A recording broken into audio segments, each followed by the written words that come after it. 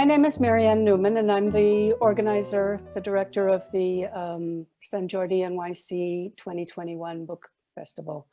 It's my great pleasure to introduce Rosi Song, professor, chair in Hispanic Studies at Durham University in the UK. And Rosi is a grand Hispanist, and in 2016 she wrote a book called Lost in Transition, Constructing Memory in Contemporary Spain. But today we've invited her here to talk about another area of expertise that overlaps, but is much more tasty. Rosi in 2019 co-wrote with Ana Riera A Taste of Barcelona, History of Catalan, the history of Catalan cooking and eating. So anyway, that's why Rosi was invited to curate the main course of the Mediterranean diet segment of the Sant Jordi Festival. We wanted to do this because the Mediterranean diet in the US has been reduced to a kind of food pyramid. And all we do is we think of it as a very virtuous way of eating. But of course, anyone who has lived in the Mediterranean knows that it's actually a way of life, and that it has many, many layers of sedimentation that feed it. And in the case of Catalonia, it goes from kilometer zero agriculture to urban planning and markets. So it's a very beautiful and compact way of explaining how the Mediterranean diet lives through its culture, and particularly through its literature, which is why we've included it in the Sant Jordi Festival. So I would love it if Rosi, if Professor Song would explain a bit about how she went about curating. Thank you. Thank you, Marianne, first of all, for inviting me actually to think about this segment. And as you well explained it, I think that the Mediterranean diet is not only about certain foods that by eating you feel good, olive oil and so on, but rather it is about an area of the world that it's a way of connecting with the place, with the culture, with its people. So in the segments, I think that we try to expand that notion, and we included some books outside of what we normally think that is the Mediterranean or just, Catalonia.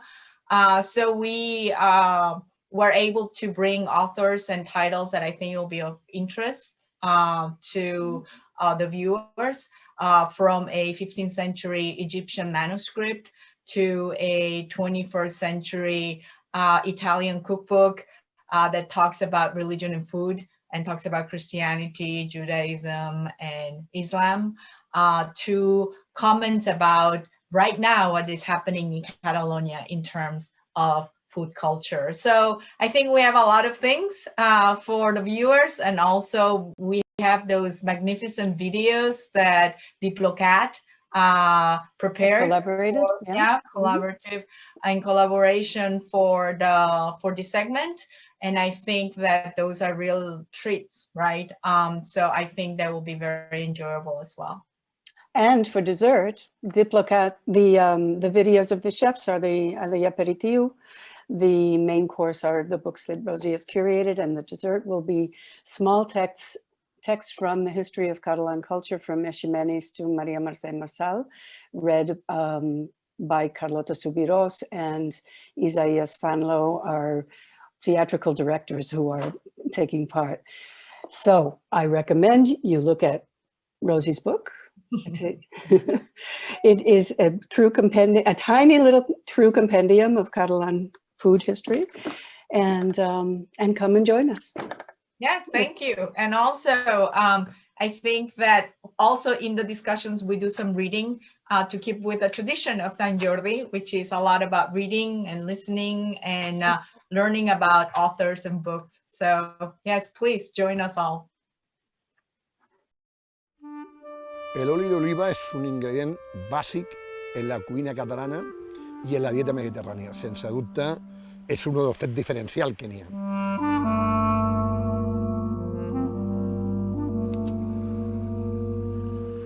Welcome to l'Empordà. bueno, lo fem servir en la majoria de receptes de cuina catalana.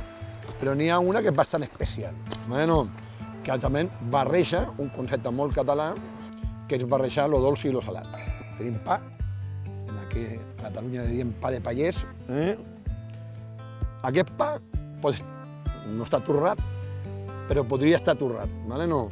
Això cada un decideix com vol el pa. És a dir, n'hi ha moltes receptes, moltes maneres de veure la recepta de pa amb xocolata i oli. Aquesta la deixem tal qual, i en aquest cas podríem posar-lo tal qual, bueno, i menjar-te-lo, però ho farem una miqueta més modern i el que farem és ratllar-lo.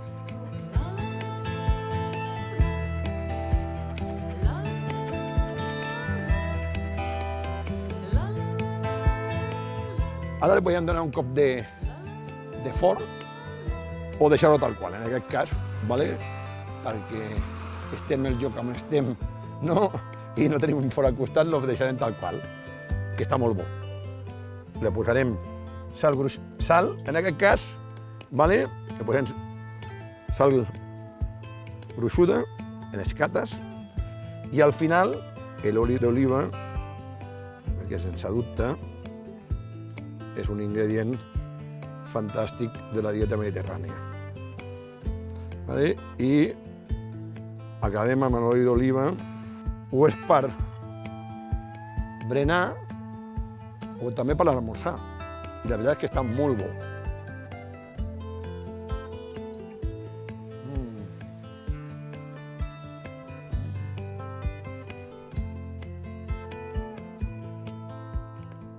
Mira, un llibre molt interessant, La fisiologia del gusto, de Brillat Sabarén, que nosaltres des del Bulli Books, amb el Lluís Racionero, hem fet la versió del segle XXI, que surt per Sant Jordi. Llavors, vull dir, suggereixo per un costat l'original, bueno, i la versió que va fer Lluís Racionero, que va morir, i la veritat és que són molt divertits.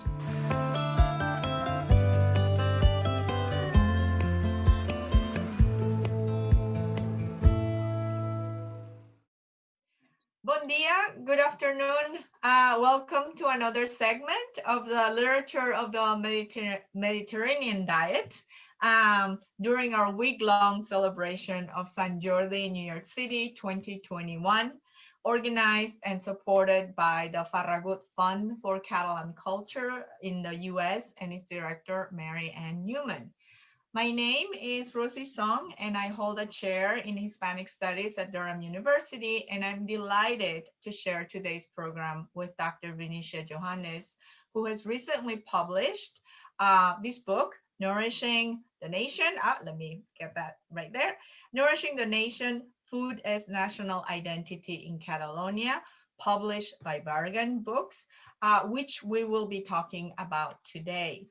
Dr. Venetia Johannes completed her book as research while she was a research associate at the School of Anthropology and Museum Ethnography at the University of Oxford.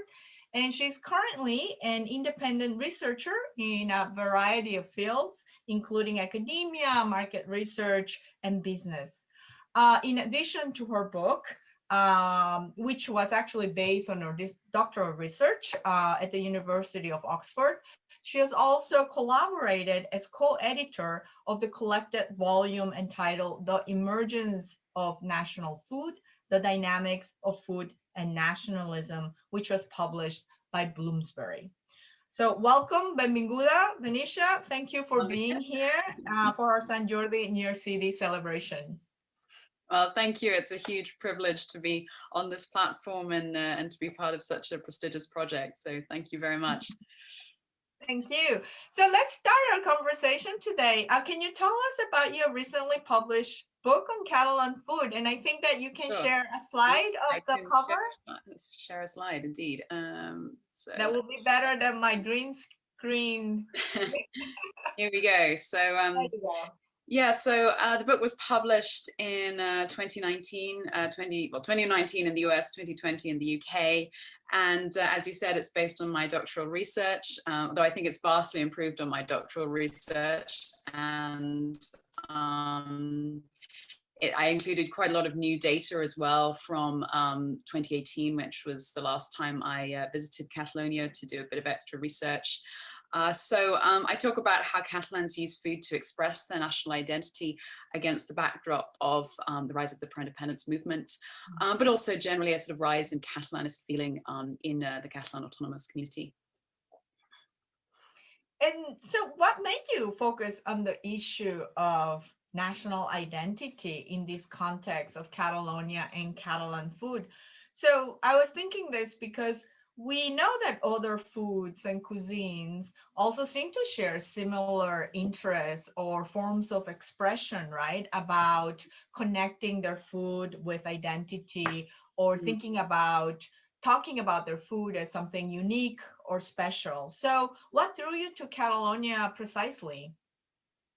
Well, in a way, I didn't start with food when I started my research project. I was really interested in nationalism and identity and the cultural manifestations of national identity. So when I was doing a master's in anthropology, and we had to study that for our weekly tutorial. And I really engaged with that. I'd already visited Catalonia several times and fell in love with the place. It's hard not to, right? So I just kept, when I was reading the material, I kept looking back to Catalonia, and it encouraged me to read more of the ethnography, read more about that subject. And I did think that there needed to be a bit more material. This was back in 2010, so 10 years ago now. And so I just thought it would be a really interesting area to explore for a doctoral research project. At the time, I didn't have a focus, and I thought I could look at the whole of Catalan culture and its relationship to national identity.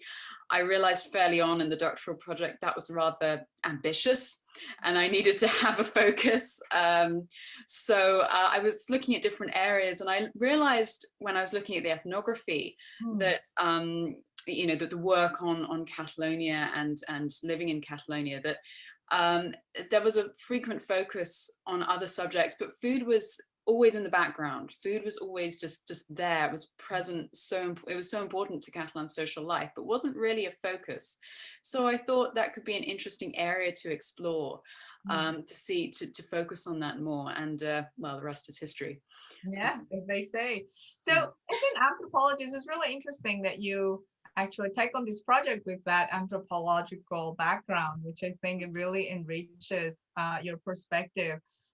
So was actually starting to think about food something very different or new to you, or are you already a lover of food and experience with food? Just as a side question. Well, I mean, my kind of family history with food is quite an interesting one, because I come from, my grandmother and my great aunt, or her sister, were actually very good chefs. You know, my great aunt was a trained pastry chef, and they used to make amazing food. But ironically, and I think this is not an isolated case actually, and it's not something that's often talked about, they wanted my mother and I to be more kind of career orientated. They really were happy with the arrival of, say, microwaves and microwave food or ready meals and that kind of thing. And they felt that, you know, we shouldn't be confined to what they saw as the drudgery of the kitchen. And they would find it quite amazing, I think, now, the sort of focus on food as you know, the cooking and as something that's almost a kind of luxury, and you know, the baking, for instance, as something, well, don't want to say it, more higher, more economically advantaged people are involved with. So it would have been something quite unusual to them. And so they didn't teach us many recipes, for instance, and I had to reconstruct from old tattered recipe books and little sort of notes what it was. So I had that interest, and I hadn't really at first thought that it could be applied to anthropology, but it was as I was doing my research in the first year of my doctorate that I realized that could be a possibility, and I just became really interested in the subject. And so, and I also was who doesn't enjoy food and good food, so so it was various different influences there. That's great. I mean, and I actually do share the same background with, you know, my mother being an incredible chef, but she's like, stay away from the kitchen, you know, do other things. So she's actually bemused about my interest in food as part of my research right now. So one of the things that I really enjoyed about reading your book is actually that, you know, and now it explains because of your, you know, experience with ethnography and the field that you start from, to integrate theory and practice, right? And I was really interested in reading sort of, for example, the chapters where you talk to people from Catalonia and Spain, you cook with them, right? You're in there talking with them. And sort of to get through those conversations and through that contact, this narrative and rhetoric about Catalan food. So I was wondering if you could tell us a little bit about that experience and sort of your insight on how it actually matches reality in a way, right? And what are some of the salient stories that you could share with us today? Yeah, well, I mean, it's quite interesting sometimes looking at the kind of the theory and the practice. And admittedly, most of the time I do talk about the theory in a sense, and frequently that is quite well aligned. You know, Catalans are very well aware of their food culture, and you know, enjoy talking about and describing it. There are some times where it doesn't quite match, and that's perhaps some of the areas of controversy in my book. I know there are some Catalans that might not be happy reading some of the experiences that I've had. So I mean, a classic example is the Fum D'Estampa, right? So Fum D'Estampa, as many viewers will know, is tomato rubbed into hardened bread, often with garlic and olive oil and a bit of salt. And it's a kind of, you know, typical Catalan national dish. It's something that Catalans eat almost every day, or at least I say they eat it at least, every Catalan will eat it at least once in 72 hours. Yeah. That's a good rule of thumb. And so one of the, it is admittedly something that has spread to other parts of Spain, although pan tomaca or pa con tomaca is sometimes used to describe a Catalan, but a form has spread to other parts of Spain, but that doesn't use the tomato rubbed in. That uses tomaca trenchat, you know, a broken up tomato or kind of tomato paste. And most Catalans I knew would just say, oh, we don't eat that. We don't make that. But actually I was present at a festival where they had to make lots and lots of pan tomaca to give out, hand out to, you know, hundreds of participants. And I participated in making pan tomaca with basically tomato juice. And it wasn't particularly edible. It filled stomachs, but and I had pictures of that. And one of my methods later on in fieldwork was showing images and hearing responses. And I showed a picture of making this, and the reaction was almost universally, oh, this is disgusting. This is not Catalan. And I showed it to members of the festival, organizers of the festival where I'd seen this taking place. And again, the reaction was horrible. And someone said, where did you see this? And I said, at the festival, this particular festival that you were organizing. And there was this awkward silence. And then everyone in the group said, okay, fine, well, sometimes we do it, but it's not the real thing. You know, we don't like to do it, but sometimes you have to when there are large groups of people and so on. So that was quite an interesting experience. And so I think, you know, sometimes there is the difference between theory and practice. Sometimes the ideal is not necessarily always followed. You can't always follow it because it was a practical thing. Another point is perhaps the position of tapas in Catalan culinary culture, and of course you've talked about it in your book as well.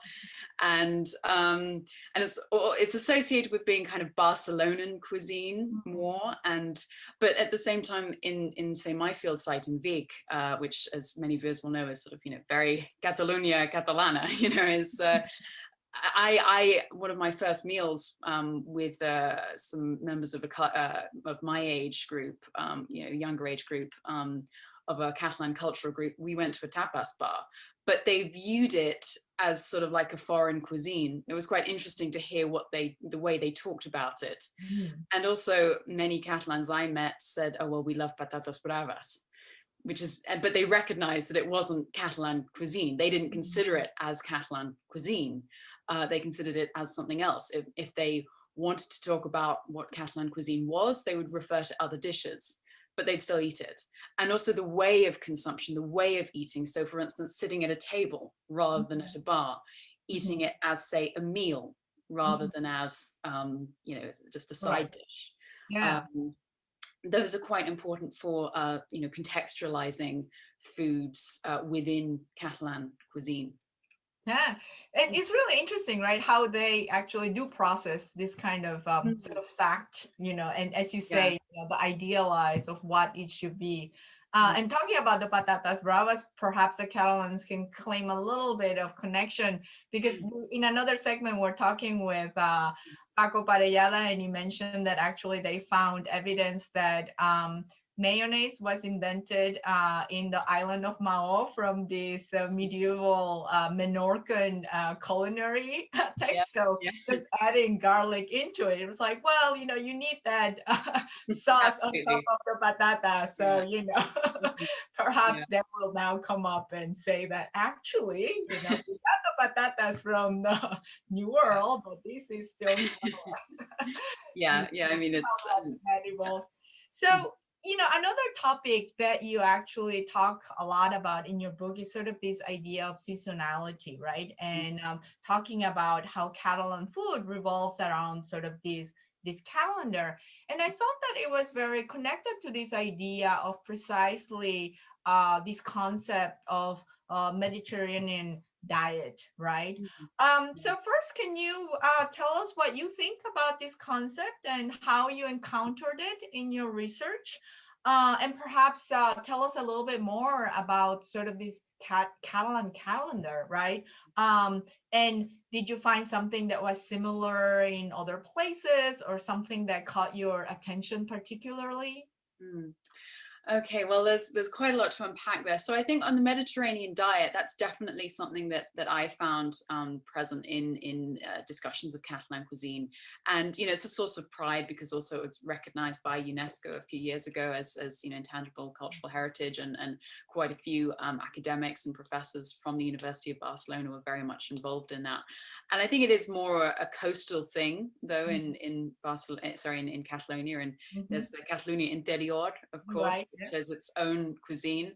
Where I was based in Vic, for instance, although there is, of course, the ideal of eating the Mediterranean diet, that is much more of a new thing, of course, with the younger generation. I mean, I remember talking about this to members of the older generation, sort of, you know, 50 plus, and they were saying that the idea of the Mediterranean diet was something that they had not had when they were younger. You know, like the whole concept of olive oil being a Mediterranean thing. They didn't come into contact with olive oil really, and the only stuff that they did come into contact with was rancid and disgusting. You know, they would use lard at home in their childhood just for cooking with, for instance, you know, from the matanza de porc. So there's and now you can, of course, have the Mediterranean diet in the interior areas because of much better transportation links, much better storage of food, and so forth. So I think that's something to consider. And of course, you can argue the Mediterranean diet in itself is even on the coastal areas, it is a kind of more modern conception. But still, it's now become quite an important element, and as I say, source of pride to Catalan identity. And this also idea of the healthfulness of Catalan cuisine, that's a bit of a promotional aspect too. And in fact, several organizations, I'm not sure if you've got people from those organizations talking at Sant Jordi NYC. So for instance, the Fundació Alicia or the Fundació Institut de Cuina Catalana y Gastronomia, they have been very much involved in promoting the Mediterranean diet as part of Catalan cuisine, and, you know, the healthy aspects of Catalan cuisine. And related to seasonality, there is a part of that too, in following the seasons as, you know, much more regarded as a more healthy kind of way. You know, you reduce your food miles if you follow the seasons, and also with it's interesting in Catalonia, one thing I found as well is there's a bit of historicism as well. So national history is very important to Catalan identity and Catalan nationalism. And one thing you do see is a kind of attempt to follow historic cuisine. This was especially so in 2014 when there was the tercentenary of 1714. You had a kind of celebration of 18th century cuisine, which was really quite interesting. And so also following the seasonality, the gastronomic calendar, which has its origins in the past. That is also, when it was a past necessity, that's sort of a way of getting in touch with the past. But also the gastronomic calendar lends a sense of distinctiveness. As perhaps we all know, there are certain elements of Catalan cuisine that are shared with other neighboring cuisines. Cannelons is a classic example, but Catalans can say, well, that may be true, but we consume it on St. Stephen's Day, el día de San Esteve, and we reuse the Christmas capó or the remains of the escudella from Christmas, so that's a way of Catalanizing dishes, which the claim to exceptionalism is a bit more shaky. So that's a way of sort of Catalanizing particular dishes. I'm trying to think of if I have anything further to say on that point. But the examples that you bring out are really, really good. And I do think that if you, for example, follow on social media accounts like Fundación Alicia, for example, right? Not only they think about technology and bringing food into sort of dietary needs and whatnot, but they do focus on seasonality as something not inherently Catalan, but something that we in this area are very mindful, and we want to be recognized for it. And sometimes there is this distance between this was based out of need at the beginning, but the way we approach it now has considerably evolved, to say the least. So those are really great examples. So let's connecting about that seasonality with this idea of sort of national days, right? For certain foods. And I think that you have a chapter where you discuss these sort of examples. So I was wondering if you could read us a little bit about one of those days. I mean, there's a bit of controversy, and this is towards the end of the chapter, but there's a bit of controversy about attaching food to certain national days like Sant Jordi, la Diada de Sant Jordi, and la Diada itself on the 12th of September, because those haven't historically had such an associated food. Perhaps because they're more kind of modern, and there's some controversy around trying to associate foods, so like for instance cakes or certain savory foods with those days. It's sort of considered a bit of marketing, it's commercialized, it's not really kind of authentic, and so that's an interesting discussion. But for now I'll talk about a very special element of Catalan culinary culture, namely chocolate. So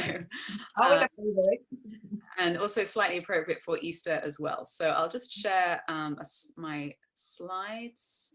1 second.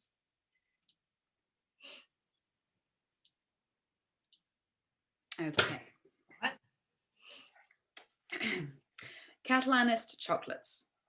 Chocolate has a privileged position in Catalan food identity. The first industrial chocolate factory in the world was founded in Barcelona in 1777, a source of pride to many Catalans.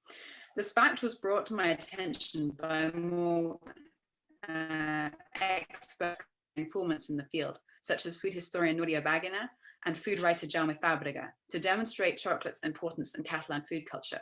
Maria Martí Escayol, in her 2004 book on chocolate in Catalonia, El plaer de la chocolata, or The Pleasure of Chocolate, sees this factory as proof of the essential place of chocolate in Catalan culinary heritage. Ramon, a chocolatier based in Vic, began our interview by emphasizing this fact, expressing frustration that this pioneering role was often forgotten in the global history of chocolate. Catalonia's particular association with sweet foods has been essential for this development. In Ramon's words, the tradition of cake making, the sweet world, has always been very active in Catalonia. To sell more because it has always been an entrepreneurial business, the majority of festive days are very strongly tied to this. Crema de Sant Josep, Coca de Sant Joan, Lent bunyols, etc. There are many specialties, and though the festive days are the same as the rest of Spain, like All Saints, that's everywhere, there are concrete products that are associated with here. His views expressed once again the role of the gastronomic calendar and its contents as something that defines and differentiates Catalonia from Spain. Yet he also drew attention to an entrepreneurial spirit in promoting these foods and their associated days. The foods he mentioned were well loved and traditional foods in the calendar. Yet here Ramon was suggesting that they too are still examples of clever marketing on the part of their purveyors.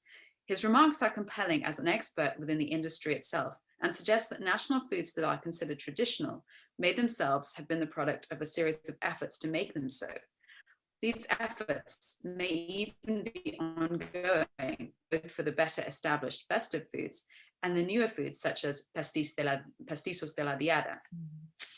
He also took the view that the Catalan chocolate industry is distinguished by its creativity, linking it with the Nova Cuina movements first expounded by Ferran Adriá. Ramon and Adrià are close colleagues, and Ramon used to provide chocolate classes for El Bulli's training staff.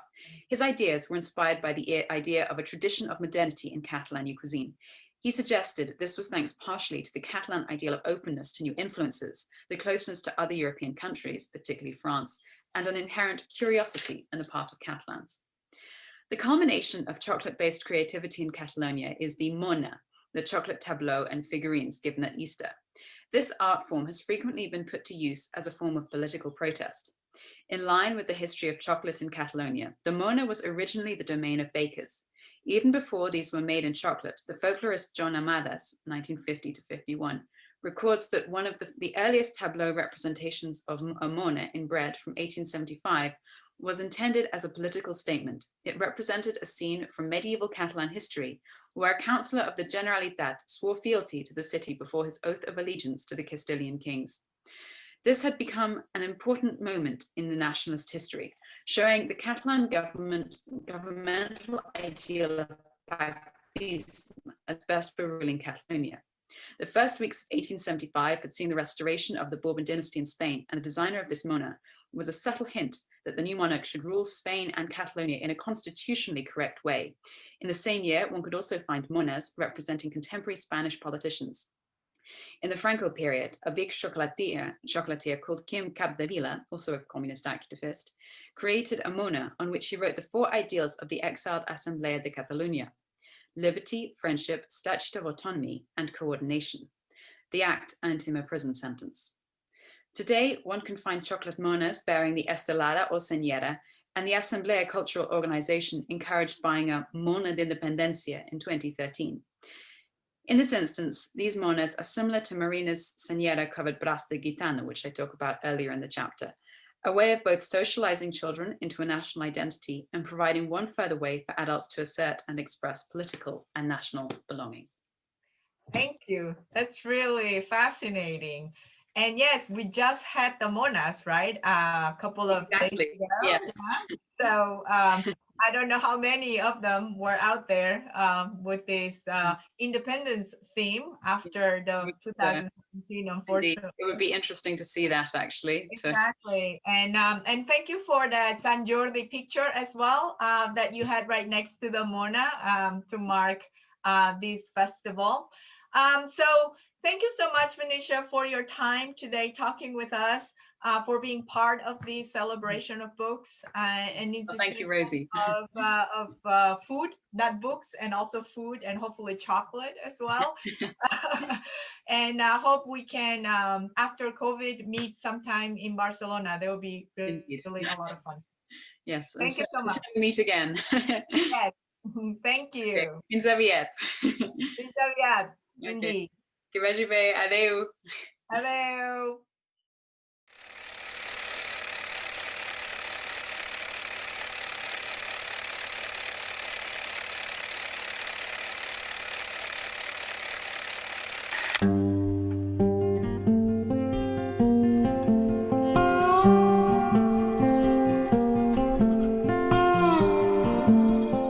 Donkey fixed to the pious olive tree, lenient tree, sentient beast. The great tree, in its dotage of glee, laughs at the house and the darkening stream.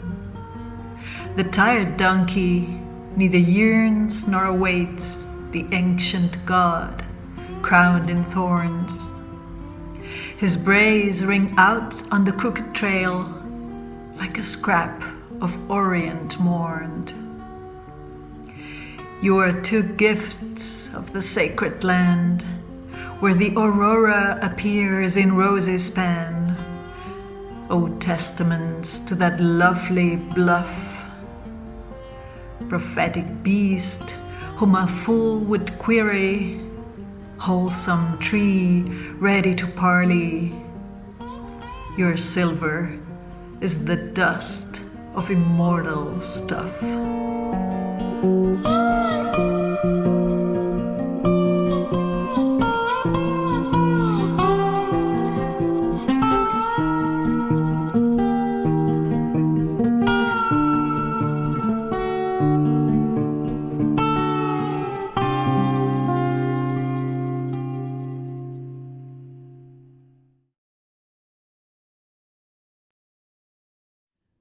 Morenica mi me llaman,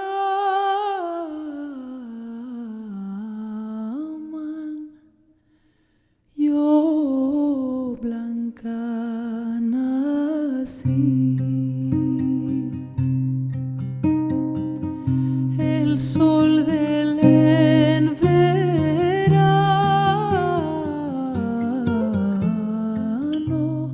me hizo a mí ansí. Morenica,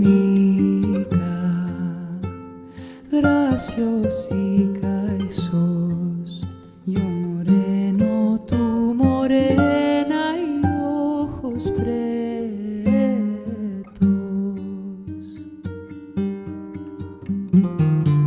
Morenica a mí me llaman los marineros.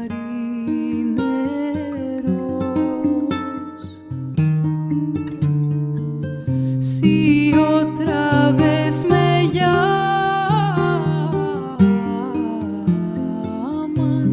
me voy yo con ellos. Morenica, graciosica y sos, yo moreno, tú morena y ojos pretos.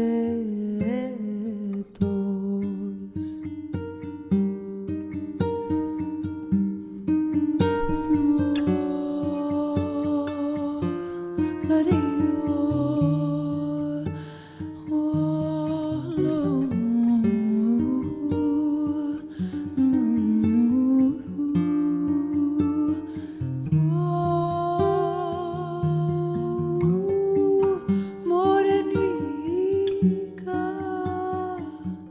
graciosica sos, yo moreno, tú morena y ojos pretos tú.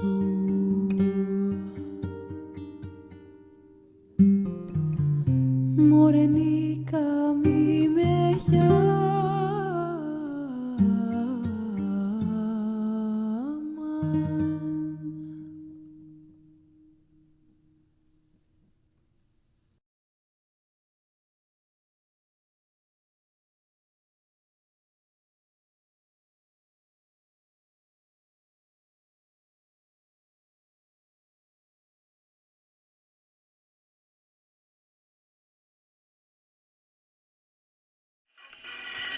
The rest is empty with no brain, but the clever nerd, the best MC with no shame ever heard.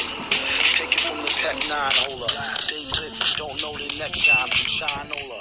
Everything that glitter ain't fish scale. Hi, I'm Douglas Suttle from Fum D'Estampa Press, a publishing house that brings Catalan language literature to the English-speaking world.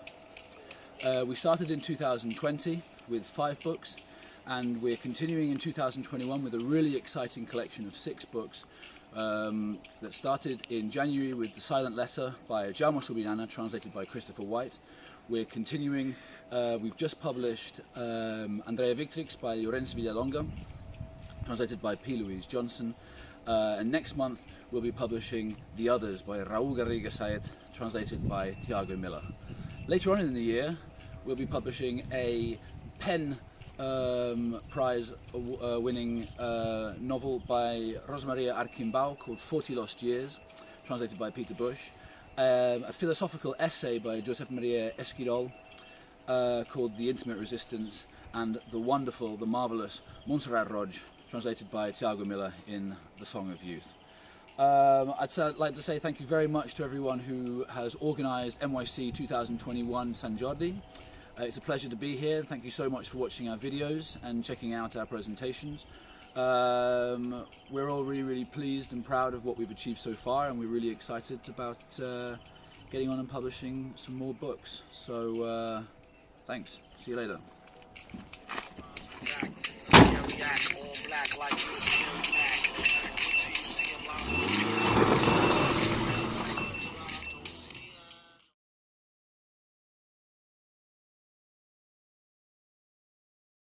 Let's say I write poems, no poetry books. So when I have a book in my hand, it's always difficult to think about it in terms of when it was written, why it was written. I've been writing poetry since I was 20 something. Mm-hmm. I have written some days, I think, too many books. I'm not sure if too many poems, but too many books. But it takes quite a lot for me to finish a book. And the way I work is I write a poem or try to write a poem. I rewrite it, and after a year I might have, I don't know, 5, 6, 7 poems, no more than that. And then after a number of years, some of them they like group together, and they kind of it makes sense to put them together, and then I start working on them as a book, as a group, and or organize them or rewrite them. I think I've known Jaume since 1994. I first went to Catalonia in person in 1993, and I fell in love with the language for a sort of inexplicable reason. It's a bit like walking into a room at a party full of people, and there are some people you particularly like and other people you don't want to go close to. And my reaction to Catalan was a feeling of affinity. So the year after, I turned up at a conference at Strathclyde University in Glasgow, and Jaume was there. And afterwards in Barcelona, he gave me a lot of help translating from Catalan. I was putting together a block of modern Catalan writing for a Scottish magazine. And in particular, there was a poem by Gabriel Ferrater, very interesting Catalan poet, you know, about his experience of the Civil War, in memoriam.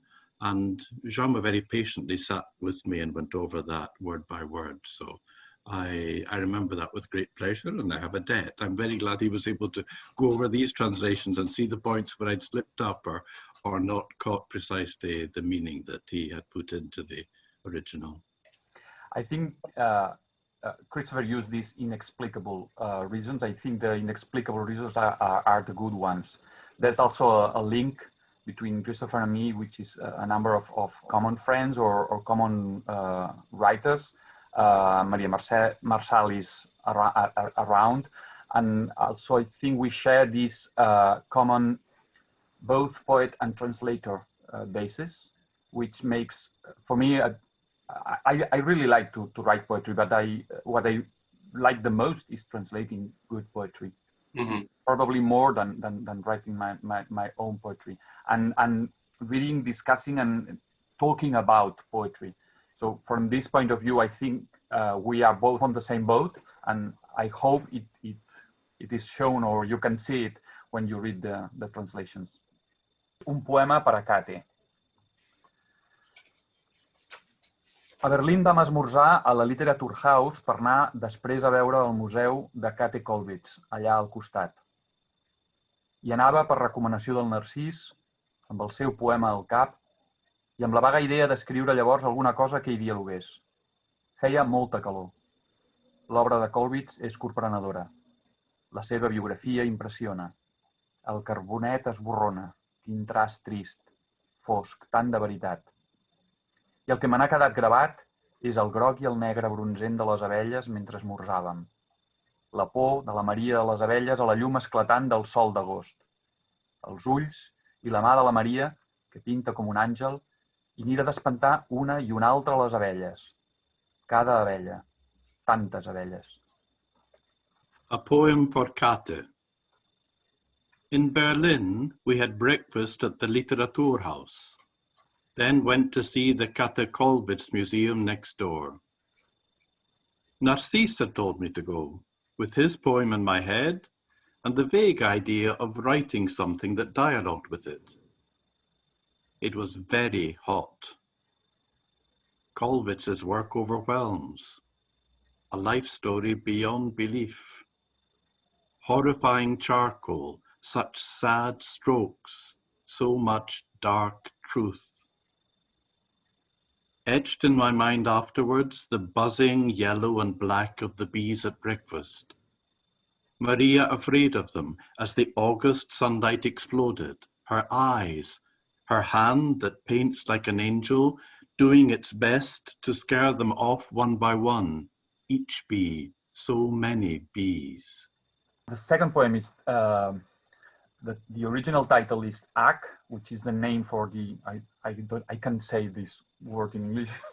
Letter H. The letter H, but it's still difficult for me. And that, let's say, gives title to the book, and we may afterwards tell you about this. And here we have this Ak in Catalan and silent letter in English. The poem has a quotation from Emily Dickinson. November always seemed to me the Norway of the year. Okay. H. La tarda sembla un vespre. Els ocells volen baix. Un esquirol s'enfila dalt de tot de l'avet com una taca viva per entre troncs pelats. Al novembre el ponent remuga taciturn. Un dia més del compte, canta Dylan de fons. A tots dos ens sap greu. Qui sap si té raó? L'esquirol torna i diu, parlant en noruec, està a punt de passar. Ve la neu, la quietud. I hi ha una pausa muda, com la H de l'hivern. The silent letter.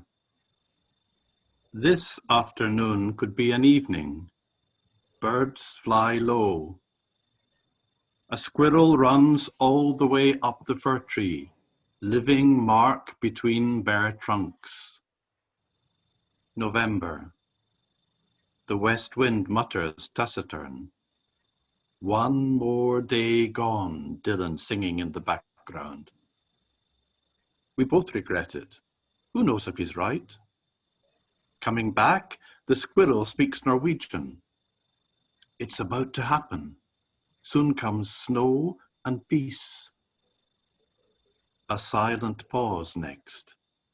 Winter's silent letter. Answer about the H, the silent letter, it's Christopher's great adding to it. Well, H, which for this, I feel like it's something that has to do with our experience of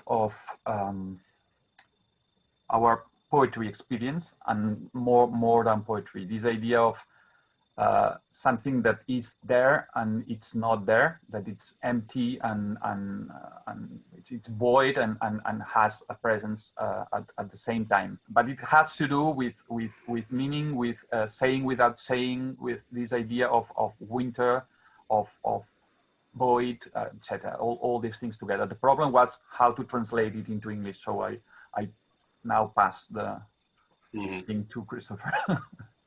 We had a disagreement here. I thought we should just translate it with the letter H, just the letter there. And I suggested this should be the title of the book of poems, because you couldn't put A-I-T-C-H. That's very ugly in English. And you know, the concept of the H as a silent letter, it's there in French, in Spanish, in Catalan. It's quite foreign in English. But all the way through, the poet had to have the last word, especially when he's somebody who speaks English as well as Jaume does and has such a familiarity with the English language. So we negotiated and discussed, and Doug strongly felt that H wasn't the right way to give the title for the book. And the silent letter is attractive too because of the ambivalence of the word letter. It can express a number of different things. And sometimes when you move poems from one language to another, quite a lot of things are lost, but often things get added on, and you need those extras to fire up the... I think we really have to celebrate the things that are added. I don't agree with that idea of poetry is what is lost. I'm not worried about or interested on what is lost, and I'm frankly much more interested in what is added and won when you move poetry or literature from one language to the other. And in this case, Christopher is talking about how we work, and it was great to be able to, both of us, more, well, in his case, extremely well, but in my case, more or less be able to read both languages and to know both languages and to work on both on both sides of the field. And we, let's say, intensely discussed on every poem and every. No, it's not possible to always agree on all the options, and lately you have to be responsible for the last options. His name is on the translation, so he is responsible for the good results of the translation, and we had to discuss and put Doug, the publisher, on the discussion when it came to the book title. But apart from that, I think that for the rest, it was the result of our working together and our intense working together, which, at least from my point of view, this has been probably the only very good thing about the pandemics, because I sent him the proposal or asked him to do the job, if we can call this a job, and once he agreed, he's a very intense working man. He's an express train. I'm more kind of an old on-off bicycle, I don't know, or motorcycle, but he worked a lot on the versions of translation. He sent them to me. We discussed poem by poem, and it was extremely exciting to discuss poem by poem. And we had it done on a relatively short bunch of time. My feeling is that poems are inherently promiscuous. They want to be translated. They want to travel through languages. And it's a question of allowing the two languages to talk to one another, comparing the resources, comparing what's there. The challenge here was that these are very self-effacing poems. They're almost throwaway. They don't trumpet their own significance. And the poems are very short, the lines are very short. And that means as a translator, you can't afford to make mistakes. Yeah. If you're translating big stanzas and regular meter, you have to pad. There are spaces that need filling up. But with short poems, every single word counts. And also I found that I needed to inject some rhythm into the English sometimes to give the rhythm a sense of inevitability, or just that it made sense, that the rhythm carried the poems forward. But as I say, short, apparently very simple poems can be very, very tough, because you can't, it's like dancing and having an audience up very close. You can't allow yourself to make a false move. For the shorter ones, I think at some point I felt like, how in hell will he be able to move this into another language? And here is when you are really happy at having not only a translator, but a poet and translator at your side.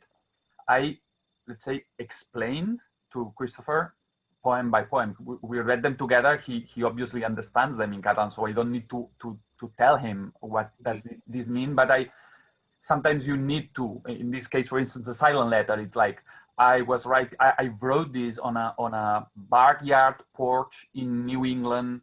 It was November. I don't know. Sometimes telling things that happened, things that you wanted to do, what this has to do with Dickinson. So I told him about the poem, or told him the poem. And then once he had the first version, he would send it to me and I will go through his version. This is why I was talking before about respect, because usually I don't like a lot if people get into my writing and they try to change it. But this exchange was extremely interesting and creative for me. But this is this very specific case where you have the original Catalan, he can read the original Catalan, and we are both, I don't know. In other cases, for instance, now I just ended the translation of the last poetry book by Ted Kooser, and I translated this with a colleague, a friend, who is Miquel-Àngel Llauger. And in this case, we don't have the author, but we are two poets or two translators. So we discuss about the poems. And here sometimes we need to one to the other ask, what does this mean or what this refers to? And again, in this case, the contact or the relation is very creative. And in other cases, when I translated Robert Louis Stevenson's poetry, I was alone, and I could not ask Stevenson about the poems. So you have to figure a way out of your not understanding or not being able to move that or to realize or to make the idea. My experience is that you're translating a text, not a person. Mm-hmm. That's really very important. And to some extent, it doesn't matter so much if the poet is alive or dead, because the text is a text. And it's a dialogue between two languages. And any two languages any pair of languages will talk to each other in a specific way, which can't really be reproduced. And my experience in translating is attempting not to get in the way in that dialogue, just to let it happen. It's a bit like a litmus paper. You're not supposed to say it, but I think good translators tend to work very, very fast. It's not a ponderous, slow, rational process. It's something done very quickly, and then you go back a couple of days later and see what has arrived. Mm-hmm. And English is a language that doesn't like being translated into. If you want to read European poetry, English is not the language to use. You'll find a great deal more in German or in French or in Italian. Much more foreign literature is available. So translating something into English always has this special feeling of dealing with a language that's beleaguered, embattled, that's very resistant to dialogue with other languages. That's my experience of it. Dusk. Llegim i som llegits amb una ala de llum a dins de cada pàgina. Ocells que no veiem, marees abraçades, perfils de les paraules a l'alba de paper, corrent de tinta blava al fil de l'horitzó. Les lletres són nosaltres, surant el panorama. Dusk. We read and we are read with a wing of light inside every page.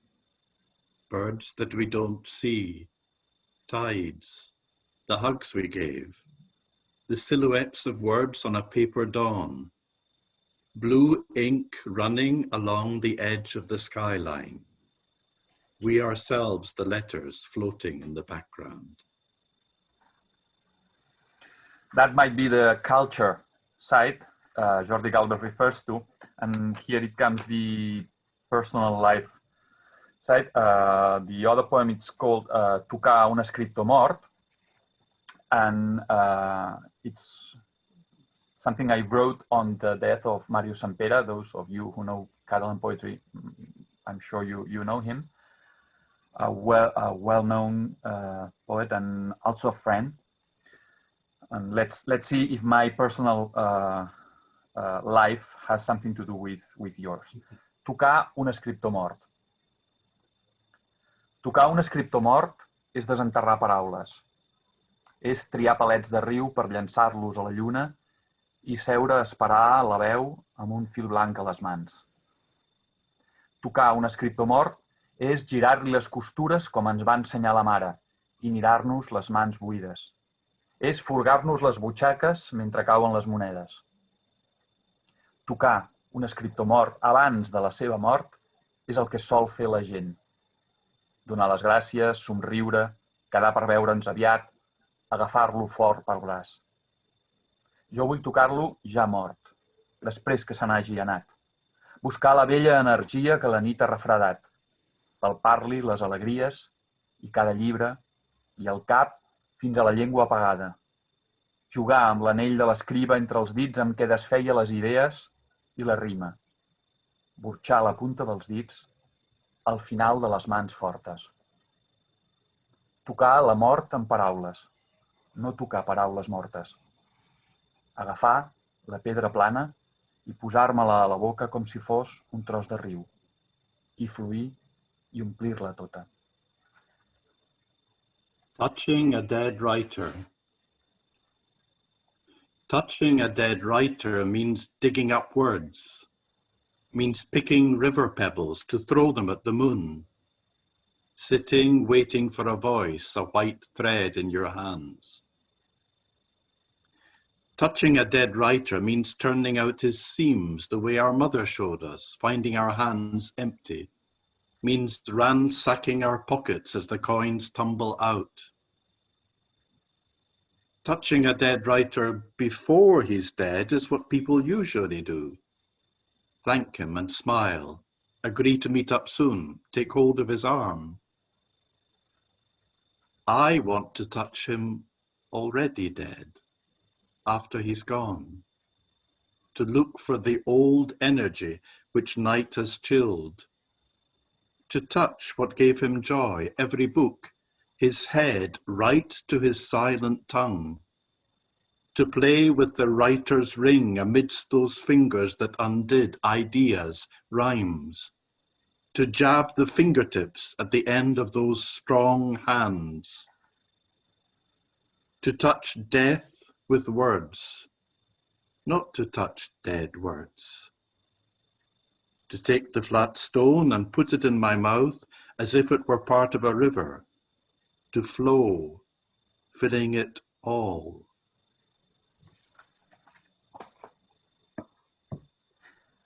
I hope you now understand why I'm so happy to have Christopher by my side. For me, what I love about these poems is their refusal to be important. That's a very, very interesting aspect. Refusal to strike an attitude or to proclaim, just the refusal to be important. I think that's a very powerful strategy and a powerful reality too.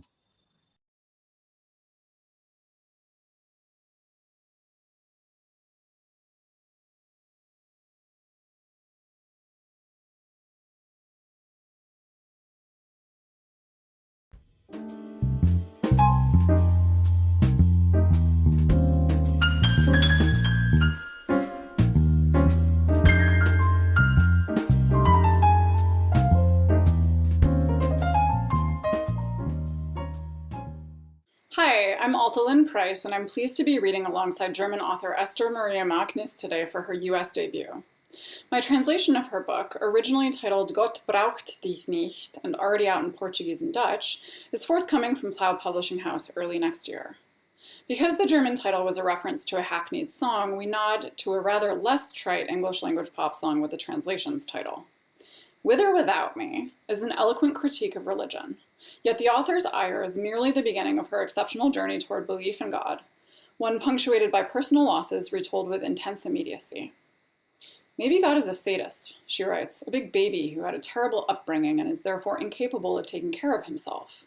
If, as Christians claim, God is love, then it's a kind of love I do not understand because it's wilder and stricter than my own. She dares to believe, although her scrutiny won't let up.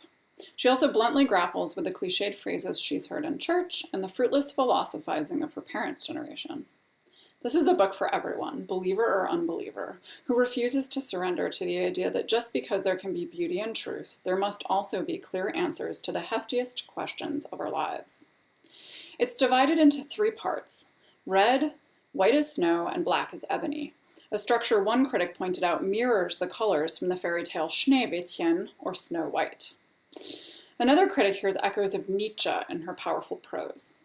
Esther's book is a beautifully written examination of grief, doubt, growing up, and finding one's place and oneself in the world. She once told me that when she did readings all across Germany and Switzerland, people from multiple faiths and every part of the religious spectrum seemed to identify with the book. Her late father was Protestant and her mother is Catholic, so there are some funny bits about both Protestantism and Catholicism, as well as the ecumenical movement. There is even a sojourn to Lebanon, so the spiritual aspect is explored from multiple angles. In the passage we read from, she's taking care of her elderly grandmother. Her grandma's mispronunciation of a song lyric suddenly reminds her of the first word she ever remembers knowing, even though it isn't really a word. We had some technical interference with the sound for the first minute of her recording, but then it clears up, so I hope you'll bear with us. Thank you. Okay, ich lese jetzt aus Teil 3, Kapitel 3. Ich sang weiter, immer noch abgelenkt durch mein Rumgewühle, meine hohe, aufgeregte Aufmerksamkeit. Und obwohl Oma schon fast eingeschlafen war, stimmte sie nuschelnd mit ein. Sie kam wieder zum Refrain. Gott, der Herr, hat sie gezählet, dass ihm auch nicht eines fehlet, kennt auch dich, hat dich lieb, kennt auch dich. Ganz einfach. Kennt auch dich. Das versetzte mir einen Schlag und ich zog die Hand aus dem Gitter und hielt mir an den Mund. Mein Gesicht wurde heiß. Das war mein Wort. Das war mein Wort, das ich vergessen hatte. Das heißt, das Lied eigentlich kennt auch dich. Vernuschelt, wie Oma es sang, sofern meine Aufmerksamkeit dafür war, so kam es nun auf einmal von Weitem auf mich zu. Nach 18 Jahren, oder wie lange war das fortgewiesen? Ein kleiner Punkt am Ende der Straße. Spinnst du? Ich hatte nach dem Wort gesucht. Irgendwann mit 15 oder so hatte ich meine Mutter mal gefragt, ob sie sich daran erinnern könne. Ein Name vielleicht? Irgendwas mit Tandauch? Kam das in einem Lied vor? Aber Mama wusste nicht, was ich meinte. Ich hatte auch meine Geschwister gefragt, aber es fiel ihnen nicht ein. Spinnst du, will ich rufen. Wie ein Kind, das gesucht wurde auf einem Jahrmarkt und es schaut auf seinen Rock und dreht sich und hat nie Angst bekommen. Ihm hat nichts gefehlt all die Jahre. Spinnst du und es tanzt. Spinnst du und da schaut es auf, er kennt mich und lächelt. Sein Name kennt auch dich. Mein Urwort, wie Hunger, Durst, müde. Das war mehr als ich zu sagen. Und ich ist für ein Kind schon großartig. Es ist vollkommen wahr. Ich hatte nie verstanden, dass es ein ganzer Ausdruck aus mehreren Wörtern war. Kennt auch dich, das hatte ich als Kind so nie gehört. Ich hörte, kennt auch dich. Und das war sehr groß. Das war sehr ernst, aber auch lieb. Das war majestätisch wie die Alpen, aber viel freundlicher. Es ging voran, wenn ich einschlief. Es war da im Dunkeln, hinter den geschlossenen Lidern. Und ich konnte nicht verloren gehen, denn es blieb und erwartete mich hier und da. Und all das tauchte auf einmal auf, wie eines dieser Sauerstoffbläschen, die sich bei einer Pflanze unter Wasser als silberner Pelz am Stängel bilden. Und eines löst sich auf einmal und steigt auf. So eilte es mir entgegen. Ich nahm die Hand vom Mund und legte sie auf Omas Stirn. Tom, Efle, flüsterte ich. Sie reagierte nicht. Ich nannte sie immer Tom Efle, weil sie als Kind so genannt wurde. Ich beugte mich über sie, striche über das weiße Haar. Tom Efle, ich habe mein Wort wiedergefunden. Sie reagierte nicht. Kennt auch dich, sagte ich in ihr Ohr. Sie schlief. Ich ging die Treppe runter in die Küche, machte Licht und setzte mich auf die Eckbank an den Tisch. Kennt auch dich, das war genauso wie dieser Moment am Meer als kleines Kind, als ich auf den warmen Steinen gesessen hatte vor Gott. Wenn mich jemand damals als Kind an jenem Abend gefragt hätte, was ist Kennt auch dich, dann hätte ich gesagt, Kennt auch dich ist jetzt. Draußen war es dunkel geworden. Die Amsel hatte aufgehört zu zwitschern. Ich zündete mir eine Kippe an und merkte, es zieht vorbei. Ich hätte es mir auf ein Schild schreiben und hochhalten sollen. Das tat ich nicht. Ich zog an der Kippe, hörte die Glut knistern, mein Spiegelbild in der Fensterscheibe, verschwommenes Gesicht, aufgestützter Arm, eingeknickte Hand und die kleine, aufsteigende, eilig wirbelnde Rauchsäule der Kippe. Dann war Kennt auch dich vorbei. So this is from part 3, chapter 3. I kept singing, still distracted by the desire to put a finger on this feeling, but the excitement sharpened my attention. And even though Grandma was almost asleep, she joined in, mumbling along. We got to the end of the final stanza. God the Lord, who dwells in heaven, loving care to each has given. He has not forgotten thee. He has not forgotten thee. But Grandma turned that last part into forgotten thee. That was it. So simple. Forgotten thee. It gave me a shock. My forearm automatically extricated itself from the side rail, and my hand shot up to my mouth. My face was on fire. That was my word. That was the word I had forgotten. Grandma's mumbled voice mixed with my strange state of distracted yet heightened attention, and now this word suddenly returned from afar after 18 long years away. Or how long had it been? It appeared like a tiny dot at the end of the street. I want to cry out, "Are you nuts?" I had been looking for this word. Sometime around 15 or so, I had asked my mother if she could remember it, figuring maybe it was a name, something like Odenth? Was that in a song or something? But Mom had no idea what I meant. I even asked my siblings, but they couldn't think of it either. Are you nuts? I want to shout.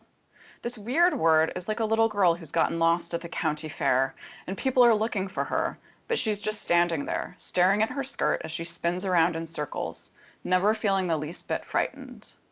All these years, and she hasn't missed a thing. You're nuts. And she dances. You're nuts. And then she looks up, recognizes me, and smiles. Her name is Forgodandthee. This was my first, most primal word, like hungry, thirsty, tired.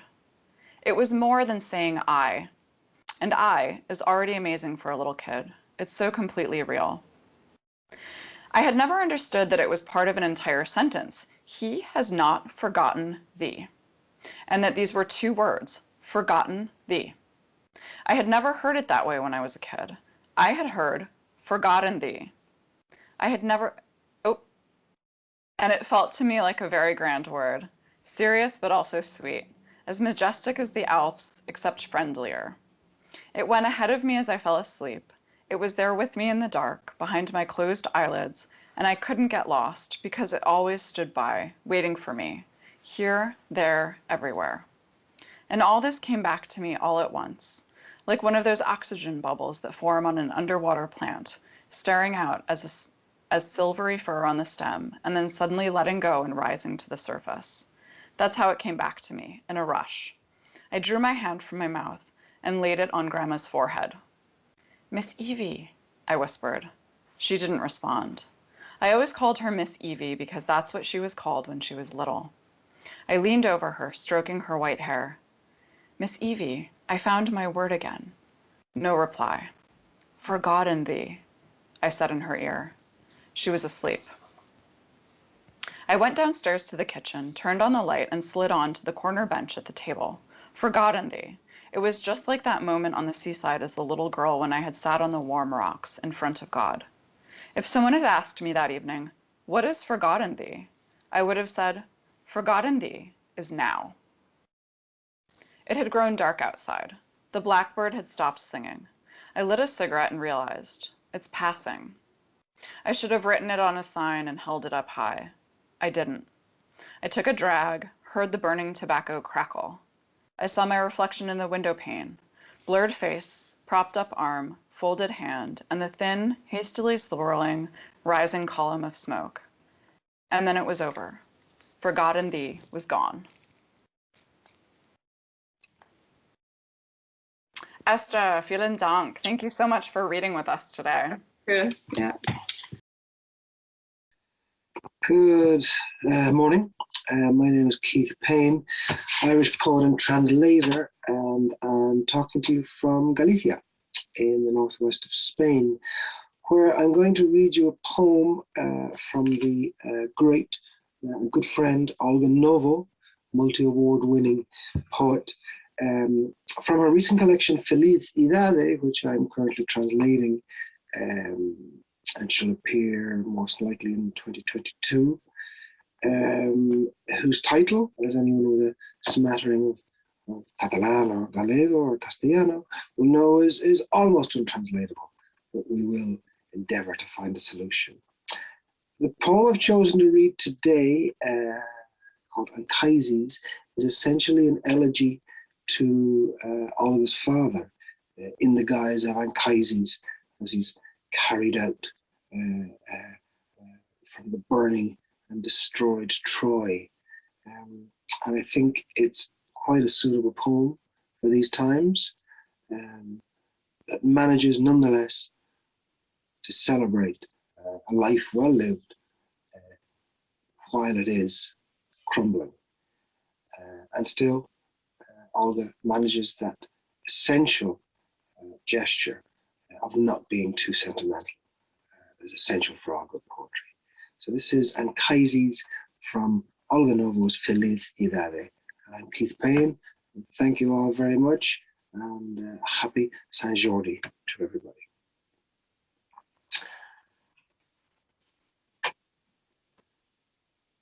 You're dragging your feet down. I'll carry you and watch your back while you try to escape old age like an ancient battle. I'll hoist you up my spine, bent from the weight. You're dragging your feet, but I can manage. I'll carry you all the way to the ends of your life. You're dragging your tongue and can't call up the verb to mind, nestled in the left side of your brain. So I end the sentence with the words to plow, to love, to dig, butterfly, or tractor. You're dragging your mind back to the past. And all you remember is that mart in 1952 when your oxen lost their hooves on the way from Aperitif and they stood bleeding in the river. Your neurons can still be prized open on their horns. There you are again, a cattle dealer, 40 years on. I don't know how long you remember my name or know that I'm your daughter. I've no notion how the nerve endings are woven and recoil, though sometimes they catch the syllabic light that shows the way. It's as if you suddenly forgot you have to put one foot in front of the other, just so you can dream. And taking a woman in your arms now, that's love. And everything else disappears. Because that's the simplicity of the universe. Like the tiny lexeme you grab a hold to of an evening, as if it were the handle of your scythe. You, the old orator in the fields, before a stupefied mob of crows, crickets, moles, dragonflies, and sheep. You, with the knack of the poem on the tip of your tongue, that exploded on the roof of your mouth like a ripened fig, fleshy, tart, and ferocious. You knew that in our tongue the wheat lies down to the rule of wind, that potato stalks burn, that there's things as small as a hen's tongue. And all you remember is that mart in 1952 when your oxen lost their hooves on the way to Aperitif. Damn, what would it be like when the consonants have dislodged the roof of your mouth, and you watch it rain from within without grasping water, and you stir your tongue till it finds the right fit, and you smile because you know that you've still not completely dropped the melodic loop of silence. You remember exactly that you suckled till you were 5 at your benign mother's breasts, who bore 16 kids in the back room, gripping the headboard and praying to some saint for waters breaking loose like an ocean bursting. I reckon you can see the distance even with your eyes open. You're gone. No one can reach you. Who knows where in this great beyond your mind is lit like a robin's tiny feet on the branch of a pear tree. Maybe you can see the snow within love's molecular structure. Particles of a kiss formed on the lips and the air. Maybe you can see energy you can't reach from the alphabet, tools for the unspeakable. And so you're quiet. You call a lamp a spoon, and a simple prayer leaves you tongue-tied, and you open a beautiful oration with the subordinate. Because at the end of the day, Dad, you turn to me with no order to your orders. Your syntax split like you were shelling beans. And everything lies heaped in chaos. And nothing means. Maybe you see the snow within. You grasp the shadow, and you can calculate passion's radius, but you can't give us the answer, no more than through your skin. And maybe you see the poem sing into the shell of my ear, the golden dust blush from its mouth as it falls into my eardrum. The tears fall on the page as you watch my soul shrink as yours shrinks. And maybe you see the poem sing into the shell of my ear, the golden dust blush from its mouth as it falls into my eardrum.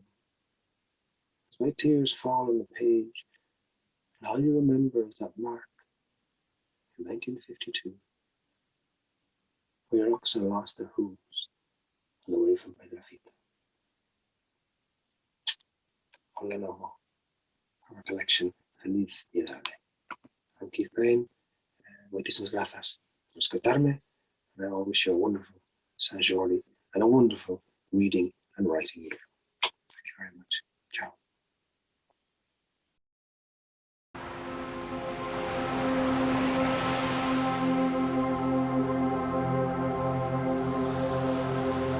La manera més important que tenim de tenir respecte a la nostra pròpia cuina és respectant l'origen i la frescor del producte.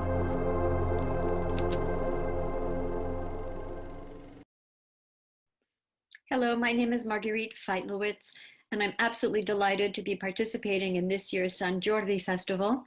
My thanks go out to Marianne Newman and her entire team for this treasure they offer us every year. Moltes gracias. I'm going to be reading a few poems from a new book that I translated from the French, and it's called Small Bibles for Bad Times, Selected Poems and Prose by Liliane Atlan. For Liliane Atlan, 1932 to 2011, those are her dates, a French writer of plays, poetry, and prose, the creative quest was to, and I'll quote, find language to say the unsayable, to find a way to integrate within our conscience, without dying in the attempt, the shattering experience of Auschwitz, unquote. In 1939, just before the German occupation of France, 7-year-old Liliane and her sister Rachel were sent into hiding with a Gentile family in the Auvergne, quite far from the family's home in Paris. As Atlan has recounted, this would be the wellspring for all of her writing. So I'll start with this poem, The Dream of the Study Hall. In a long deserted study hall, a voice pronounces ancient words. God, an invention of women. Commentary, in order to bring men down a peg or two. Or, because women are weak, from their weakness the idea of infinity was born. Or, because they are mothers. Why mothers? We studied these words which came to us in a dream, sitting at large tables before notebooks covered with our writings. I am next to a very old woman. She spent her life saving children who were not her own. Here they are, all around her, immaterial, giving her an aura of infinity, as a wisdom that's not inscribed makes written words inexhaustible. Study. I found myself in a large sitting room. I was being pushed with great respect to the corner reserved for those whose names are on the red list, drawn up by the very hands of death. I was ushered down corridors that were increasingly narrow, tight. Nothing bad was happening. I was in a state of waiting. No hope at all. Waiting. Study. The word was not pronounced. There was no need. It was there, inscribed in living letters on my heart, inscribed and forgotten. Study, not in order to be healed, or to gain time, but for the sake of study, so that our learning shall live. As one would chisel diamonds. To write as one would chisel diamonds, even as I sink slowly into the earth. With my whole faltering being, to reclimb the ladder of my souls to their highest source, the abyss that births the light that engenders the abyss. Light lets us see the abyss renders light unbearable. The water of memory. High princes, I invite you. Tonight I offer a great feast, an evening of long silence, so we may drink the water of memory. Linked in a single dream from Pythagoras to Galileo, a dark cluster of stars borders the shining dead city. Servants carry in the vessels. High princes, they are empty.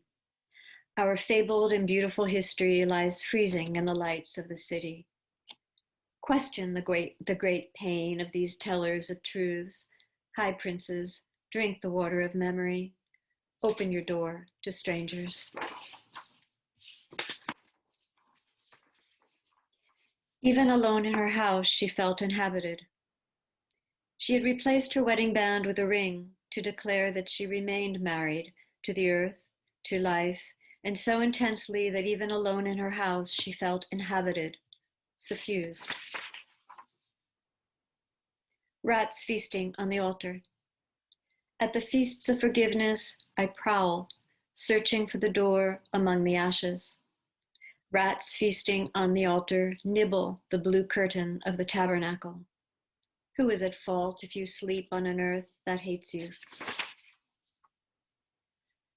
I saw death weeping. I saw death weeping on a bench in the sun. She was sewing with her slow fingers a shirt of white thread. Children carried her over the lawn to the cyclones, their hands turning white. Death smiled at them from a distance, leaning on her crutches. Dogs carried her wool and found her benches. For you whom she loved with such a clumsy love, world vainly searching in the world for asylum, she sewed with her old fragile fingers a house of stars and white vestments.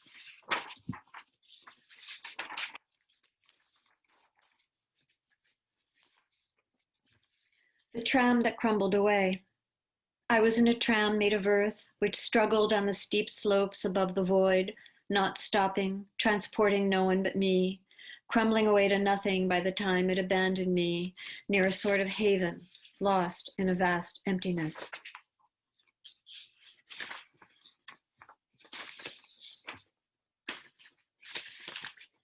Shawl for the ends of life. On these weary bones that have weathered their share of strife, I drape my shawl for the ends of life. Refined, discreet, and muted are the colors of this shawl. I wore it to the graveyard when I threw clumps of earth on my little sister. I wear it whenever I feel alone, in the street, when I'm at home, when I leave to make a social call. It keeps me company, does my shawl. It renders me invisible. Perfect for the ends of life is my shawl. And this, as far as we know, is the very last poem that Liliane wrote. Dead, I speak to all my friends. My friends, my dear friends, though I am dead, I speak to you. Be so tender as to listen.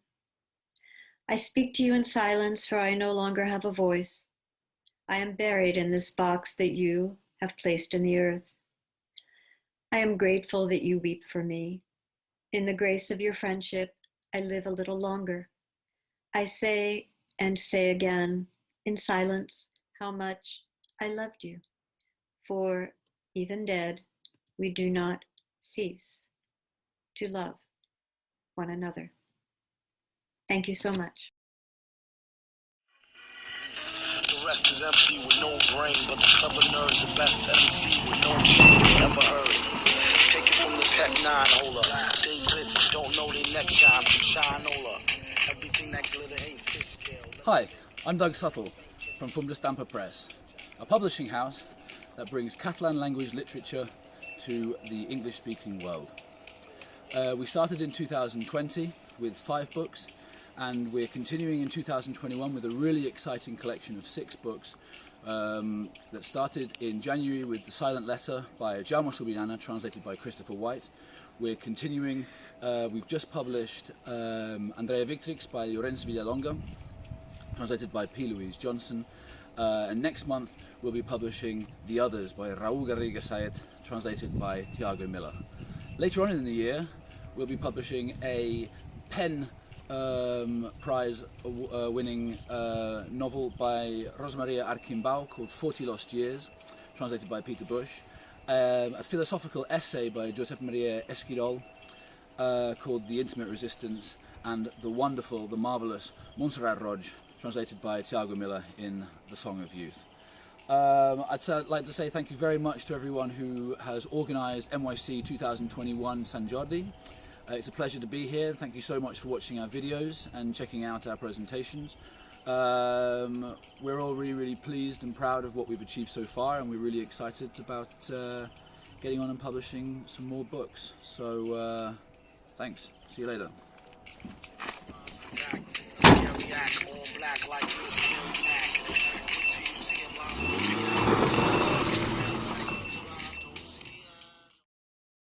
Hello everyone, my name is Alice and I am from Fum D'Estampa Press. Today I'm joined by Raúl Garriga Saez, a Catalan author and translator from Greek and German, and writer and translator Tiago Miller.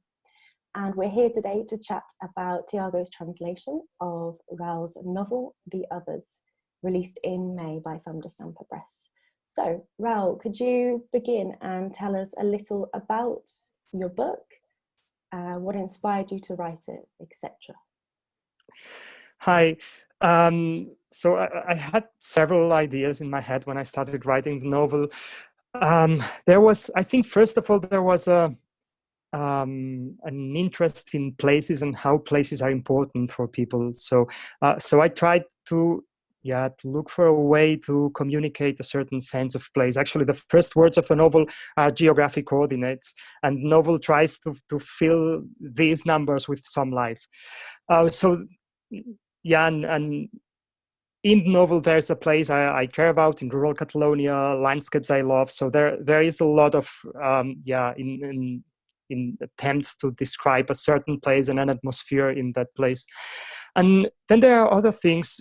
So the main character is a young German aristocrat who travels south looking for a certain romantic image of the South as a place of, innocence and honest fighters who fight for tradition and things like that. And he's quite surprised when he sees reality, when he sees how things are. So, and then there were other things. There was also, the novel was written in the years before 2017, so those years were quite full of political sound of fury in Catalonia, so to say. And the novel is not explicitly political. It's not directly about nowadays politics, but there is something of the atmosphere there, I think. So yeah. Yeah, the book's themes are very broad, and as you were saying, there's these ideas about identity, belonging, and sometimes subtle, sometimes perhaps not so subtle questions of politics and stuff like that. Could you expand a little about why you decided to write about these things, identity, belonging? There's questions of politics and language in there as well that I picked up on. Could you talk a bit more about this? Yeah. So I'm a translator as well, like Tiago. So I think translators are very interested in the feeling of foreignness, in being abroad, in understanding other cultures, other peoples. And there is something of it in the novel, in the sense that the main character it comes, as I said, from a northern vision of the South, and tries to find a actually, maybe I have to say something, to explain something about the Carlist Wars, which are the context of the novel. The novel has, so to say, two lines, one in the present day about a translator who has my name, but he's not me, and then there is another line about the past, about 19th century Catalonia, about the so-called Carlist Wars. Carlist Wars are something. Well, if you mention the Carlist Wars to a Catalan, they will probably think of some madmen in the mountains fighting with old guns or things like this. If you look the Carlist Wars in a history textbook, they will probably say they were wars between tradition and modernity, or between royalists and liberals. There is some truth in it, but for me, the Carlist Wars were something, well, they have a deeper layer. In the 19th century, the new modern Spanish state was being created, a new bureaucracy, a new Spanish nationalism, and the Carlist Wars were a kind of violent and wild reaction to these developments, to change, to the historic change, so to say.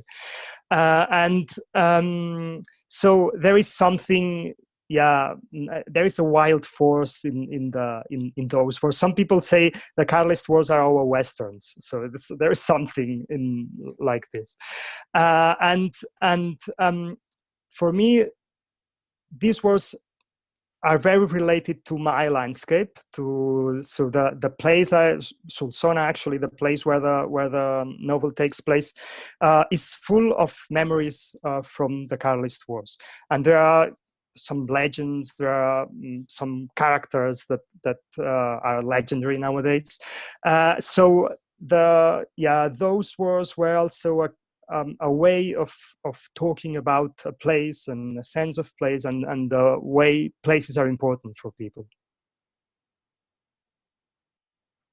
That's very interesting. And you mentioned as well, the novel has two lines. So you've got this, I don't want to say perhaps semi-autobiographical, I'm not sure. Mm-hmm. And then you've got this historical sort of narrative as well. And there are also long, beautiful descriptions of geography, landscapes. As you mentioned, the novel starts with sort of geographical points on the map. What made you decide to bring all of these styles together into one? Mm-hmm. I think, each style has a different story or different reason. For me, in the historical part of the novel, I had a big difficulty. The problem was that the main character actually doesn't understand what is going about around him. So he's a character who doesn't speak Catalan, doesn't understand people. So the way he relates to the place had to be very sensuous, so to say, through the senses, through smells, through tastes, through music, through landscape. So the way, the style I tried to create for this part of the novel had to be a language of the senses. So this is the reason why in the novel descriptions of music, of landscape, of food are so important, because this was the only way I could represent the experience of a foreign person who actually doesn't understand what people are saying around him. So this is one thing. Then there was the other part of the novel, the present day part, so to say.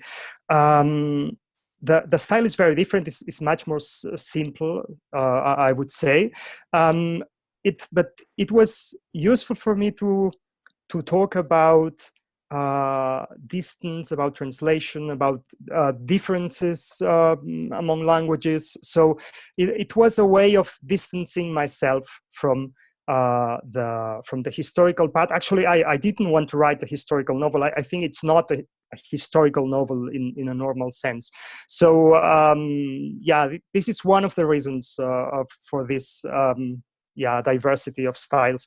And there are also in the historical part of the novel, there are many language differences, which I feel sorry for Tiago. I'm afraid, I don't know if he enjoyed the job or he suffered, but there are lots of language differences because, for instance, illiterate people speak a very colloquial Catalan, which is grammatically incorrect and full of dialect.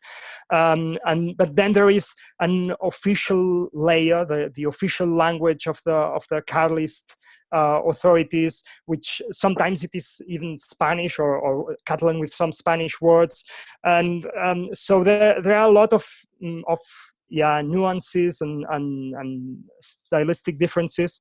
And well, I don't know how Tiago conveyed it in English, if he's happy with the result, but. Absolutely. I mean, that was, for me, one of the most interesting aspects of the novel was the linguistic creativity, certainly with the dialogue, and it's correct when you say that there's the spoken language of, for example, so the ordinary soldiers, and then you have the official Spanish of the regime. For me, the most interesting character when talking about these linguistic elements is Josep Soler, who embodies both. He kind of oscillates between both extremes, sometimes combining both styles in one sentence, which was fantastic to read. Quite difficult to translate because obviously, you're producing a novel for bilingual readers. You have a bit more scope to play with these elements, so that was a challenge, but a lot of fun. And translating certainly the Solsoni and the dialogue between the soldiers and the ordinary people with this dialect was really a lot of fun. Absolutely. Can you talk a bit more, Tiago, about that? So how did you translate the dialect and how did you come to this decision? Yeah, well, the decision was ongoing really, and it ended up kind of being decided upon quite organically. I remember still having half the book to translate and still talking about how we might solve this not problem but challenge, and how can we translate this very specific dialect. What happened in the end was, obviously it's such an integral part to the novel, as Raoul was explaining, that the central part of his novel is place. It's a very specific place. It's Solsona, and also Raoul gives us a vision of Solsona in two different eras as well. So, but it's always present, and we see this area in all of its different manifestations, whether it's architecture, history, geography, landscape. So the dialect is integral to this, not just as a representation of this place, but also, it adds this very, high comedy to the novel. This is really important at the end of the day, that there's a lot of parts of this novel that are very funny. And that's because of these characters and the way they speak. So yeah, it had to be translated and it had to be put across, but it wasn't just a case of, well, let's pick a regional dialect from the UK and then hey presto, we've got it. Because again, you're losing a very specific place and a specific context. So, when I was doing the first drafts, I was using non-standard English, and bit by bit, it started to become close to sort of what I would call the general London dialect. I wouldn't go so far as to call it Cockney, because, we're not talking about apples and pears and barnets and have a butchers. There's none of that, kind of deep Cockney, but certainly a general London dialect, which is the dialect that I'm familiar with. So as I imagine, Raoul is familiar with this dialect, and he's able to draw on his own personal experiences. I was able to follow the same process, and there are certain words and phrases that, you know, I remember from my childhood. So certainly when I was translating, there's a phrase that Nana says to Foreste, the doctor. And so I was able to slip in a few things that my nan had said to me, which I'd never heard anyone else say. So there was a lot of opportunity to play with certain linguistic elements. It was about balance in the end. Yeah. I think it certainly works very well and retains that kind of humour, perhaps these rough around the edges people who, this is something I say in the translator's note at the end, that, you know, using non-standard English and certain dialectical elements would only get you so far. So, you know, as I got further into the translation, I found myself asking, you know, the question of, you know, what's really at the heart of Yedada and Solsoni. And it's exactly this. It's a kind of a hardiness and irreverence, a certain anarchic spirit, and a lot of humor. And this is what, you know, I live in Lleida, and this is something that I feel when I speak with people, is these traits. So that's something I thought, well, this is what we need to communicate. Definitely. So perhaps that could be considered as one of the bigger challenges of translating, Tiago, the dialect. Were there any more challenges throughout the translation that you came across? Yeah, I think actually the biggest challenge was keeping this fluidity between quite different styles, I found. I mean, translating the dialogue was a challenge, but it was, you know, it was a lot of fun. So it doesn't feel, you know, like a kind of a chore, or it doesn't feel difficult because you're enjoying so much the process. But yeah, certainly Raoul's prose is very subtle. It's extremely intelligent, and it reads very, very fluidly. And when you actually start translating it, you realize how well crafted his prose is, and that's hard to replicate. And certainly when he's moving so fluidly between, you know, we can use very general terms, you know, autofiction or biography, and then he'll go into very, very sort of florid language to describe a Beethoven sonata. So he's really, really moving in this novel between these styles, but also very quickly. A lot of these things happen without you're not really aware of it, because, I mean, I've got the book here, and it's the original. It's 180 pages, and there's so much in this book. But also, you've got characters, you've got different ways of speaking, dialects, languages, cultural references. There's a lot happening.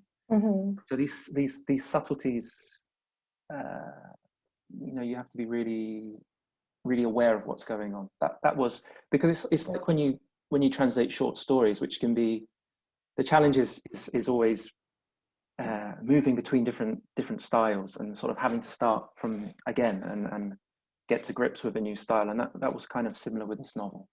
But the result is a fantastic read because of that. Yeah, definitely. It encompasses so much, but as you were saying, Tiago, it flows and almost all becomes one coherent piece. And like you said, you don't realize sometimes that you're moving between the present and the historical parts. And I think, yeah, it's really interesting.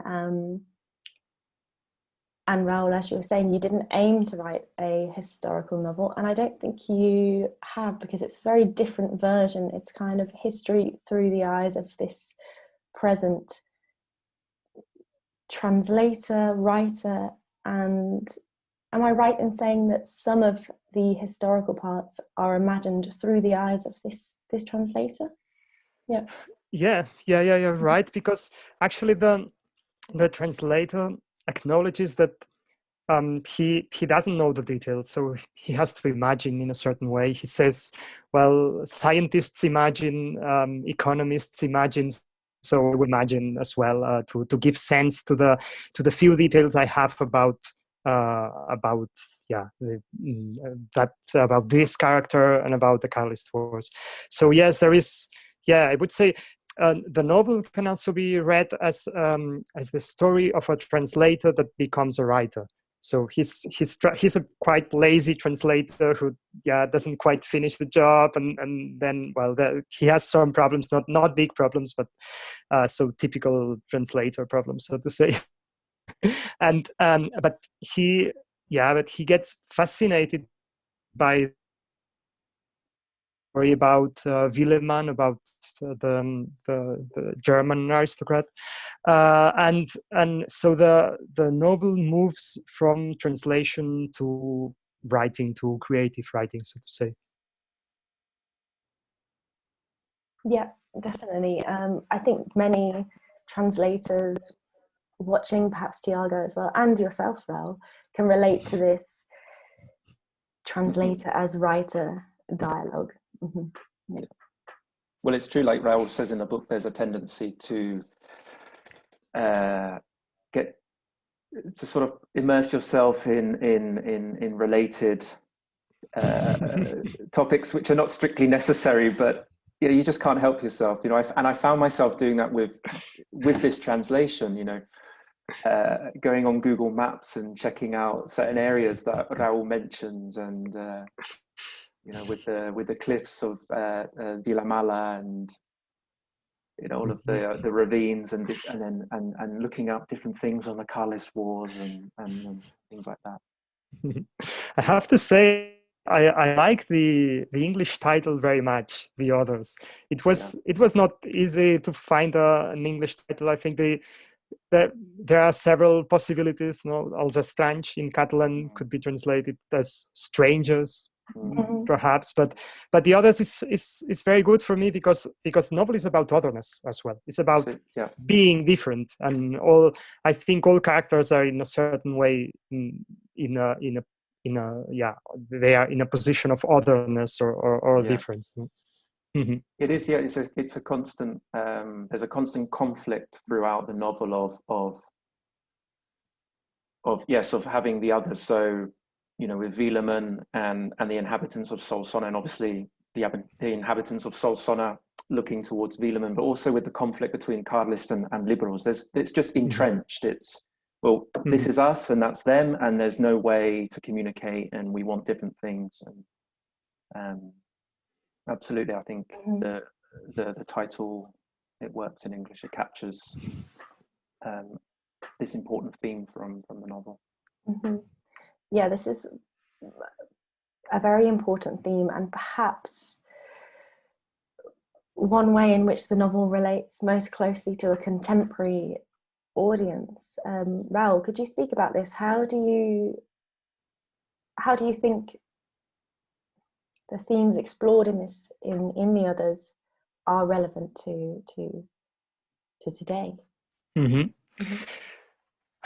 Oh, well, maybe every reader has to answer this question in a way, but well, I think the novel, as I said, it's a novel about otherness, about sense of place, about the importance of places for people, and about not understanding the world as well. So the main character, the problem he has is that he doesn't understand what is going on around him. And at the same time, it's not, well, there are some tragic things in the novel, but I always tried to reflect the beauty of certain things, you know, of music, of landscape, for instance, and this, so between not understanding the world and the beauty of things, there is a space that I like to explore, and I think it's relevant for us nowadays, to our lives of, in a very complex world where we cannot understand everything, but we have to look for a way to enjoy things and to enjoy life. Mm-hmm. Yeah, certainly. Despite feeling like the other or not belonging, the character definitely finds elements of life in this very strange place that remind him of who he is, remind him of home. And I think, yeah, we can all relate to that in some way. If I can just say something regarding the political context, I think the interesting thing that Raúl does in the book is at one point, the character where, so the narrator is walking along the river with a friend who I think is, if I remember correctly, is just called R. And they're discussing the whole idea of Wielerman, and this character puts an emphasis upon the importance of the slogans that the Carlists were using, and I think that has a lot of relevance with today's politics, with the rise of populism and the reduction of politics to basically slogans. Certainly that's what's happening in Spanish politics and Catalan politics, that things have just been reduced to a slogan. And there's absolutely no intent or intention to understand any other point of view, or there's no space for dialogue. I wondered, did that come into your thinking at all, Raúl, this idea of populism, or how things can be reduced just to a time? I wouldn't think of populism, but yes, but I find very interesting what you said about slogans, and it's something I really had in my head, the distance between slogans and real life, so to say. You know, the distance between what the Carlists say, so long live the Spanish Inquisition, for instance, and the real life, which has nothing to do with it. You know? So there is this, and also there was I had the aim of trying to create characters that are somewhere in between. For instance, the doctor, Forgodandthee, which is a character he's on the Carlist side, but he's not a Carlist, and he's there in Carlist Sulsona, but he's criticizing some things the Carlists do, and Wielerman is very surprised, and he doesn't understand actually what he's talking about. But I like this spaces between places where life in a way comes up, where life that is not just a slogan or not just this was an important element, and it's right that in the last years, with the rise of populism everywhere, so it has a new sense maybe. Well, that's interesting, because it's the only space that Wielerman finds where he can actually sort of be himself and explore ideas. It's in Forgodandthee's house. When they're talking, when they're playing, when he plays the piano, it's kind of his own one space where he can feel kind of relaxed and safe and kind of have an understanding of what's going on. Yeah. Okay. So the final question I have for you both is, what was the translation process like? Were you in touch at all throughout? Were there conversations between author and translator, or Raúl, did you just send it off and leave it with Tiago?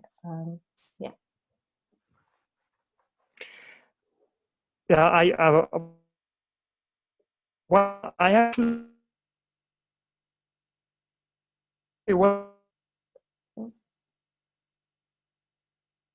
working with Douglas about some elements in the novel. Tiago? Can Yeah. you hear us? It's Anyway, going you're a bit back. in and out. Yeah. I didn't hear. Was there a question, Raul? Because I didn't hear.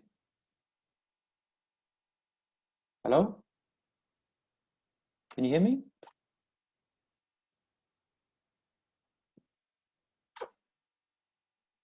Tiago, I can hear you. I think it's Raul's connection. Ah, okay, okay. Well, I'll pick up from what Raul was saying, but no,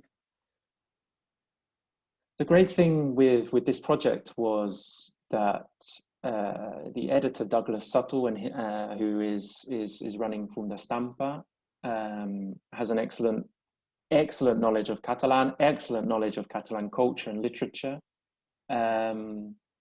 So this project really,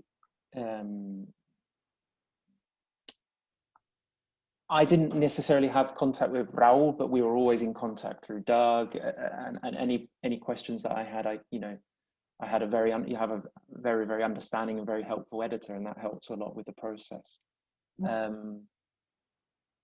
So I didn't have any direct contact with Raul, but obviously there were conversations ongoing throughout the process. Yeah.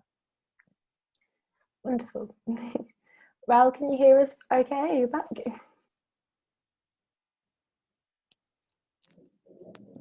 Okay. Well, well, I'll just say before we finish that,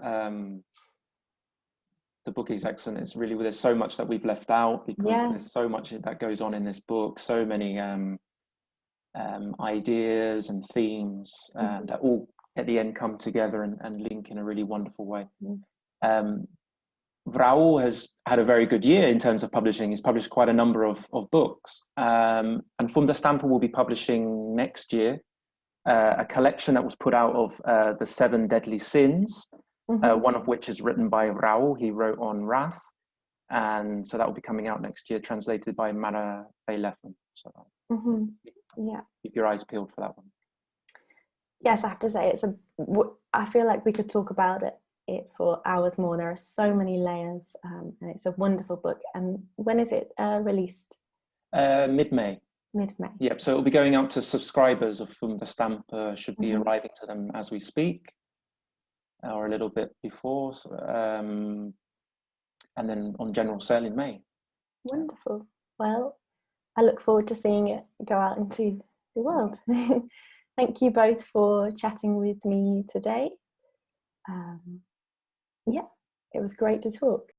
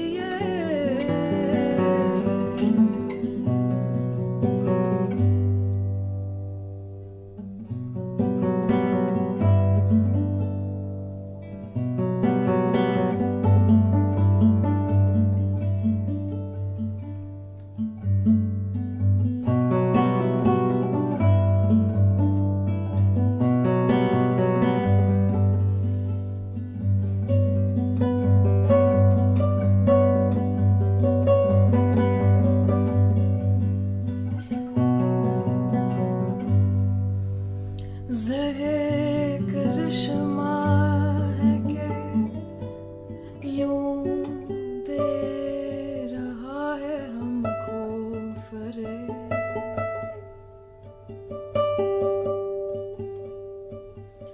के बिन कहे ही उन्हें सब खबर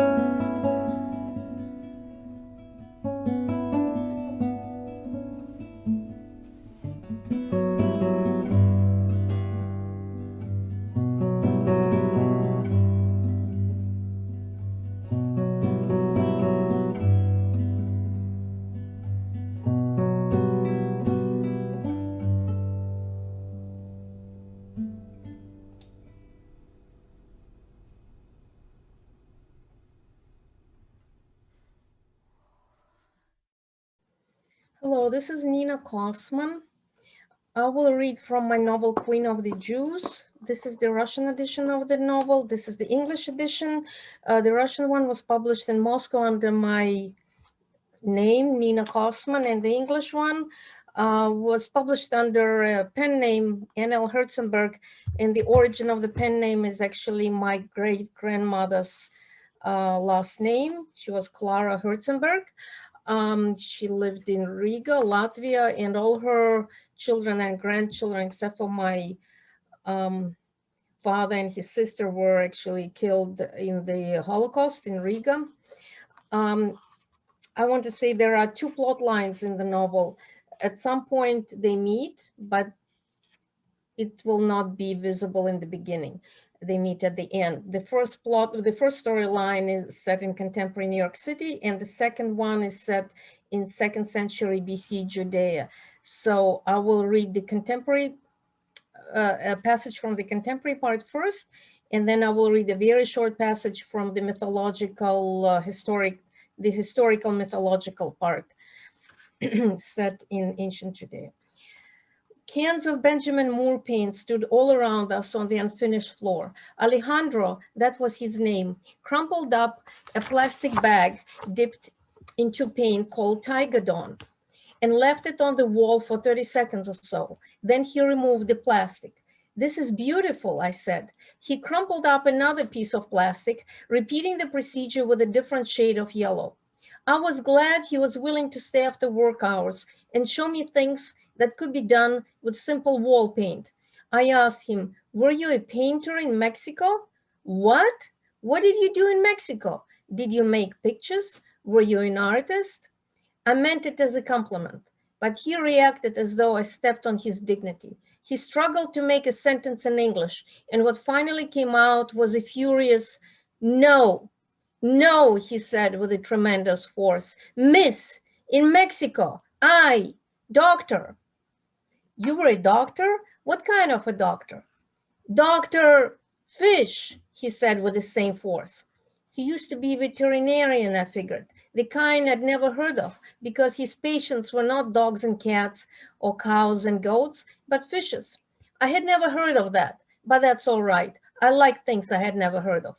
I asked him, "You were a veterinarian?" "No," he roared in despair at his inability to express himself. He made sea waves with his hands.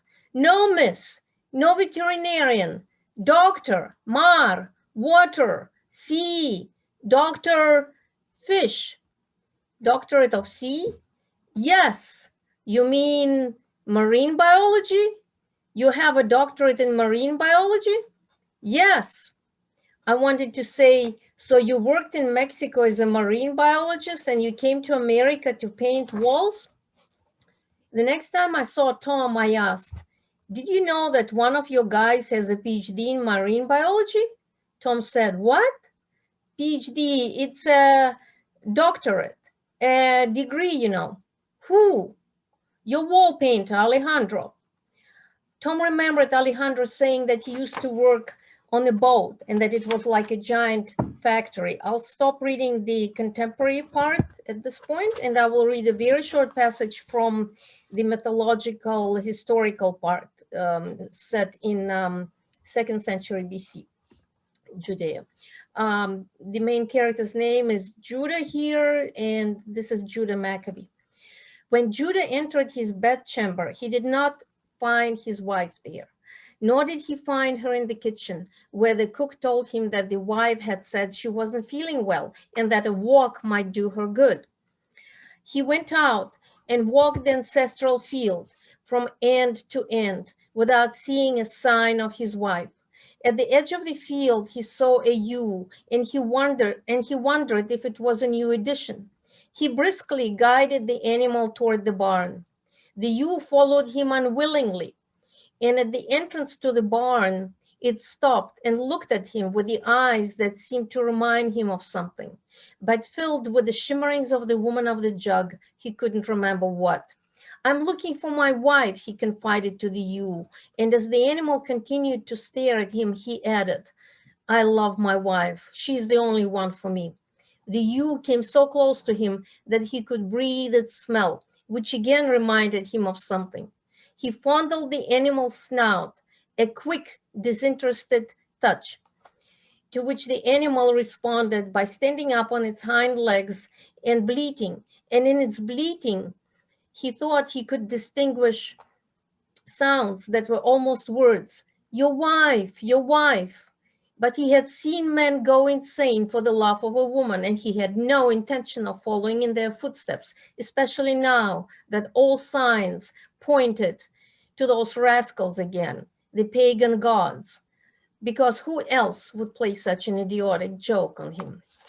I will stop here. Thank you for listening. This was Nina Kosman.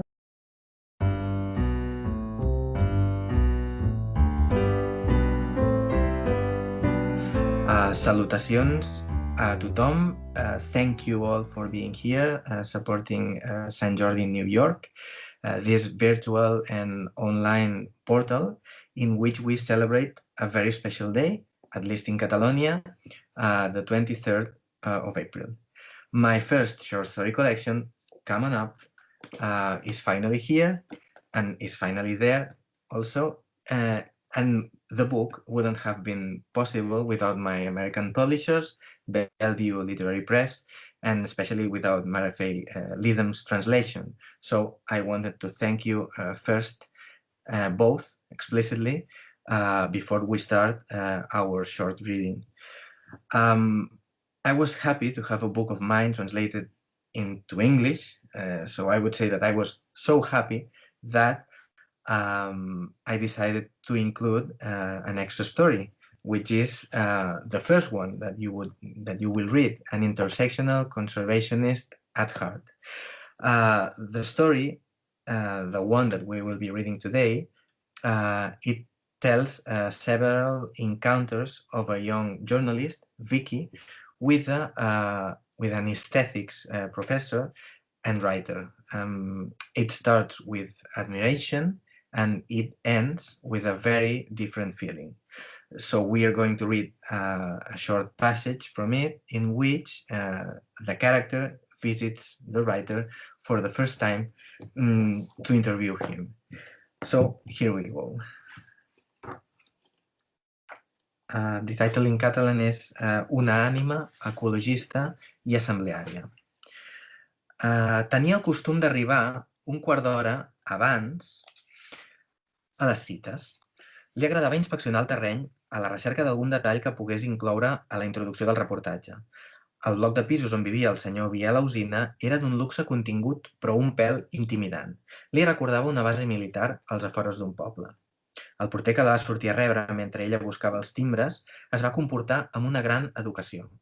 Bona tarda, el senyor Ausina és a dalt, atenent el fotògraf. Deixi'm que l'acompanyi. Li va obrir la porta de l'ascensor i la va escortar fins a la porta on vivia l'escriptor i catedràtic.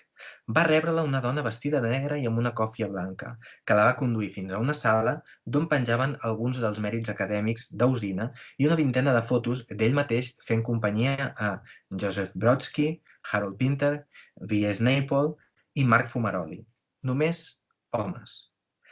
Gràcies a les cartel·les que hi havia sota de cadascuna de les imatges, que a més d'enumerar tots els protagonistes precisava el lloc i l'any en què s'havien fet, la Victòria va poder apuntar mitja dotzena d'aquells noms que li sonaven vagament, disposada a interessar-s'hi durant l'entrevista.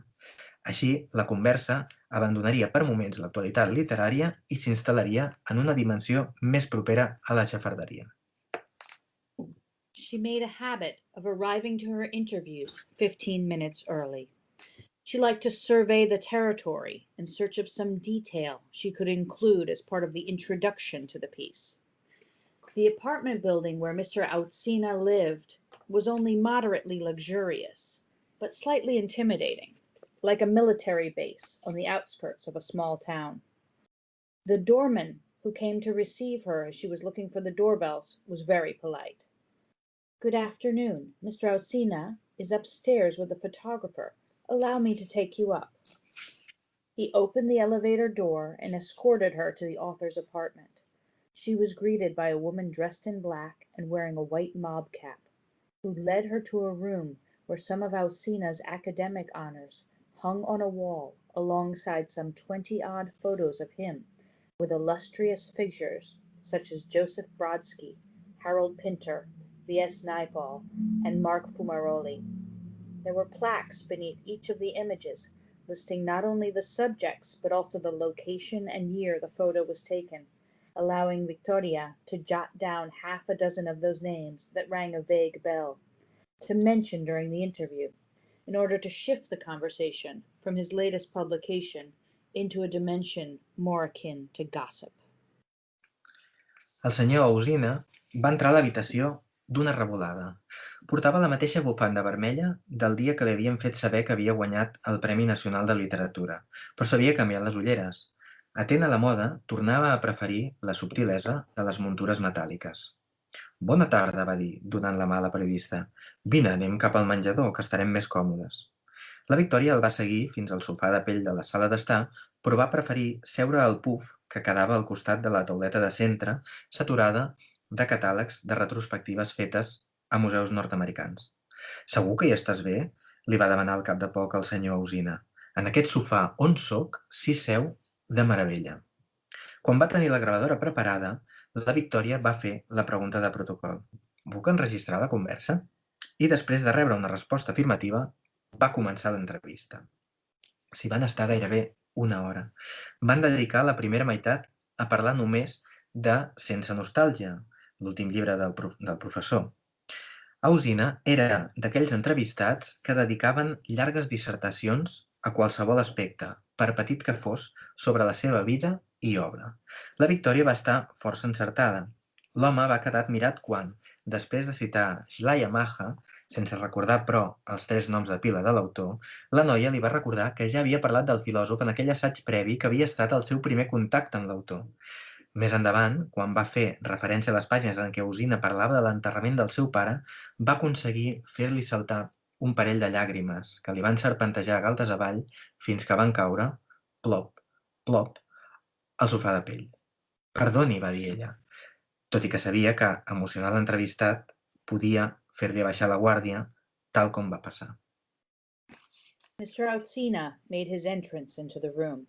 He was wearing the same red scarf he'd worn the day he'd learned he'd won the National Poetry Prize, but his eyeglasses were different. Attuned to fashion, he had returned to the subtlety of metal frames. Good afternoon, he said, extending his hand. Come, let us go to the living room. We will be more comfortable there. Victoria followed him to a leather sofa, but opted to sit on the poof beside the coffee table, which teemed with catalogs from American museum retrospectives. Are you sure you're okay there? Mr. Outsina repeated a couple of times. When she had the tape recorder set up, Victoria asked him the requisite question.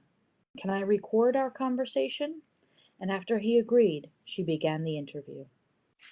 They spoke for almost an hour. The first half was devoted exclusively to his new book. Mr. Outsina was that type of interview subject who responded to every comment with long dissertations. Victoria hit the right notes. He was impressed when, after quoting Schleiermacher, she reminded him that he had mentioned that philosopher in the first essay she'd read by him.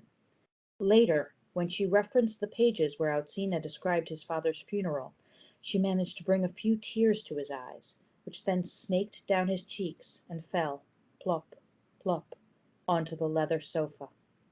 "Forgive me," she said, even though she knew that provoking an emotional response in her interview subject could make him lower his guard, as proved to be the case now. Durant la segona mitja hora, la Victòria va aconseguir que el senyor Outsina fes un elogi del teatre de Harold Pinter a partir de la vetllada que van passar junts a Londres feia 20 anys.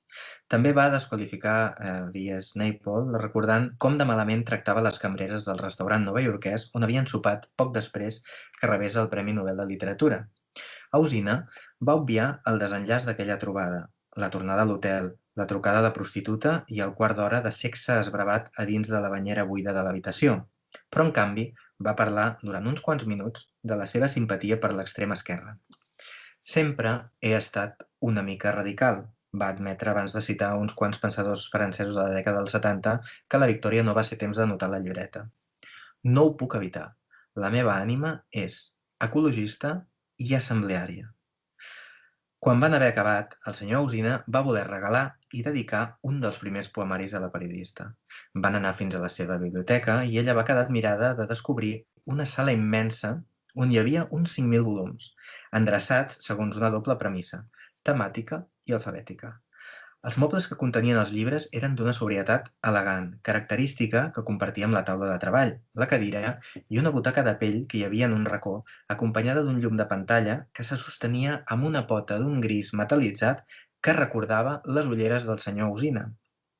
"Aquest és el meu cau", li va comunicar. "En aquest despatx hi faig totes les consultes bibliogràfiques". La Victòria es va estranyar que no digués "hi llegeixo". Li va demanar si allà també escrivia. "No, mai de la vida. Aquí hi ha massa soroll. La meva dona entra i surt constantment per demanar-me qualsevol fotesa. Tinc un petit estudi al carrer d'Almases. Des de la finestra veig el cementiri de Sarrià. Em permet recordar la fugacitat de l'existència". During the second half hour, Victoria managed to get Mr. Outsina to sing the praises of Harold Pinter's plays, based on the evening they had spent together 20 years earlier, as well as discredit V.S. Naipaul by recalling how poorly he'd treated the waitresses in the restaurant in New York where they dined shortly after he was awarded the Nobel Prize in Literature. Outsina left out the conclusion of that encounter, his return to the hotel, the call to a prostitute, the 15 minutes of lackluster sex in the room's empty bathtub. Instead, he spoke for a few minutes about his connection to the ideals of the far left. "I've always been a bit of a radical," he admitted, before quoting some French ideologues from the 70s, quotes that Victoria didn't have time to jot down in her notebook. "I'm an intersectional conservationist at heart. I don't think that'll ever change." When they were done, Mr. Outsina wanted to give her a dedicated copy of one of his first poetry collections. They went to his library, and she was impressed to find a vast room with some 5,000 volumes, organized alphabetically by subject. The bookcases were indubitably sumptuous, as were the desk, chair, and a leather armchair that stood in one corner, beside a shaded lamp supported by a metallic gray stand that was reminiscent of Mr. Outsina's eyeglasses. "This is my little cave," he said. "This study is where I do all my bibliographic consultations." Victoria was surprised he didn't say, "This is where I read." She asked him if he also wrote there. "No, never. It's too noisy here. My wife comes in and out constantly, asking me about trifling matters. I have a small studio on Carrer de las Masas. From the window I can see the Sarrià cemetery." El senyor Usina es va acostar a la prestatgeria on emmagatzemava tota la seva obra. A cada lleixa hi tenia una vintena d'exemplars de cada títol. Va localitzar-hi el primer poemari i va escriure-hi una dedicatòria amb una ploma Montblanc que resplendia amb l'exuberància d'una pedra preciosa. Abans d'entregar el volum a la periodista, va declamar amb solemnitat les paraules que li regalava. Amb afecte i admiració, després d'una entrevista molt interessant. Espero que tornem a coincidir ben aviat, Geni. La Victòria no va ser capaç d'indicar al senyor Usina que s'havia equivocat de nom.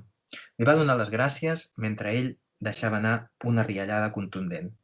Vine, que t'acompanyaré a la porta, li va dir mentre ella encara observava bocabadada les lleixes plenes de llibres, com si amb la mirada pogués xuclar una mica de tot el saber que contenien. Va apagar el llum abans que la Victòria tingués temps de sortir al despatx, però la noia va ser capaç d'arribar al passadís sense topar amb res.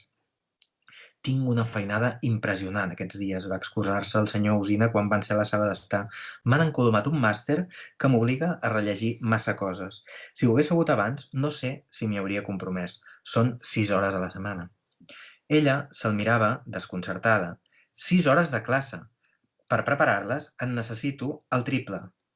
La Victòria va recollir la gravadora, es va posar l'abric i va agafar el casc de moto mentre el senyor Usina furgava en el moble bar. No va arribar a servir-se el whisky que tenia la intenció de prendre's. Som-hi, va dir. A mig camí de la sortida, l'escriptor va tombar per un passadís que virava en direcció oposada a la porta. Al final, hi havia una vintena d'escales que s'enfilaven fins al pis de dalt del dúplex. Vine, t'ensenyaré en Heidegger. Mr. Outsina walked over to the case that held all his own work. There were about 30 copies on each shelf.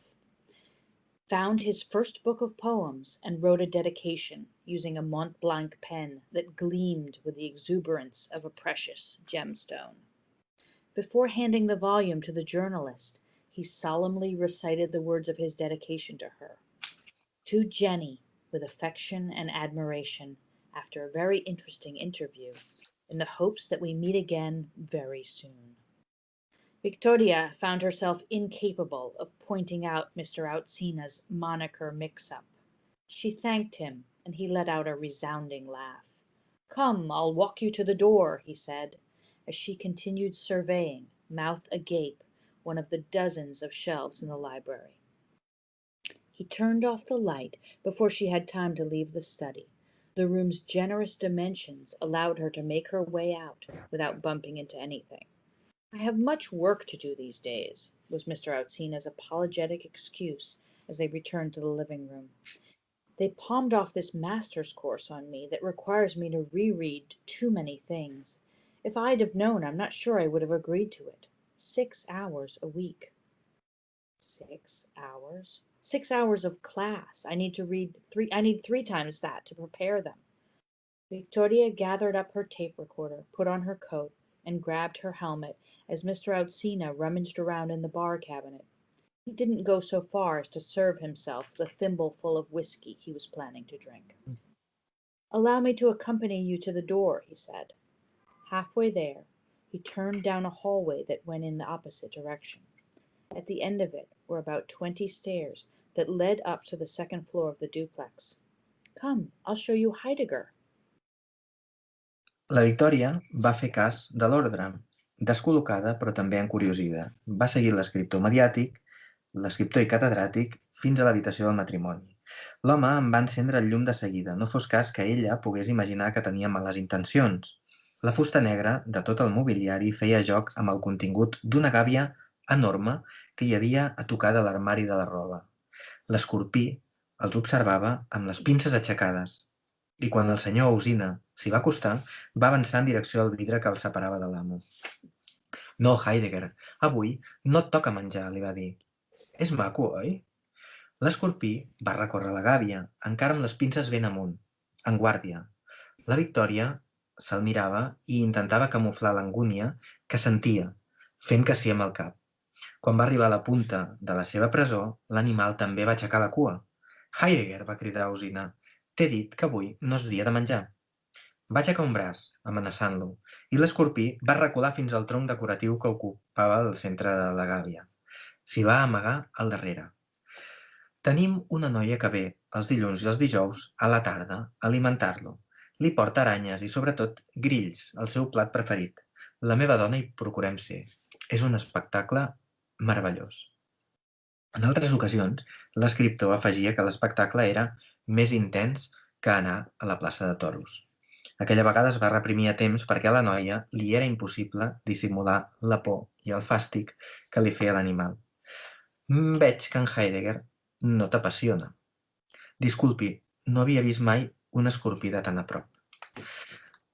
Dormir-hi al costat em fa sentir més viu que mai. Després d'acomiadar-se del senyor Usina, la Victòria no va agafar l'ascensor, va preferir baixar a peu i a mig camí va buidar la bossa enmig de les escales. Volia assegurar-se que l'animal no s'hi havia ficat a dins. Si l'hagués trobat, en comptes d'esclafar-lo, hauria fugit corrents. Victoria obeyed the order and followed him to the master bedroom.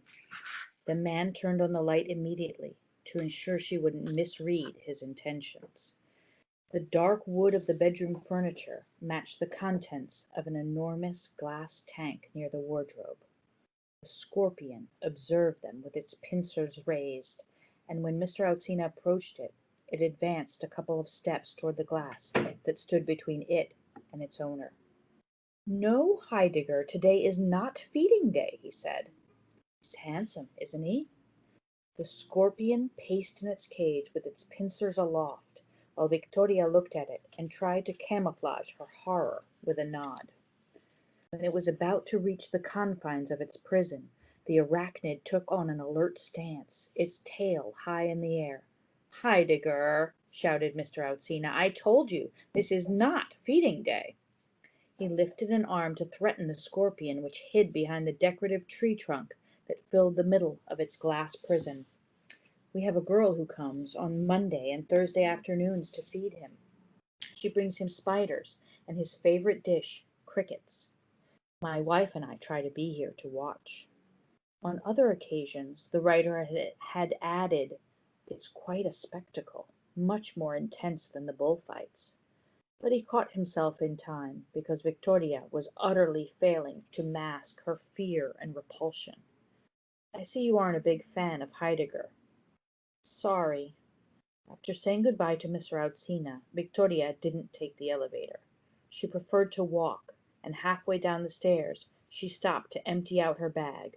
She wanted to make sure the scorpion wasn't inside. If it had fallen out, instead of stomping on it, she would have just run away. Well, thank you. We're going to stop here. If you want to know what else happens, you have to buy the book. Come on up. Available where all fine books are sold, published by Bellevue Literary Press. And wanted to thank again all the folks at Bellevue, and also Marianne Newman and all the folks at Sant Jordi in New York, and everyone who is listening. Thank you. And from Sant Jordi. Moltes gràcies, Mara, per la lectura. Gràcies també, evidentment, a l'equip de Sant Jordi New York, no? Especialment a la Marianne Newman. I espero que tinguem tots un bon Sant Jordi, un Sant Jordi menys pandèmic que el de l'any passat, una mica més esperançat i res, amb ganes també que algú de vosaltres pugui llegir aquest llibret d'aquí, Coming Up. Que vagi molt bé i fins la propera. Gràcies.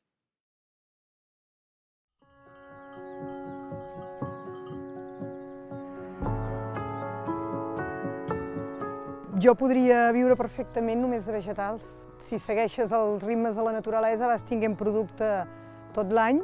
Sempre diguem que no hi ha cap producte que aguanti els 4 mesos que dura una temporada, però es tracta d'adaptar-ho a lo que ens dona l'hort, a lo que ens dona la natura. Welcome to la Garrotxa!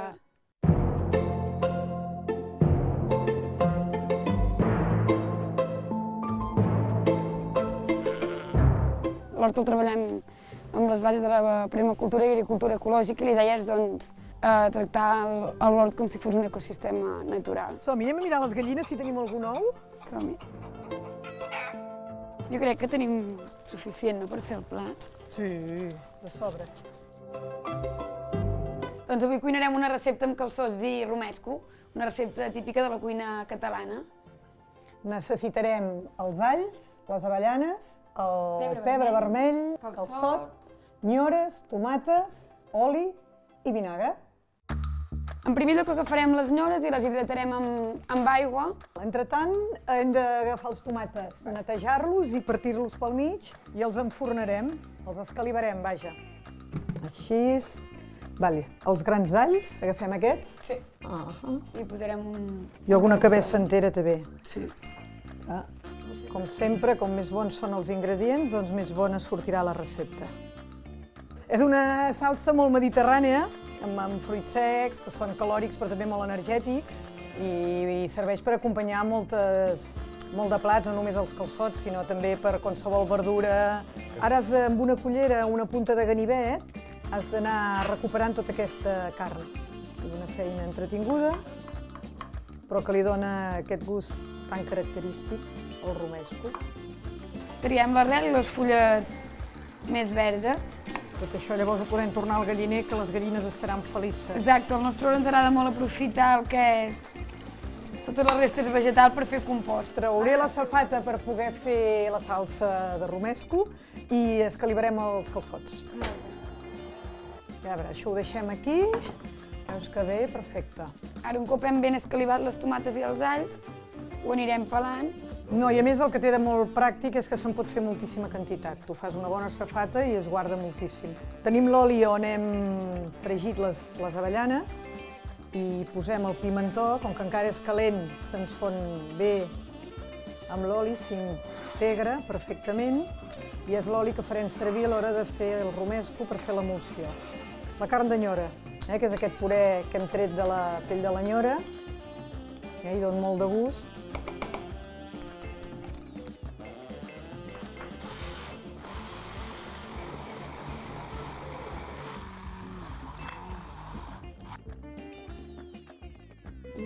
Hi falta sal, però molt bona. Doncs va.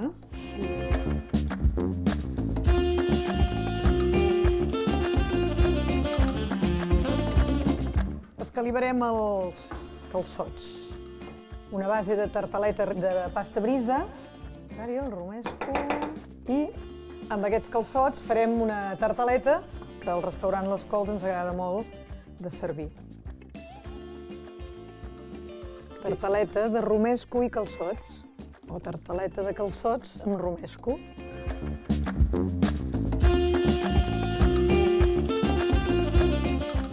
M'agrada molt, a mi m'agraden molt els llibres petits i m'agrada molt rellegir-los moltes vegades.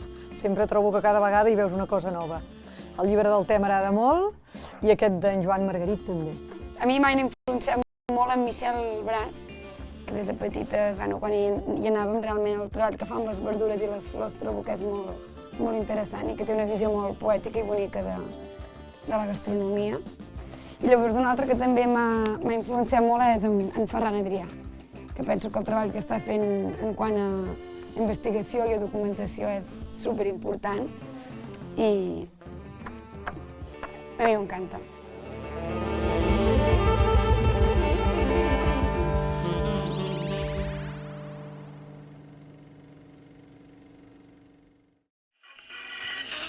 Rest is empty with no brain, but the clever nerd, the best MC with no shit ever heard. Take it from the Tech 9 holder. They lit, don't know they next shine from Shinola. Everything that glitter ain't fish scale. Hi, I'm Douglas Suttle from Fum D'Estampa Press, a publishing house that brings Catalan language literature to the English-speaking world. We started in 2020 with 5 books, and we're continuing in 2021 with a really exciting collection of 6 books that started in January with The Silent Letter by Jaume Subirana, translated by Christopher Whyte. We're continuing, we've just published Andrea Victrix by Llorenç Villalonga, translated by P. Louise Johnson, and next month we'll be publishing The Others by Raúl Garriga Saet, translated by Tiago Miller. Later on in the year we'll be publishing a PEN prize winning novel by Rosmaria Arquimbau called 40 Lost Years, translated by Peter Bush, a philosophical essay by Josep Maria Esquirol called The Intimate Resistance, and the wonderful, the marvellous Montserrat Roig, translated by Tiago Miller in The Song of Youth. I'd like to say thank you very much to everyone who has organised NYC 2021 Sant Jordi. It's a pleasure to be here. Thank you so much for watching our videos and checking out our presentations. We're all really pleased and proud of what we've achieved so far, and we're really excited about getting on and publishing some more books. So thanks. See you later.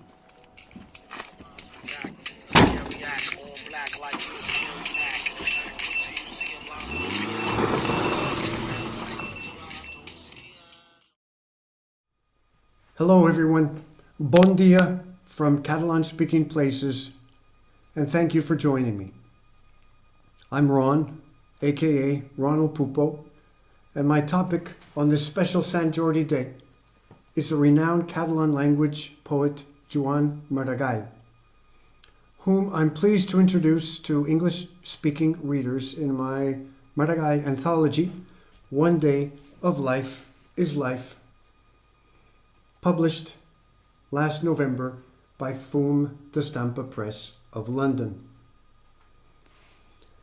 I come to Maragall after working for nearly 2 decades on his 19th century romantic predecessor, Jacint Verdaguer, a translation labor of mine that bore fruit in the form of 2 volumes, Selected Poems of Jacint Verdaguer, a bilingual edition with an introduction by Ramon Pinyol y Torrents, University of Chicago, 2007, and Mount Canigó, A Tale of Catalonia, Tamasis Barcino, 2015. The mere 15 years that separate Verdaguer, born in 1845, and Maragall, born in 1860, seem like an abyss, given their sharply contrasting poetics, and yet the fact that Maragall continues where Verdaguer left off can be seen clearly in the younger poet's new ode to Barcelona. Maragall breaks with traditional poetic form, but shares with Verdaguer deeper concerns, only now updated. Where Barcelona's cathedral had once symbolized the pillar of Catalan society, now, in another part of the city, there would come the Sagrada Familia, still under construction, like society itself. And the elaborate forms of the Romantic period would give way to ordinary language in poetry. A cerulean sky in Verdaguer becomes, in Maragall, a blue sky, which now releases all the semantic power of the color we call blue, exemplifying, by the way, Maragall's turning toward what he would call the living word. Anthologizing a thoroughly annotated Maragall in English was, as I saw it, long overdue. His unrelenting gaze into soul and society earned him an enduring place in Spain's pantheon of diverse languages and literatures. For the book, we've drawn from the 5 volumes of poetry published during the poet's lifetime, and from his more than 400 articles, 3 among the most remarkable, illustrating how Maragall, not unlike Émile Zola, emerged as prototype for the 20th century intellectuel engagé. The title of our volume, One Day of Life is Life, is taken from the short poem November Song, which it seems to me encapsulates Maragall's vitalism, giving us a glimpse of that vital impulse that is both organic and spiritual, and reminds us of that lonely impulse of delight in William Butler Yeats' poem, An Irish Airman Foresees His Death.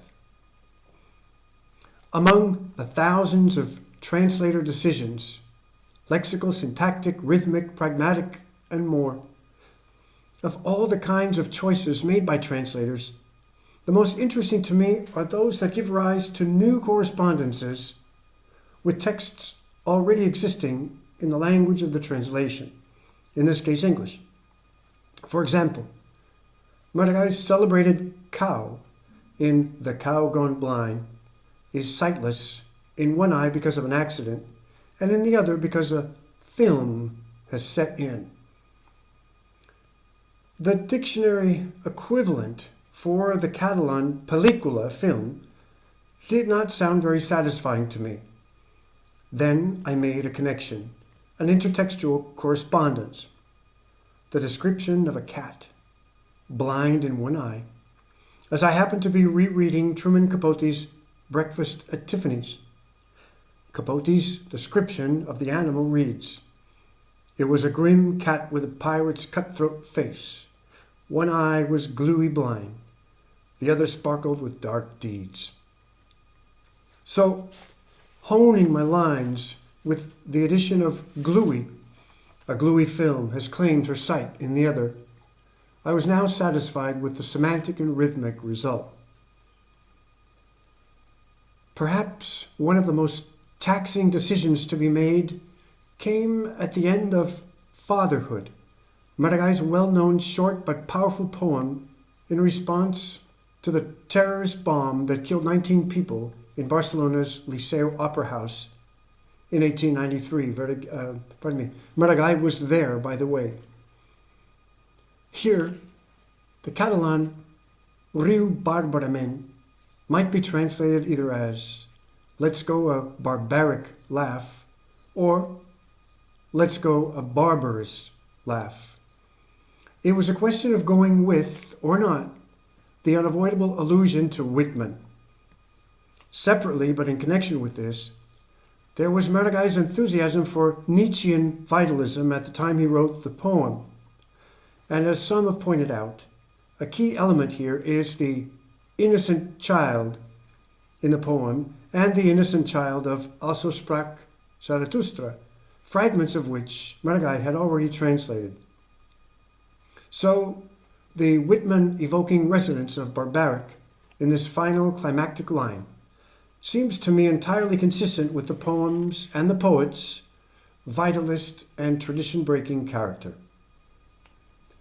Finally, testing the boundaries of what Peter Bush has called writerly decisions, taken by translators, I have rendered the Catalan Adeu España verbatim, an exoticism, in the final line of the controversial poem Ode to Spain.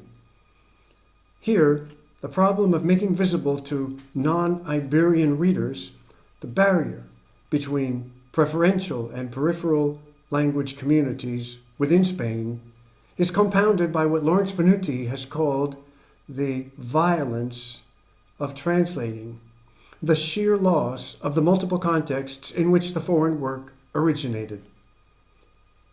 So, to even begin to render an appreciation of the intercultural subtext that informs the Catalan reader's experience of the poem, linguistic transference in terms of lexico-semantic equivalence will not be enough. As Gayatri Chakravorty-Spivak reminds us, it is not bodies of meaning that are transferred in translation, but rather an other that is transferred. Translation is so much more than simply communication. It is encounter. To encounter a cultural other, and more especially in this case, a cultural other struggling to safeguard the word and the common life. We must, to do this, attempt to step outside our own cultural safety zone. One way of doing this is by using exoticisms, that is, the verbatim transfer of foreign words into a translated text. In this regard, we should keep in mind that this is a well-known feature of countless literary texts, even in the original, untranslated forms, from Geoffrey Chaucer and William Shakespeare to Rudyard Kipling, Kate Chopin, T.S. Eliot, Alan Paton, and Toni Morrison. Writers have used Latinisms, Gallicisms, Italianisms, Indianisms, Afrikansisms, Bantuisms, and many more to transport readers to new spheres of cultural encounter. Why should translation preclude the use of such an effective and widely used writing technique? In an earlier translation of Maragall's Ode to Spain, translator Marianne Newman takes an important step in this direction, translating the final line, "Farewell, España," confronting English readers with the Catalan toponym, making for an unfamiliar rhetoricity that nudges them closer to encountering the other. I've simply taken this strategy a step further, serving up verbatim the other half of the hard-hitting final line as well, "Adeu, España." Sometimes, though not often, there will be a lack of consensus about the meaning of a Catalan word used by Maragall. A remarkable example of this is the Catalan verb gozar, occurring 4 times in the poem November Song, and which I understand and translate as dare. Faced with opinions by specialists who read gozar as enjoy, I'm obliged to defend my own reading here. First, and based on Maragall's use of the verb gaudir, enjoy, in other poems such as The End of Serrallonga and Non-Taxable Roses, I'd say that when Maragall means to say enjoy, he uses gaudir. And conversely, when he means to say dare, he uses gozar. But even more importantly, and to me convincingly, the meaning of gozar, dare, becomes clear in the context of the poem. Dare the moment inviting, and you'll spring with gusto into every combat. One day of life is life. Here, Maragall's invitation to live life fully and face its challenges has nothing to do with hedonism. The poem continues to the end. Don't grieve then these funeral Novembers, nor lament the death of that which fully was. Lament the young who put their limbs to rest without first having tired them in delight.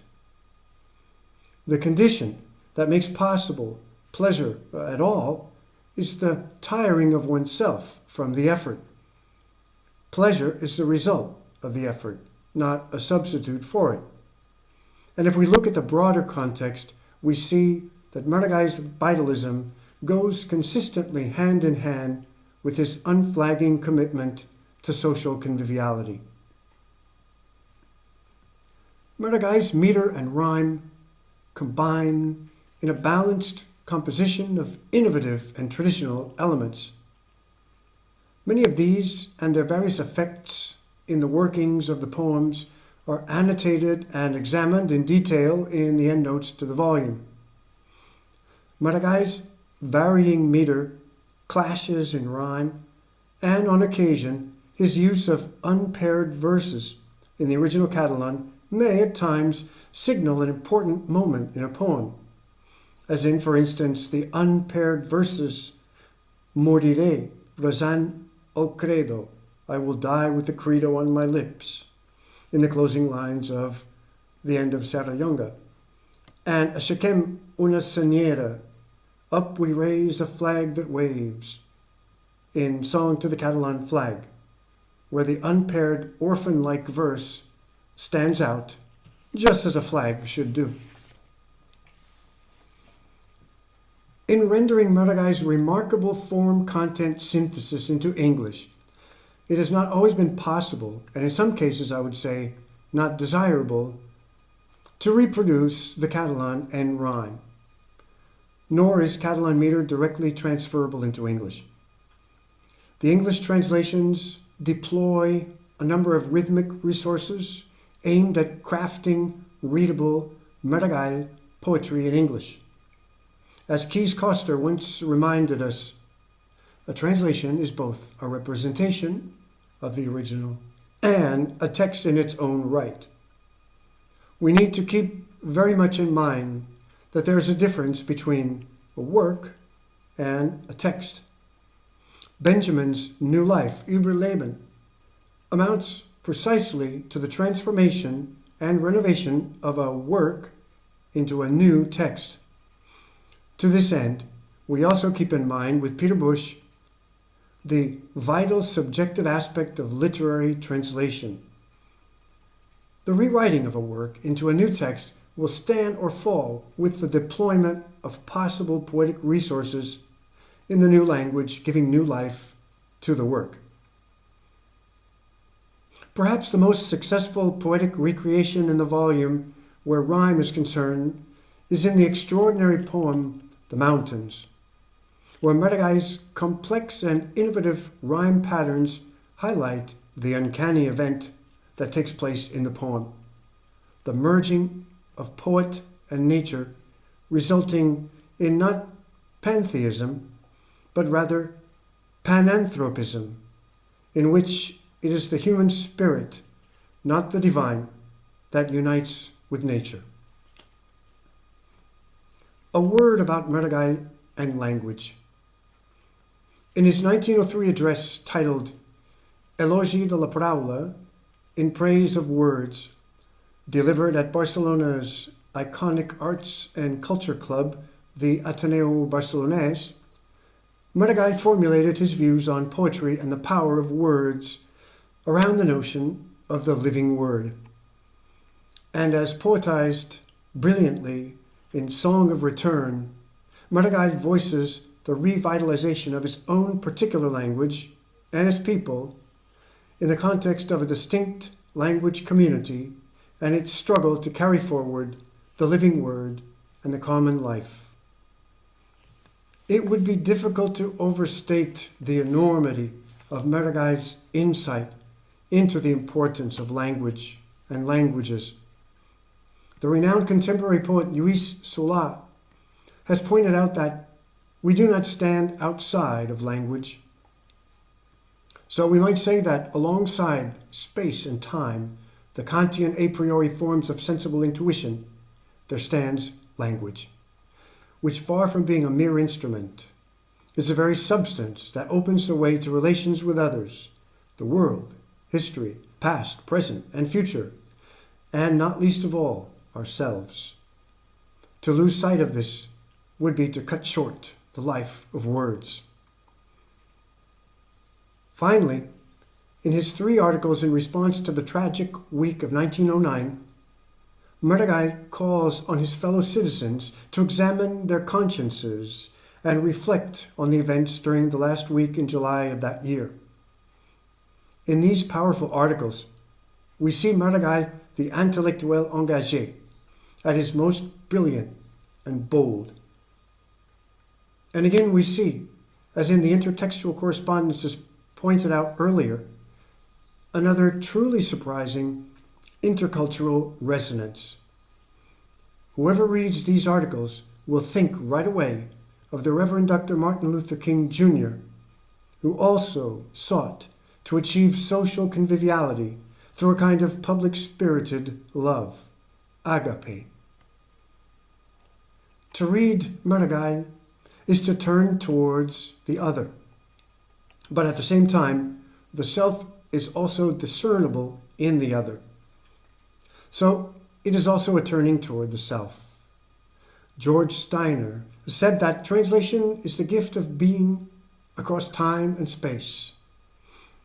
In the encounter, that is this gift of being, we realize that in this merging of other and self, we find ourselves standing before what is both a bridge and a mirror.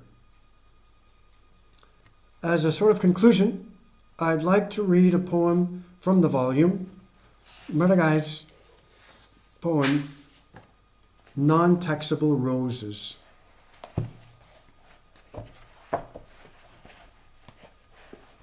Non-taxable roses. I saw some roses, bright red ones, some dark red ones, some purply red ones. They swayed high in a garden wall. No one could reach them. They couldn't be picked. These roses know no servitude. They're non-taxable, no duty attached. They can't be had from down below or up above. No vase or lapel will display them. They shine in the sun and are seen from a distance, their fragrance delivered, courtesy of the breeze. No brazen hand will bouquet them, no human breath will taint them. Not like other flowers, they're anyone's. They're free and pure and belong to the wind and the sun. They'll sway and laugh their days away, and once dried up, they'll be fetched by the wind.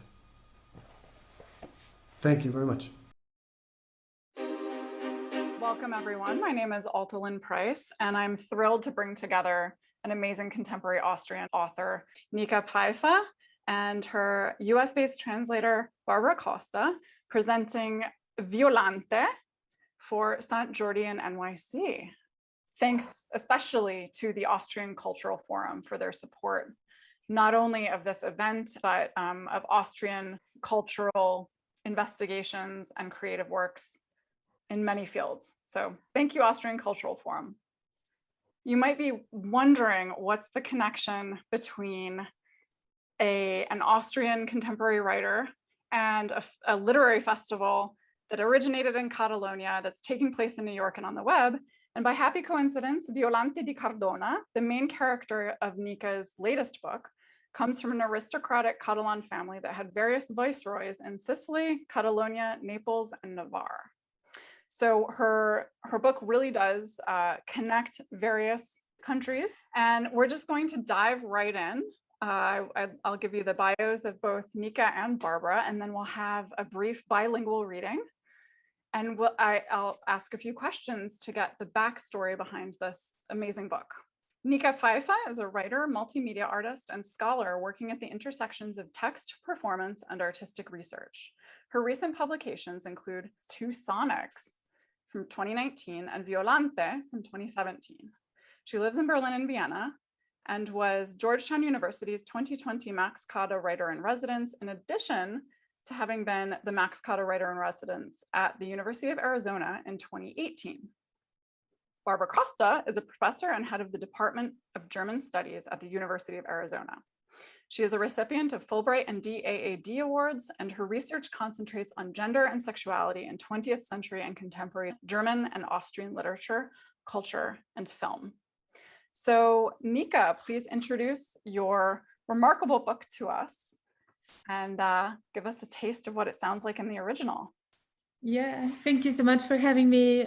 It's a great pleasure. And hi, Barbara. I'm like beyond happy and honored that you've translated this story. And thanks, Alta, for taking it and bringing it to New York and Barcelona. Okay, so I dive in and start reading in German. Ich sage nicht, dass sie nicht tot ist. Ich sage nicht, dass es nicht schrecklich ist, dass sie ermordet wurde. Ich sage nur, dass es nichts helfen würde, da was anzuleiern.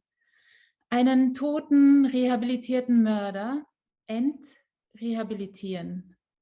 Ich sage nicht, dass es unmöglich ist, eher äußerst unwahrscheinlich. Und wer weiß, was damals alles dahinter steckte. Der Kontext, wissen Sie, das ewige Raumzeitproblem. Es gibt eine Kollegin, sie ist Expertin für italienisches Strafrecht. Ich schreibe Ihnen ihre Nummer auf. Wenn Sie sie treffen, sagen Sie ihr schöne Grüße, dann haben Sie nur noch das Problem mit der Gegenwart. Der Kontext, sehen Sie, der Rechtsspruch hätte absolut gültig sein können nach dem damalig vorherrschenden Recht. Sie brauchen einen Kirchenrechtler, der sich mit dem Recht des 16. Jahrhunderts in Rom auskennt. Und selbst dann wissen Sie nicht, ob Mord damals nicht verjährte oder in bestimmten Fällen gar kein Mord war. So this is the beginning. I'm not saying that she's not dead. I'm not saying that it isn't terrible that she was murdered. I'm only saying that it won't help any to stir things up again, to unrehabilitate a dead, rehabilitated murderer. I'm not saying that it's not possible, just highly unlikely.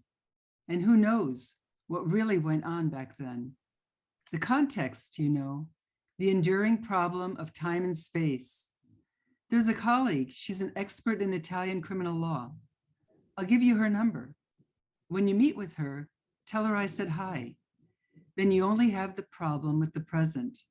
The context, you see, the verdict could have absolutely been just, according to the rule of law at the time. You need an expert in church law, someone who knows 16th century Roman law. And even then, you won't know whether there was a statute of limitations for murder back then, or whether certain cases weren't even considered murder. Everything starts in hindsight, in Naples, or Capriglia, for example, where I am to be born on June 28, 1476. I'm drawn early on to Rome, where my cousin and mentor, Oliviero Carafa, Cardinal and Archbishop of Naples, lives. I enter the priesthood at an early age. Alexander VI makes me his chamberlain. One could also say aide de camp or assistant. Pope Julius II appoints me Archbishop of Chieri. Paul III makes me cardinal. And finally, on May 23rd, 1555, the cardinals convene in a papal conclave and elect me Paul IV as the Pope. I'm 78 years old. My positive qualities: caring, intuitive, frugal, family-oriented, sensitive, loyal. Some say I'm oversensitive, possessive, irritable, and vindictive. Maybe I'm slightly passive. Cancer horoscope for week of December 8, 2016. The poet Dick Allen described Zen Buddhism as being, quote, so filled with paradoxes that it jumps through hoops that aren't even there. I'm tempted to apply this description to the way you've been living your life recently. While I can see how it may have entertained you to engage in such glamorous intrigue, I'm hoping you will stop. There is no longer anything to be gained by the complicated hocus pocus, hoc et corpus meum, Jesus. But it's fine for you to jump through actual hoops if doing so yields concrete benefits. Rob Bresney. Hocus, macus, bacchus. Here is a formula for good luck. Hogus, pogus, oxpox, hax, pax, max, deus adimax. Say, others are talking incessantly. They're talking about a murder case, a tragedy. We is a global neuronal network of us. You is a series of eyes. I is a medium to record. I, Gianpietro. I, Violante. I, Giovanni. I, Marcello. Carlo, Diana, Domiziano, Pope. I, Marie-Henri. Hashtag me. I'm not here. There. I'm tired. I'm weary. I could sleep for 1,000 years. I, a duke. I, his beloved wife. 1,000 dreams that would awake me. A duke allegedly kills his beloved wife. A duke allegedly has his beloved wife killed. A duke has his beloved wife murdered. They are expecting their second child. He loves her. He says there was nothing going on between her and the other man. The alleged lover. She swears by God. She confesses and confesses there was nothing going on. Please do not believe the information that others post. They don't even check to see if the information they publish is real. No offense, everything's fake. No member of the family is seeing anyone. They're all single or happily married, capiche? Any information about Violante seeing someone just isn't true. She couldn't be having an affair. In fact, she's way too busy. Do not believe it, okay? The credits they give are ridiculous. They make up their own news, just like the Violante and Marcello story. They both like to stroll around in the woods. What's the problem? He was in her room. So what? Coincidence. Plus, there was a third person in the room. Violante buying him confiture? Not enough proof. Please do not believe news regarding Violante or anything to do with anyone in a relationship with her. She's been through a lot and is totally annoyed with and tired of ridiculous news of some silly pisspot pages. The miracle is called trust. Assignment, Lisa Blash. Fake news is the new news. Black is the new black. And reality is the sum of possibilities, not of facts. I'm quoting Conrad Bayer, who is quoting André Breton. So, in reverse order, first the facts, then the possibilities. 1555. The papal election of May 23rd is preceded by intense day-long clashes among cardinals who are locked in a conclave. Not a few describe Gianpietro Carafa as unpleasant and rough, and even those who vote for him as Pope fear his inflexibility and his unyielding piety. The unexpected vote has staggering consequences for Naples and Palermo. Within a few days, several members of the illustrious Neapolitan royal family, the Carafas, arrive in Rome. Good news for the Carafas. The Pope's three nephews, the sons of his deceased brother, the Count of Montorio, Tick, Trick, and Track, Giovanni, Carlo, and Antonio, are especially favored, so that they can increasingly affect the reign of religious and moral ideas, so that military strengths back ideology. Bad news for Rome and the world. The god of nepotism beats mightily in the heart of the Pope, and Huey, Dewey, and Louis quickly reveal their true colors. Oh my God, they look more like the Beagle Boys, Big Time Beagle, Bank Job Beagle, and Babyface Beagle. Kudos, Erica Fuchs. From the start, the three brothers begin to oust anyone who gets in their way. They do what they want, they take what they want, money, property, estates, girls, and women, regardless of their status, noble rank or origin. Bad luck for those who draw their attention. Not even the hallowed secludedness of monasteries stops them. Bottom line, power is a force that disinhibits. La gente, the people, appalled, desperate, powerless, don't know where to turn. To God, the Pope, and how, in heaven's name, the three brothers control and shield him from his flock. Read more. This is what tyranny looks like. Wow. Thank you so much, both of you, for that reading. I was getting goosebumps as you were reading because you clearly wrote this before 2021, but it resonates a lot. So I'd like to start by asking Nika, how did Violante come to you? What gave you the idea, and how did the book's structurally innovative nonlinear narrative develop? I think some of the listeners might already be wondering, you know, we have multiple first-person narrators maybe. You're really touching on fake news, bringing in the Rob Brezhny's horoscopes. Tell us about this book and how it came together.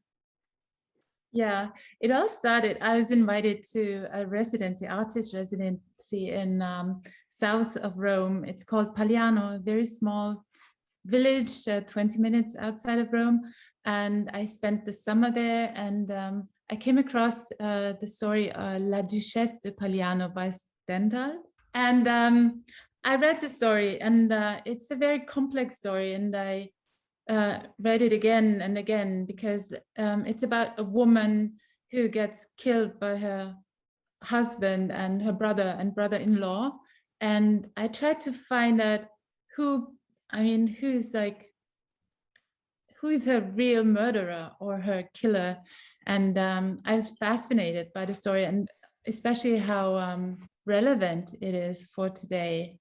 So I tried to transport it into the here and now, and started to interview lawyers, and I interviewed one special expert on honorary killings and gender issues, and I started to use the snippets of the interviews, and then I used the horoscope and snippets of newspaper headlines and social media stuff, and yeah, that's how it started.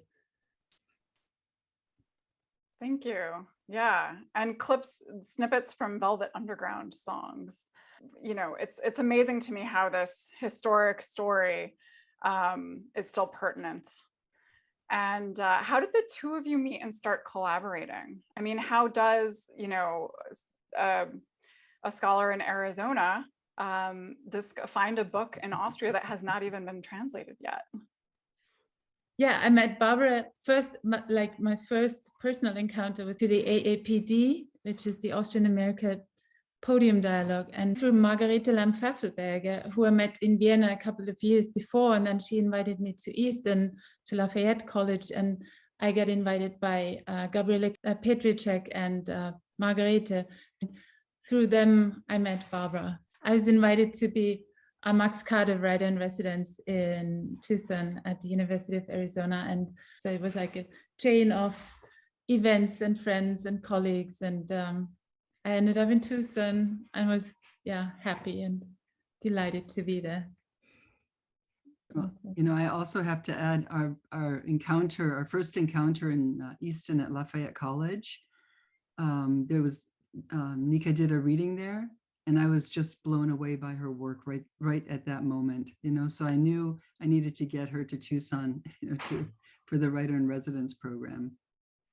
Yeah. So your encounter sparked multiple works for you when you got back to Austria. Are there plans for an English publication at this point? Yeah, I think so. Some of my texts, many poems have been translated into languages where I got invited, like in China, Chinese, or Hindi in India. And now, thanks to Barbara, we have it here in English. It's like a marvelous thing. It's I'm really happy and blown away that Violante exists in English, and that Violante's story is traveling from Italy to Arizona, and then from Arizona to New York, and hopefully to other countries. So yeah, right now it's been translated into Italian, and she's traveling. Yeah, and you know, we're looking now for a publisher, so we're reaching out, because I think this work needs to be also, you know, people have to have the book in their hand to really appreciate, you know, the complexity of this narrative. Mm-hmm. So speaking of the complexity of the narrative, could you say more about the themes of authoritarianism, corruption, societal norms, and the power games that run through the book? When you read Stendhal's version, you notice that she is the central victim of this murder story, but she has no voice. So she's like there's two scenes where she is cited. I mean, her last words. Right. I mean, she's literally mute in that story, and right. that in Stendhal's telling of it. It's this knottedness of people. So you have different characters, and everyone plays a certain role and is given different identities. And it seems that they're not able to transcend their roles, because at certain points people could have said, no, I'm not going to murder her, she's my sister. Oh no, I'm in love with her, I'm not going to murder her, she's my wife. But it seems that at certain points they did not have the chance, or they didn't see how to react differently. So you have these societal norms that are put onto them, and maybe it's hard for them to escape, but it was important for me to show that you have a choice, that you can act differently. And I think there's this exoticism that we say, okay, no, this was in the Renaissance, and it was in the 16th century. Oh no, this is in Afghanistan and in Pakistan. It's not happening here. But in fact, it is happening here. I mean, if you look at UK, Sarah Everard, I mean, it is reality. Even here around the corner, women are being killed by their husbands, and we don't talk about it. So it is very relevant in a way today, sadly. Barbara, did you have anything to add? Yeah, you know, what strikes me is what Nika shows really well is the social pressure, right? And how kind of the female body becomes the focal point of different power struggles. And even in Nika's work, you know, Violante really never has a voice. So the focus is really on the exterior voices that script her and the social pressures. Mm. I think Nika, in your novel, it's like she has one sentence, I think, right? Yeah. What I tried is like to find a different ending, or try to find a way out. I don't want to spoil it, but you don't know if she takes revenge. I mean, or if it just happens in her head, in her fantasy. But to me, what struck me, it was very rare at the time then that murderers were sentenced. So her murderers, they were taken to court and they were sentenced to death.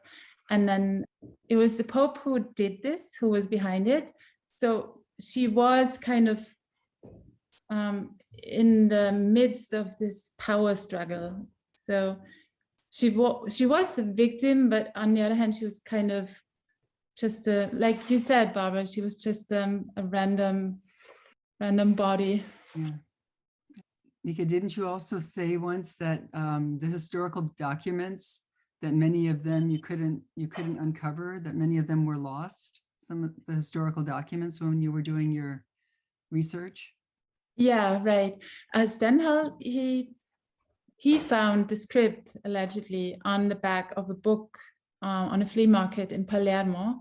But I found evidence and protocols that it was a real case. I went to the Austrian State Library, and you have different, I asked Monika Kunzel-Rundscheiner, she's like an expert on ancient Rome, and you have names, you have like protocols of the court history and the sentences, but there were bits missing. So you had to put it together.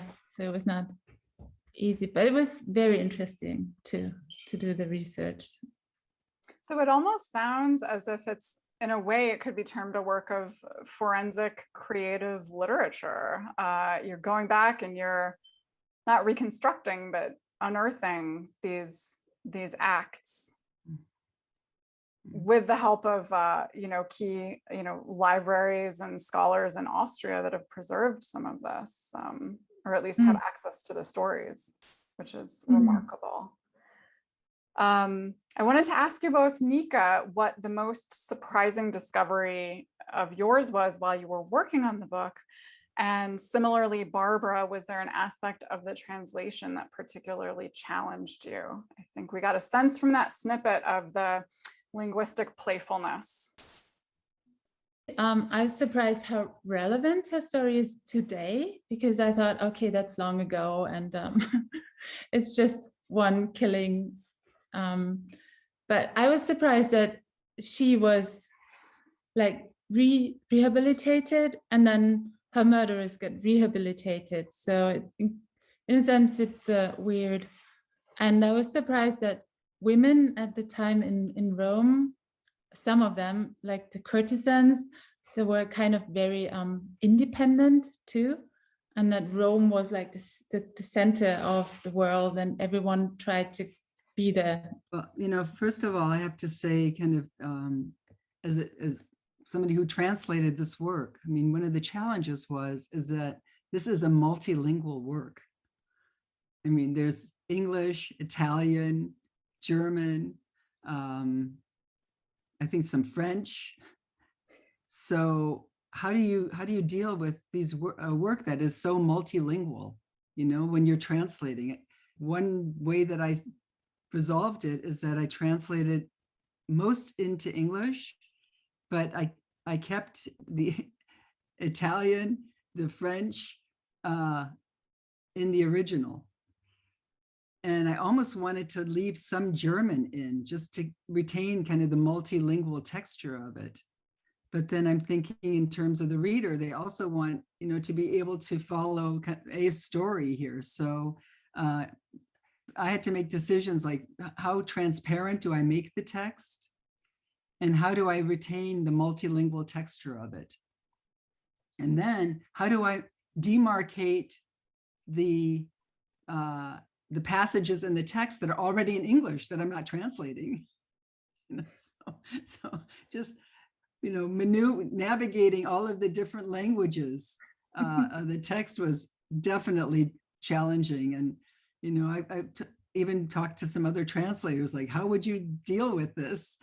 And I don't know if I came up with the best solution, but I think that the multilinguality of the text, and it, in a way, it also maybe resonates with how this narrative moved through different historical and linguistic spaces. I tried to keep it simple. I didn't put Russian in. I didn't put. Thank you. Yeah. So that was really, you know, and then I thought, well, you know, typographically, I can offset the English that's already English in the text. And, you know, also the, I mean, Nyc is a poet. And there's a rhythm in the language of the novel that is, you know, I tried to get into the head of, you know, how that rhythm works. So that was, you know, I had kind of Nyca's voice in my head in some of these passages, trying to make sure that the rhythm of the language is reproduced as best as I could. Well, it's really a marvelously polyphonic book. And I think our time is up, but I'm so grateful that both of you gave us a little peek at a little preview of this book that will hopefully be available in English. And I'm really, really grateful that the Austrian Cultural Forum in New York, another venue that brings together polyphonically, you know, multiple art forms, much like Nyca's work crosses boundaries and borders in this amazing work of literature. So thank you both so much. And to our viewers, enjoy the rest of Sant Jordi. Would you like to sign off with your favorite local goodbye? You mean in Italian, or? I don't know. Do you want to be Violante or do you want to be Nyca? You can do both. Mi saluti. No, I have to say auf Wiedersehen from Tucson. And I'll be the Austrian here and say Bussi Baba. Bye. Hi, I'm going to be reading a short excerpt from a kind of autofictional novel called Carousel by the Galician writer Berta Davila. It's about family, platonic love, mental illness, mathematics, music, among other things.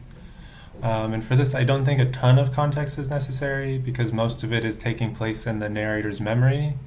but I'll just say at the very beginning she's talking about a time when she takes a trip to southern Portugal with her friend Natalia, and they're staying together at a kind of hotel.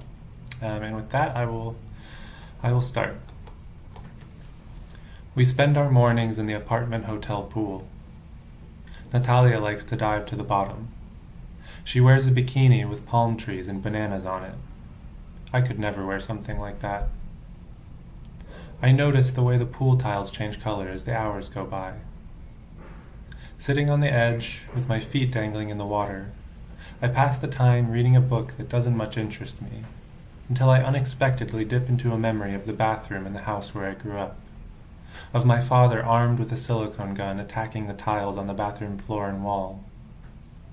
And I remember playing a game with my eyes every night at bath time as a child, where I imagined that the bathtub and bathroom have disappeared, leaving nothing but the globs of silicone suspended in the air, swaddling me in a snow-white spiderweb made up of a patchwork of parallel and perpendicular lines that have been drawn with my father's typical attention to detail.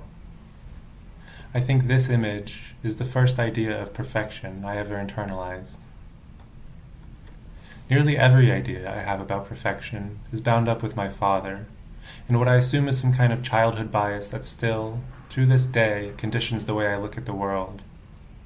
Anytime an object or a place puts that execution model in front of me, I am immediately brought back to my father's mathematical precision and manual labor, to his sloping calligraphy, where every letter is written in a parallel slant that could extend neatly to the end of the page. It's the same with music. My earliest memories of music have entered into a symbiosis with my ideas of perfection and mathematical mystery. Every morning, at roughly the same age my son is now, I'll hear my father play the same classical guitar piece over and over, insistently, until every single measure is impeccable. Then he'll start over. If he makes the slightest mistake, he'll play that specific measure again and again until he gets it right, such that the thread of the music fades and this continual repetition of the same notes starts to feel like an algorithm. The only difference between music and mathematics is that thread, that narrative. While mathematics simply draws a straight line without beginning or end, music tries to unspool a thread. I think this is why I have such a devotion for music boxes, which are devoid of narrative, but absolutely brimming with wonder. I often find myself pondering what proportions of mathematics and literature it takes to make these boxes into such exquisite objects. At some other point in my childhood, my father and Uncle Carlos are talking over the phone when they get into a heated argument over the enigmas of the higher arithmetic. Prime and twin prime numbers come up during their spat. I'm watching cartoons on TV and half listening to their conversation, which is opaque to me. As always, my father is the first to give up. Afterwards, they reminisce over oft-told anecdotes about their years in the Faculty of Mathematics, where they met, and my father tells him that Mom and I are well, and goes on to detail all the daily minutiae of our lives. Then he brings the receiver close to me so that I can talk to my uncle and give him a kiss through the phone. My father, and even me by this point, know that Uncle Carlos isn't equipped to take an interest in such things, but we perform the ritual to perfection, just like when he replays the mistakes in his guitar piece over and over while I follow along, like part of some unspoken code. I don't know what kind of number Uncle Carlos and I are. There was a time when I liked to think that the two of us were as twin primes, but I've since come to realize that doesn't quite capture it. Twin primes are a pair of prime numbers that are extremely close together, but always separated by the exact same insurmountable distance. Take 5 and 7. There's only one natural number between them. Twin primes have identical properties, but they never touch. I don't know if my uncle and I are odd, and therefore indivisible numbers, but I do know that the lines on our hands are determined to converge, and that if nothing else, we're consecutive, like 2 and 3, the only prime numbers that touch. And that is all. Thank you for listening. Hola, Jaume. Hola, Marianne. què tal, com estem? Molt bé, molt content d'estar aquí. Sí, jo de qui siguis i de tot el que has fet pel Sant Jordi Nyc, que ha estat magnífic. Jo crec que... Fem una mica de vi? Sí, i tant. Et fa res que em tregui la màscara? No, per favor, jo també. Així podem respirar aquests aires de Nova York. Salut. Cheers.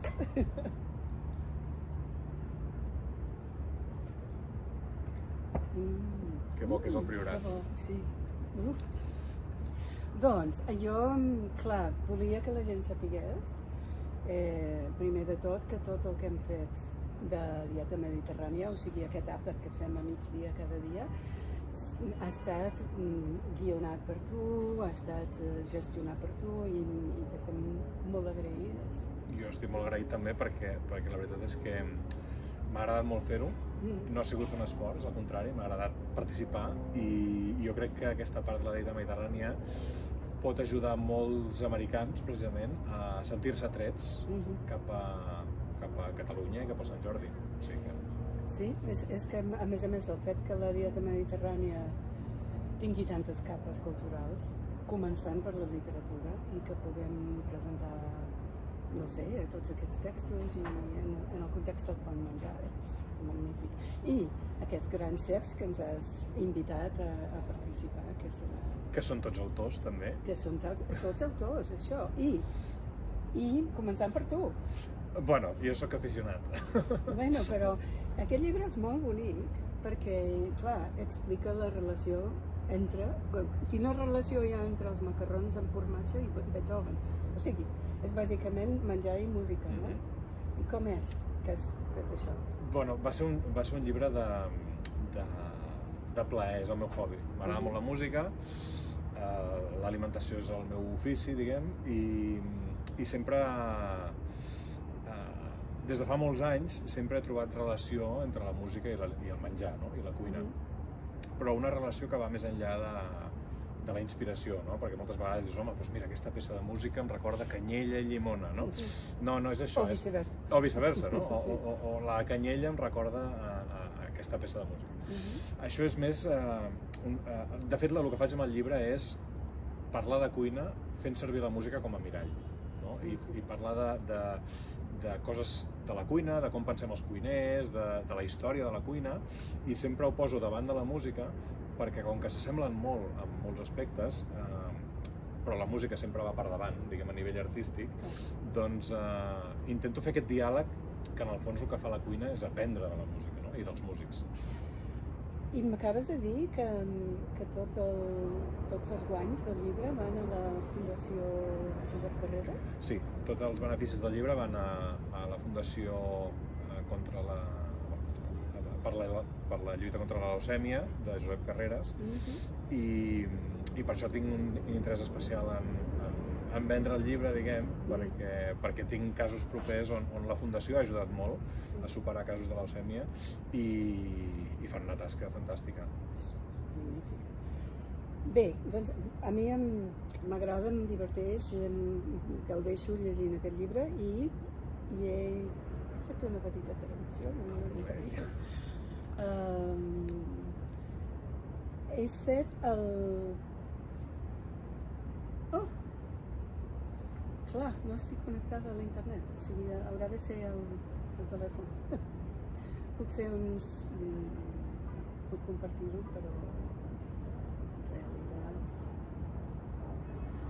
Bueno, primer et demanaré a tu que llegeixis un tros del Carusó. Potser el primer paràgraf. Ah, sí? S'obre el... Doncs llegeixo tu primer, que la gent senti com és en català, i jo parlo escoltar.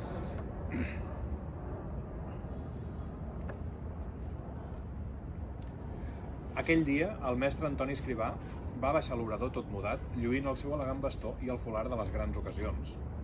«Me'n vaig a l'òpera, nois!», sempre ens deia nois. Va dir visiblement excitat i va sortir per la porta de la Gran Via amb la seva inseparable Jocelyn Toloniat, la seva dona, de bracet. Era el 1999 i les portes del Liceu es reobrien per representar Turandot de Puccini després de gairebé 5 anys de silenci. Eren 5 o pensava que eren 10? Van ser 5 anys tancat. no sé com ho he traduït com a Déu. Aleshores, bé, jo llegiré tot l'article, o més o menys tot, perquè sí, perquè és un festival, diguem-ne... Vols que fem un altre plano una mica més proper? No? Vols dir? Perquè se senti millor, bàsicament. Vale. Projectaré. Bé.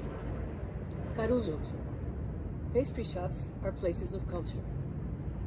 Master chef Antonio Escrivá, 1931 to 2004, was dressed to the nines that day when he went down to the kitchen of the bakery, carrying his elegant walking stick and wearing the foulard he only wore on grand occasions.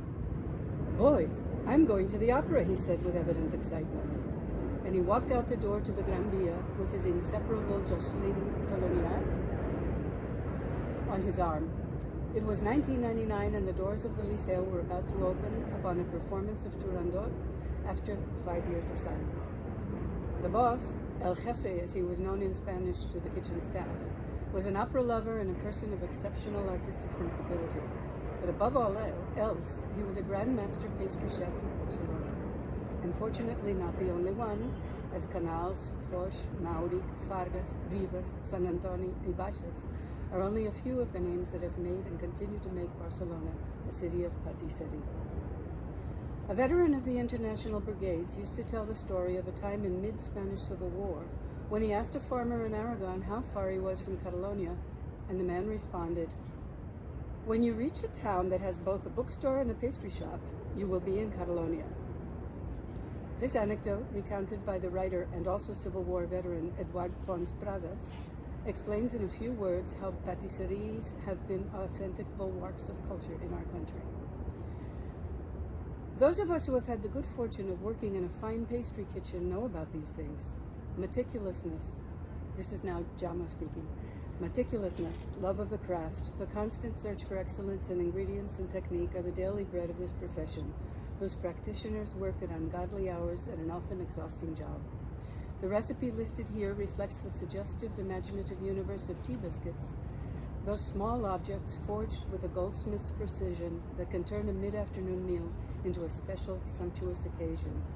Caruzos are precisely that kind of tea biscuit. Caruzos appear in one of the fundamental reference books of Spanish pastry making, the Formulario Práctico del Pastelero, Practical Formulas for the Pastry Chef, by Vilardell y Journet, first published in Barcelona in 1933 and re-edited uninterruptedly until the present day, having become a classic for pastry chefs all over Spain and Latin America. And they're named in honor of the Neapolitan tenor Enric Caruso, who was one of the most popular and influential singers of the first half of the 20th century, whether for his voice and technique or for his having been the first great star of the phonograph with hundreds of recordings. In fact, the recording of Vesti la Giubba from Leoncavallo's Pagliacci, which he did in 1902, was the first record to sell 1 million copies. How not to name an exquisite pastry after him? I love it. It's so good. Yeah.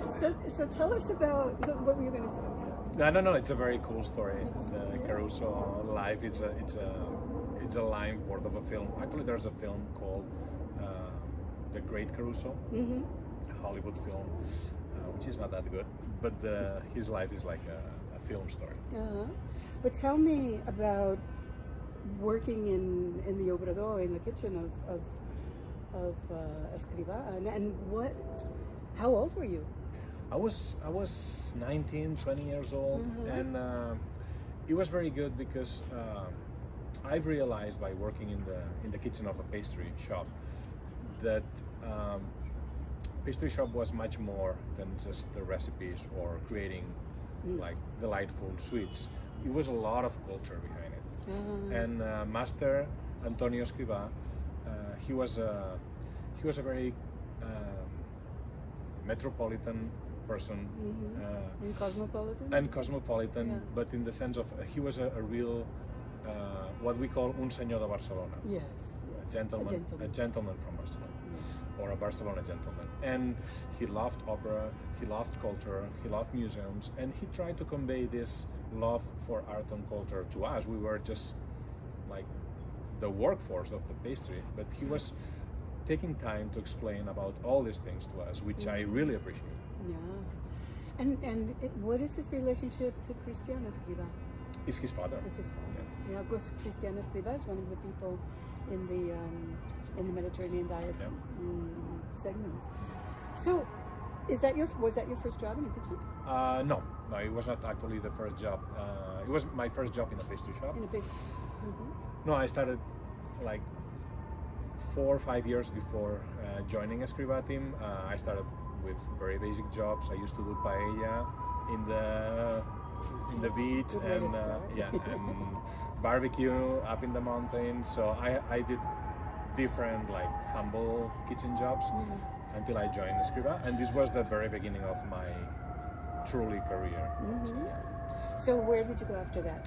Well, after 2 years working at Escrivá, I was really tired because it was a tough job. It was a tough place to work, and I needed a break. So I decided to go to the university, and I told Cristian Escrivá, and he was like, "No, you have to work in a kitchen." And what kitchen do you want to work in? And I said, "El Bulli." Had it just started? When was? What? Oh no! El Bulli was a well-known. Oh no! Of course, it was there before. It was a well-known restaurant already. Yes, Actually, this was 99 or 2000, and he called Chef Ferran Adriá and recommended me, and I went to El Bulli straight away. Fabulous. Yeah. I spent 5 years there. But there was a moment of transition in El Bulli, right? When it went from being a kind of French restaurant to being this was much French before. influence. Actually, El Bulli has different stages. The first stage was before Ferran Adriá. It was a humble restaurant in the Costa Brava, and then it became one Michelin star French restaurant. But then when the chef quit, Ferran Adriá took over, and the first 2 or 3 years during the late 80s was a transition, and then the real revolution happened during the 90s.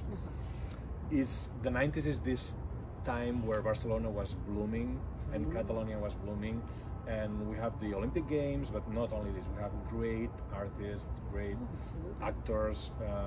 It was a golden age of Catalan culture, and the gastronomic part of it was El Bulli. And actually, it was that successful because it had a society that supported. One of the keys of the success of El Bulli was because the Catalan society was ready to embrace this new experimental cuisine at this time. And I joined right when it was exploding, all the popularity of the restaurant. In the year 2000, I think it was 2002 or 3, the New York Times cover. I have it downstairs. So it was I lived the moment of maximum success of the restaurant or popularity. It was great being there. It was such an honor and an experience. I just want to make a tiny parenthesis because the Robert Davidson in our farewell event makes the point also that when the Eixample is being constructed, that there's that great moment in which who is it? Raventos starts making champagne in the basement in the Eixample. So that often the moments of great cultural effervescence are accompanied by gastronomic effervescence. Sure, big time. And especially the end of the 20th century and beginning of the 21st, it was a really interesting moment in Catalan culture, and still nowadays. I think it's this combination of new and old that we always have, especially in Barcelona. Barcelona is a city it's always modern. I think it was Dalí that said so. It's like we are condemned, to be modern, and it's. I think I think this is very cool. But we also have this very traditional part of the Catalan food also. So this combination is what gives us a strong foundation for the creativity. Yeah. So after Bulli, or do you want to say anything more about it? No, and it was precisely when I was working there that I've learned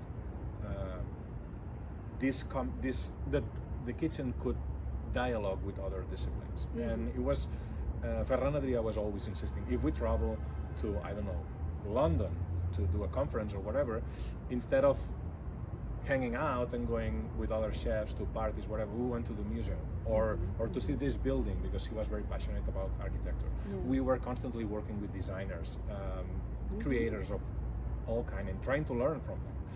He did an amazing show in Soho, I don't know, 5 or 7 years ago of just the drawings that he did, related to it. It was beautiful. Yeah, and it's we all learned this.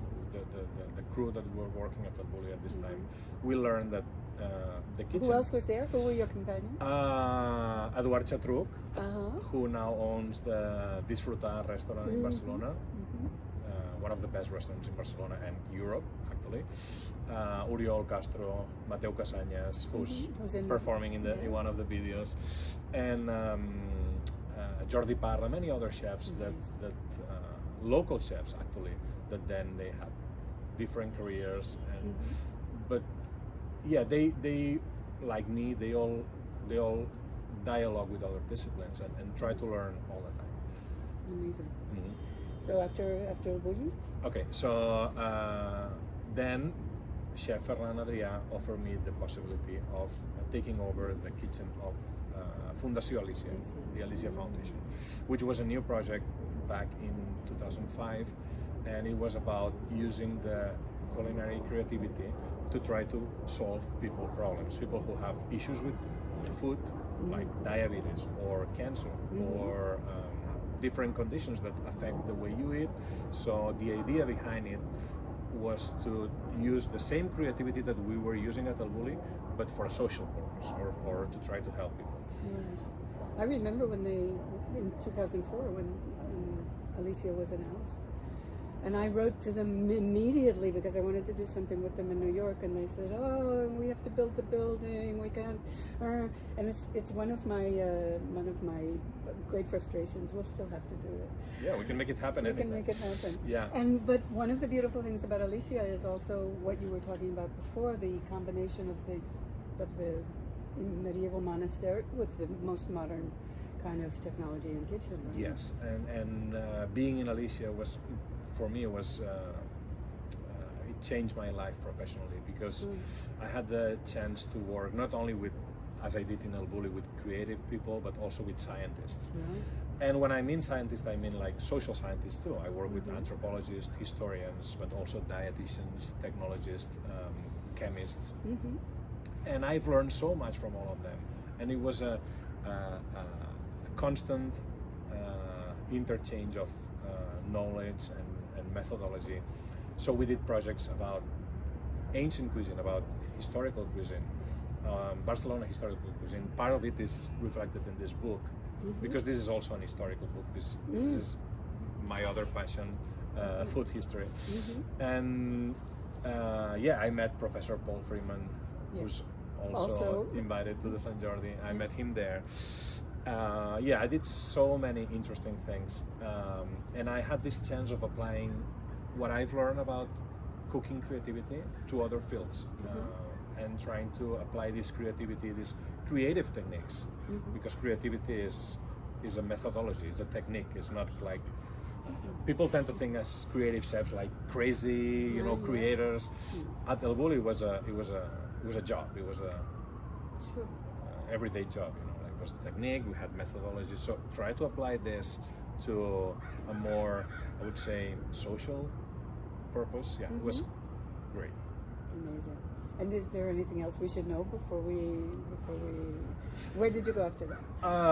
And then I don't know. It was my middle life crisis or something, and they offered me to move to New York, and I said, yeah, sure, because it was New York. And Kansas, no, huh? No, I can only live in the best city in the world, which is Barcelona, or the second, which is New York. So I'm not ready to move to the third. I'm not willing to move to the third, which is probably Girona. I don't know. I don't know. It's not bad. It's okay. No, I'm joking. No, it was the attraction of. No, I have my own doubts about which one is the best. Yeah, it depends on the day, but it was a strong attraction for New York that I had, and I knew it because I've been here many times before for work. and they offered me this project to take over this culinary studio downtown Manhattan. Yes. And I decided to move because it was a very nice project to promote plant-based eating, Yes. Which is something that is very on trend right now. Oh, absolutely. And yeah, we came with the whole family. Nice. And we moved to New York. Wow. Well, and I'm so happy you did. Cheers. Cheers.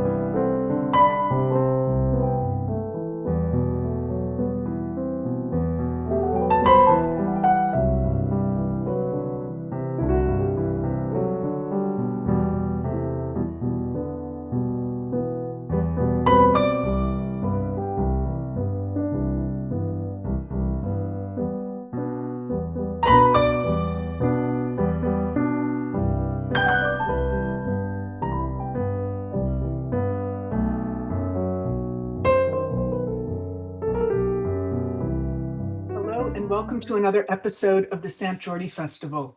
I am delighted to welcome Sandra Smith, the longtime translator of Irene Nemirovsky, to talk with her about a forthcoming translation she has of an early work by Nemirovsky called The Prodigal Child. It's forthcoming by Chaos Press in September. Keep an eye out for it. But in the meantime, Sandra, why don't you tell us a bit about this novella and where it fits in the body of Irene Nemirovsky's work? Well, thanks, Tess. It's really nice to be doing this with you.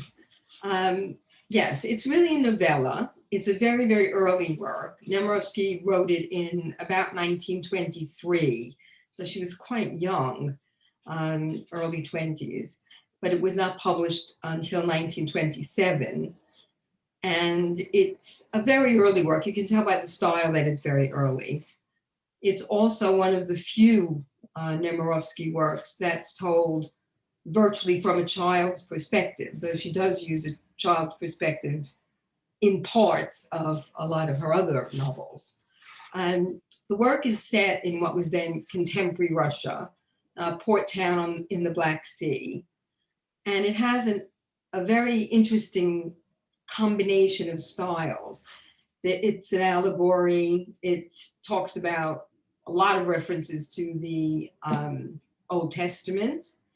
And it also works as a type of fable, which I found really interesting. So it was a difficult decision what title to use for it, because Nemirovsky is very well known for choosing titles that have a multiplicity of meaning in French, and of course it's very difficult in English to choose one, as it were. And so, well, let's talk about that before you look a little more closely at the novella itself, at the text.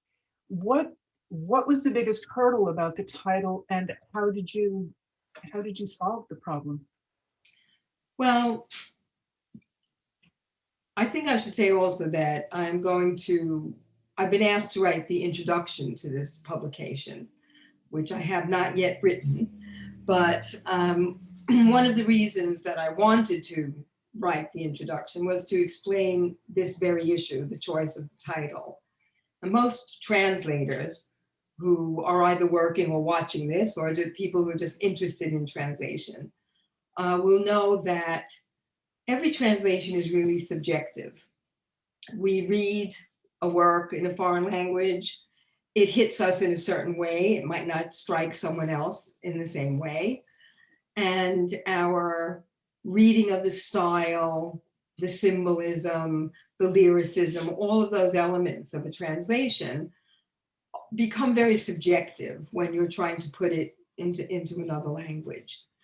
So it's very common in English to choose a title based on the content of a work rather than a literal translation of the work.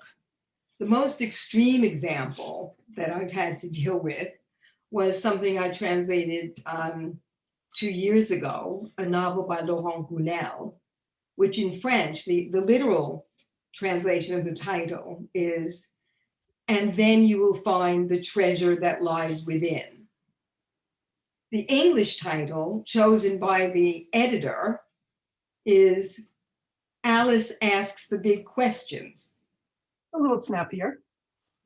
So, and I've also recently translated a nonfiction by Anne Sinclair, who's a journalist and a woman who has done a lot of research into her family's history. And it's about a concentration camp outside of Paris, where her grandfather was interned and fortunately survived, but only just, that most people never heard of. The title in French is La Rafle des Notables. Now, when you say to a French person, La Rafle, they automatically they know that it means the roundup of the Jews taken away to concentration camps during the Second World War by the Nazis. I mean, you can't translate that with the same impact that it has in French. And roundup doesn't really do it, because especially here in America, you think of a chemical, you think of weed killer. Right, or a roundup of a criminal gang, yeah. Exactly. So judging by the actual content of the work, we finally came up with the title, "In the Shadows of Paris, the Nazi concentration camp that dimmed the city of lights." Because the concentration camp was located very close to Paris, like 50 miles, and no one knew about it. So back to this work, in French, the two words, the word for prodigal and prodigy, are very, very close. So you have prodige and prodigue. Now, again, knowing Nemirovsky, it is about a child prodigy, but there were so many references to the Old Testament and so many similarities in a kind of mirror image way to the prodigal son that I decided to use the title The Prodigal Child, so that the reader would automatically and instantly be alerted to the fact that there are biblical references and it is a parable in the same way as the prodigal son. And there are so many layers in this story, layers of genius, of inspiration, but also of loss and abandonment, that it's impossible to tease the two apart. Yes, it's that's what I found. Then that's what I found very interesting about it. I mean, clearly not her best work.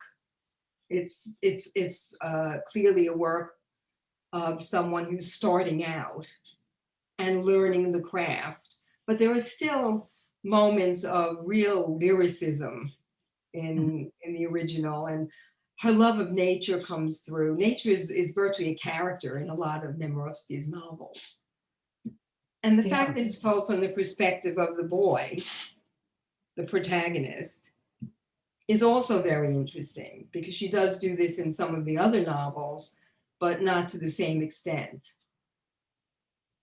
Well, you know, you've described eloquently how to approach a title.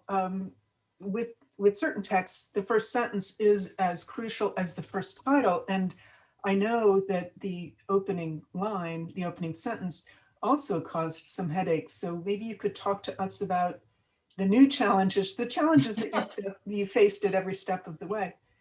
Well, as you say, the first two words of the novella are the name of the protagonist, and his name is Ishmael Baruch. Now, Ishmael is almost immediately recognizable from the Old Testament as the quote unquote illegitimate son of Abraham and his handmaiden Hagar, because Sarah, his wife, could not bear children up until, in the Bible, she's about 90, I think. It's a very strange story. So when Sarah does give birth to Isaac, she insists that Hagar and Ishmael be cast out, that they be sent away. And they are cast out. And Ishmael is credited with being a prophet of Islam, if not the founder of Islam. It's kind of ironic, because Abraham and Isaac are the ones who carry on the line of Judaism along with Sarah. So immediately you get Ishmael, and then Baruch, which perhaps not everyone will know, is a Hebrew word, and it's the Hebrew word for blessed. Many, if not all, Hebrew prayers begin with Baruch atah Adonai, which means blessed are you, Lord our God. And so the first two words of the novel start with a paradox. He's cast out, but he's also blessed, which also reverts to that negative, that mirror image I was mentioning before of the title, The Prodigal Child, because in The Prodigal Son, he leaves of his own accord, and he comes back of his own accord and is welcomed, if not, feted. Whereas in this, he leaves willingly, because he's taken in by this magical woman whom he called the princess, which is where the fairy tale element comes in. and goes from being unbelievably poor, and she describes this in great detail, and it's very hard to read, to being extremely wealthy because he has this wonderful gift. And his gift is that he has the inspiration to spontaneously create the most beautiful songs and poetry, which again takes us back to Greek myth, to Orpheus. Sure. So there are all of these styles mixed in, and it reminded me a lot of Flaubert. That when you read something like A Simple Heart, where you have a lot of these, different elements coming in and intertwining and overlapping. So it's very interesting. But that's another thing that I have to put into the introduction, is explaining this Ishmael Baruch, his name, and it's a contradiction. And the contradiction is carried out throughout the work, even in terms of his gift, because it's a blessing, but it's also a curse. Right. Why don't you read a few paragraphs that, to give us a sense of that lyrical style? Okay. So basically, as I said, he's very poor. He lives in the ghetto, and he starts going to these inns at the port where these kind of seedy characters go every night. But he starts to sing these songs, and they become laments, and people ask him to sing. And he becomes quite famous for his gift. And he meets this gentleman one night whom he calls the Barin. Barin was a Russian title of someone who was a nobleman. And the Barin introduces him to the princess eventually, and that takes the story on. So this is the passage I'll read which I think is so lyrical in French. Because before, she has described all of the village, the town where it is, and the sea, which is a very important element as well. The sun streamed down over all these things, and the eternal sea breezes danced joyously in the dust. And when night fell, the bells from the Orthodox Church rang out, calling, echoing, stifling the voice of the call to prayer from the rooftop of the only mosque, whose silent white silhouette softly faded into the night. Ishmael continued singing, and his heart grew lighter, lighter within his chest, like a bird about to take flight. And a strange clarity filled his mind, the kind of clarity that intoxication or delirium sometimes brings. All night long they had him sing. They joined in to sing the refrains that Ishmael discovered in his soul, like treasures placed there by God for all eternity. Never did the boy think about what he would say in advance. Words came to life in him, like mysterious birds to whom he needed only give a little nudge, and the music that accompanied those words came just as naturally. Sometimes he would tilt his head and begin slow, plaintive chants, which these Slavs had never before heard, and which was simply an unconscious echo of the sad Jewish songs that arose from the depths of time, like an immense sob, growing stronger and stronger through the ages until they reached the child's soul. I think that's a lovely passage, because the lyricism is not just visual and oral, but it's also got a metaphysical element. And you've mentioned, in your introductory remarks, that there is also a fairy tale element. Maybe you could add a passage that gives us a sense of that layer of the text. Right. Well, he meets this woman whom he calls the princess. And in fact, it's quite funny. In one part, she says, "Why do you call me the princess?" And he says, "Aren't you one?" And then she says, "No." And he's, "Well, that doesn't matter." To him, she's the princess. And it's kind of a rags to riches story for the boy, because she's fabulously wealthy. And she takes him from his family with their agreement and for a large sum of money, I might add, so that she can take over his education and cultivate him, because she wants to be the patron of this genius, of this boy wonder. I mean, at the time, he's only about 12. The story goes from about age 12 to about 15. Okay, so she takes him to her estate with this amazing mansion, and he has to get used to all of these things, which does not take him very long. I'll read this little bit for you. A silent and serious Ishmael walked through the estate and the rooms of the mansion.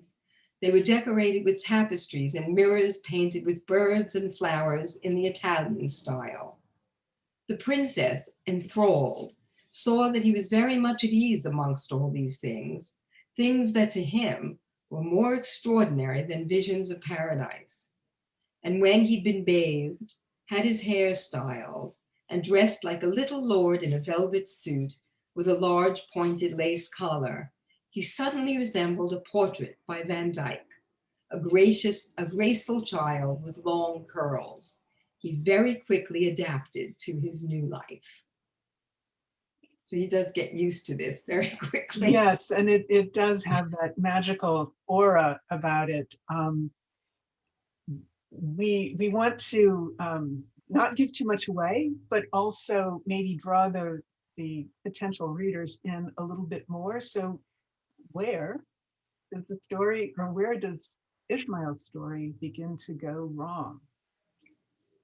Well, it's not absolutely clear in the novella.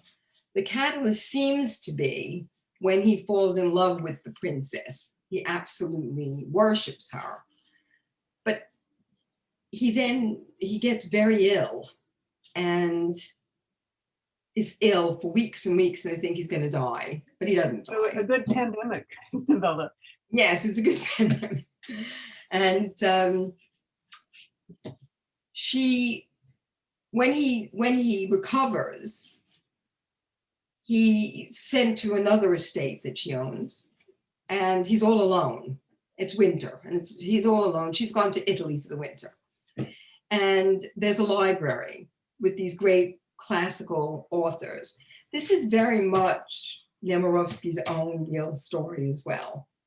She read voraciously as a child. She spoke, well, French was really her first language, because at the time when she was born in Kiev, French was considered the language of the upper classes. And she had a French governess whom she adored. So she learned French before Russian, spoke Russian. She also spoke English. She knew some German. And then when they fled it was in 1917, the Russian Revolution, she spent a year in Finland and learned Finnish, and then in Sweden and learned Swedish. So she was, she had a lot of languages, and she read in a lot of languages.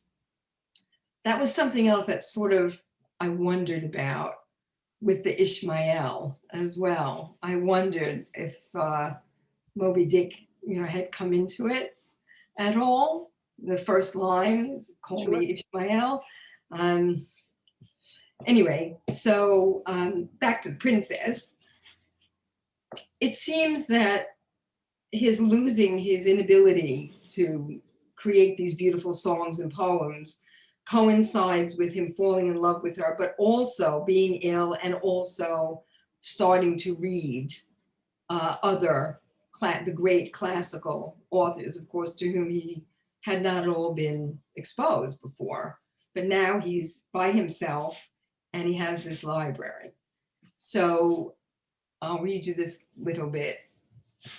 He loved the princess with all his heart, with the feverish, ardent little heart of a prodigal child. As for the books, they made him jealous and unhappy. Unconsciously, he started imitating the verses of others. When that happened, a kind of hateful rage surged through him. His former songs seemed laughable to him, pitiful. Up until now, he had looked at nature and people with his own eyes and translated what they meant to him very quietly through his own words. But now, suddenly, the distorting, perfidious mirror reflecting the soul of other people slipped in between the outside world and his own soul. There were poems that he couldn't speak out loud without weeping, and others that filled him with an emotion that was almost like terror. And when he remembered his songs, they seemed so pitiful, so awkward, so inept and foolish, that he felt infinitely ashamed, humiliated, and miserable. So it turns quite sad, really. Yeah, but it's also, it forms an interesting exploration of the mysteries of inspiration and creation. It seems that there's also a certain loss of naivete that brings, that lames, makes his, that stifles him, makes him too self-conscious to continue. We are out of time, I'm afraid, but I hope that this sense of, that we've enticed the readers and the audience into this mysterious and unsettling text. So Sandra, thank you. Very much And thank you, Tess. And I'd like to thank Kenneth Kales also for allowing us to do this kind of sneak preview of the work and for giving me the opportunity to translate this, and also all the organizers and people who work so hard for Sant Jordi, especially Mary Ann. Yes, absolutely. Thank you for your celebration of literature. Thanks a lot, Tess. Thanks so much for doing this.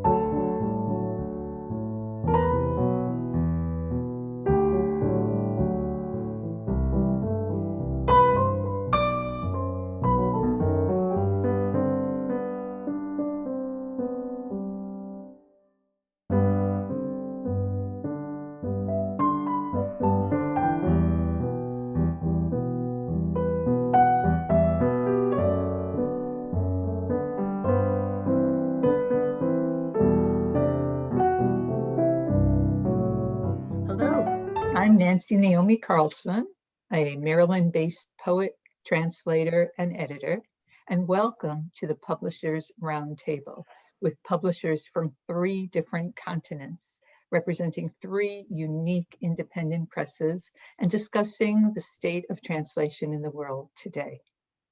Joining me are Laura Huerga from Barcelona, Naveen Kishore from Calcutta, and Chad Post from Rochester, New York. Before we get started, I wanted to thank Marianne Newman for graciously guiding this panel into existence and including us in this year's Sant Jordi Festival. In the first part of our event, each of our publishers will give a general overview of their independent presses, including their vision and philosophy for the press, languages they publish, who they view as their audience, what they look for in a translation, whether they publish poetry or prose, and then we'll get into a discussion on important topics, hopefully. So I'll be introducing each speaker before they speak. And first up is Laura Huerga, who is a co-founder and editor and she's going to help me with the pronunciation so I get it completely right. The name of your press? Rajvert. Thank you. An independent press from Catalonia. It started in 2012 and they published authors like Svetlana Alexievich, Ali Smith, Richard Flanagan, and Ursula Le Guin. Laura. Hi, thank you. I'm very pleased to be here today and to celebrate Sant Jordi, that it's a particular and important celebration here in Catalonia.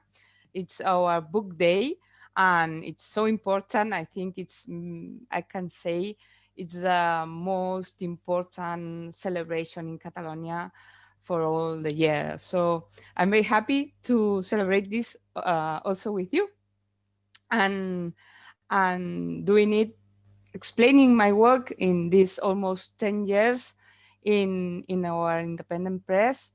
We started publishing prose literature, and it was very important for us to do translation because in Catalan we had translation, but not. But we missed some very important authors, no? Like the winner on that year, the winner of the Impact Prize, that it was Herbrand Bakker, and we published it as our first book. I think won the booksellers award here. So I think it's a kind of way to say that it was important to have a press that looked for not just the English authors, that's something that's quite well done, but also for Dutch authors, Polish, Brazilian, Croatian, Russian, as we are doing all these years. And also with English authors that we also do a lot. We do translate English authors. We try to, maybe we look for the difficult ones, no? Not maybe the most accessible ones or the most easy ones. As you know, Ali Smith is not an easy writer. And for a public, that's something I didn't explain, that it's 1 million people that read and speak in Catalan. It's just 1 million, because we are 7 million, but there's a part of them that they speak in Spanish and read in Spanish, and there's a part that they don't read at all. So it's just 1 million people reading in Catalan. And with this public, we did like a small space for our readers. We also do some Catalan writers, some Spanish writers also. But for us, maybe 80%, 90% of our work is in translation. So this is very important for us because we believe in this needing to cross cultures, because I think we are richer with this interchange of our cultures, and to grow in our own culture in Catalonia. So I think this is a resume. That's a good start. Thank you, Laura. Next up will be Naveen Kishore, speaking from Calcutta, India.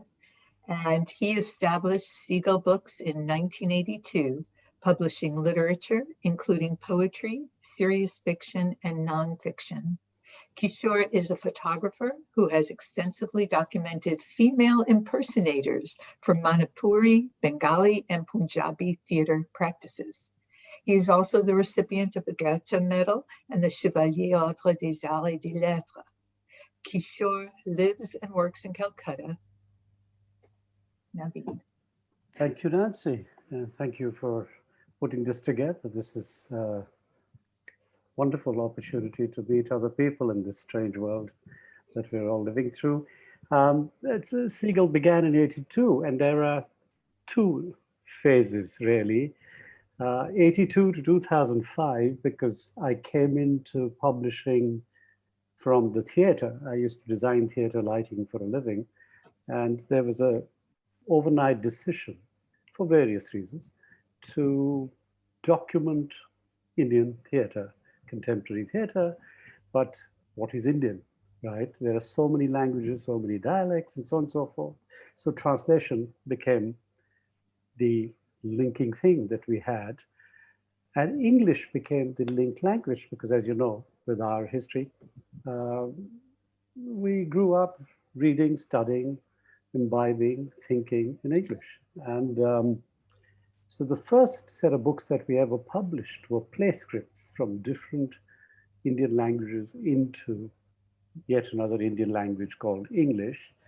Not because we expected everybody to jump around performing those plays, but because they could read and then go back to the original languages and translate from each other so that they could be performed, right? So you would typically read a Malayalam or a Marathi or a Bengali play in English in a Seagull edition, and then you would translate it to that language. But that's how it worked. We did cinema. We were at that moment very lucky that there was a whole new Indian cinema with Satyajit Ray, Mrinal Sen, Shyam Benegal. We started to do screenplays, or what we used to call post-production scripts. Again, translation of a different kind, because when you're a Bergman or a Ray, you write a perfect screenplay, which translates into a film. And on the floor, you change 10%. But if you're a maverick filmmaker, you take that screenplay, you change 70% on the floor. So we did what we call post-production scripts. We watched the film, and we described it. And again, from different languages, we translated it. This was pre-video, so you had books coming out, so on and so forth. I jumped to 2005 when, and this has to do with how you perceive the politics of the way publishing used to happen. For 70 years of our independence, we've been told, and even now, that the English-speaking West has the right to cherry pick from our lists and publish for the world. And we can buy rights from them to publish for our subcontinent. So we decided to change that, thinking that this is, after all, a globalized world, or so we are told. And in 2005, we set up something called Seagull Books London Limited, where the political choice was not to necessarily have a architectural reality and a huge staff or anything, but to be an independent tax-paying entity incorporated in the UK. And the idea was to translate European literature in the beginning. So we do French, German, Italian, Swiss, German. The whole idea was that at that point, there wasn't enough translation happening as it's happening now, 15 years later, where it's become almost the flavor of the month in a certain kind of way. At that point, American bookshelves and English bookshelves didn't respect enough translation.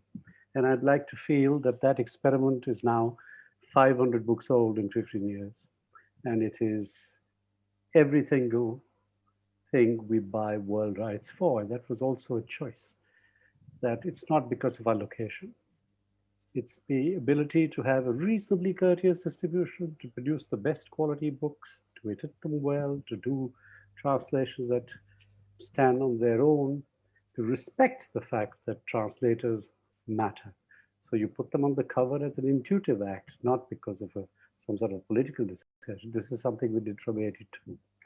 So this is roughly where we're at. We do about 40 to 50 books in translation. 70% of what we do is in translation, of course. And we're distributed to the world by the University of Chicago Press, except for India.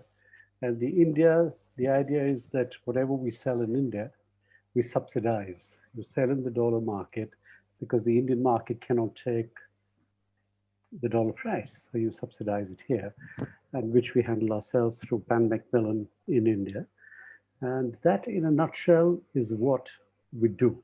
And I think some of the other stories amongst the three of us will come out when you have your discussion. Thank you, Nancy. Thank you, Naveen. And next up will be Chad Post, who is the director of Open Letter Books, a press at the University of Rochester, dedicated to publishing contemporary literature from around the world. In addition, he is the managing editor of 3%, a blog and review site that promotes literature in translation and is home to the translation database, the Best Translated Book Awards, and the 3% and 2-month review podcasts. He is also the author of The 3% Problem, Rants and Responses on Publishing, Translation, and the Future of Reading. Chad? Which now feels a little outdated. Thank you all for being here, and thank you for inviting me, Nancy. You say to sum everything up in 5 minutes, and I can talk real fast, but I'm not sure I can hit all the things I want to say. One thing in relation to Sant Jordi's Day that I think is very interesting is the Open Letter ended up as part of a semi-controversy related to Sant Jordi's Day a few years ago, when one of our authors, Rodrigo Frazan, his book, The Invented Part, was gifted from the Madrid representative to the Catalan representative as sort of a snarky remark on Catalonia's attempt at independence. So we had like a nice little weird blip of interest in this book that we published that's very experimental and interesting. So I used to work at Delphi Archive Press. I was associate director there until 2006, where we published Svetlana Alexievich as well, and Voices from Chernobyl. And then in 2006 and 7, switched over to being here at the University of Rochester, where we set up a translation program for undergraduates and for graduate students, and launched the press to do 10 to 12 books a year, all in translation, high quality, to bring prestige to the university and the program, and to start to change that 3% problem of how there aren't that many, at that time especially, like you say, Naveen, there just weren't that many books being translated. It's remarkably low. According to our database that we track all original publications of fiction and poetry in translation, in the year 2008, there were only 360 new works in translation being published in America out of the 250,000 books that were coming out. So we wanted to bring attention to that. So the press has been always kind of more focused on being an altruistic organization than just a press. So the things like the 3% website was designed to bring attention to different issues, like, and to try and connect these disparate groups of individuals who are all involved in international literature as writ large. So the translators, the booksellers, the authors, reviewers, just general readers, and try and create a space where you could learn about international literature and learn about some of the inner workings of how these things get made and what's happening with it, and try and change the conversation, especially from the 2005 period of where the New York Times has an article called America Yawns at Foreign Fiction, into the more 2021 version where you're right, it is kind of the flavor of the month. There's a lot more interest than there ever was before. And that was always kind of the goal of trying to grow that and to grow translators. As a press, though, we do books from all over. We try to do them from all over. We do a lot of Scandinavian works. We do a lot of Spanish works. We've been doing a lot of young Korean female authors who have been very successful for us. And we've recently expanded into doing more nonfiction. We launched a Polish reportage series. That's the first book comes out next month about Foucault in Warsaw, but we also just did On Time and Water, which is the first hardcover that we've ever published. So we're trying to do some new things. We do poetry as well, one book of poetry a year. The most recent one is Catcalling, but we intend to find things that are unique and that aren't necessarily the ones being pushed by the agents or like the buzz books, but looking for the books that have some lasting value to add to world literature as a whole. And it sort of relates to like a larger topic of whether you treat translation as a genre or translation as just an aspect of the world literature scene, and wanting to find the books that kind of can add to that conversation across cultures and across languages is really the goal of the press, and finding things that aren't replicable, that have a unique style, that have a unique basis to them is really the goal. So we've done a lot of stuff that books that sort of fit into that. One of the more recent ones too, just to tie us into Catalonia, is the adventures and misadventures of the extraordinary and admirable Joan Orpi, conquistador and founder of New Catalonia, by Max Becerra, which is the longest title and funniest book that we've published ever. But we do a lot of Catalan works as well. So I think I'll leave there and we can talk about the other aspects of stuff later. Thank you, Chad. Now I'm going to start talking fast again, my New York roots, but I'll slow it down a little bit. So it seems like you all have made a success out of going against the grain and bucking the status quo here. And my question is, how do you think your geography, where you're located, where your vision is, affects your vision and what you publish? Just jump in here. For me, it's very clear because I'm in Rice,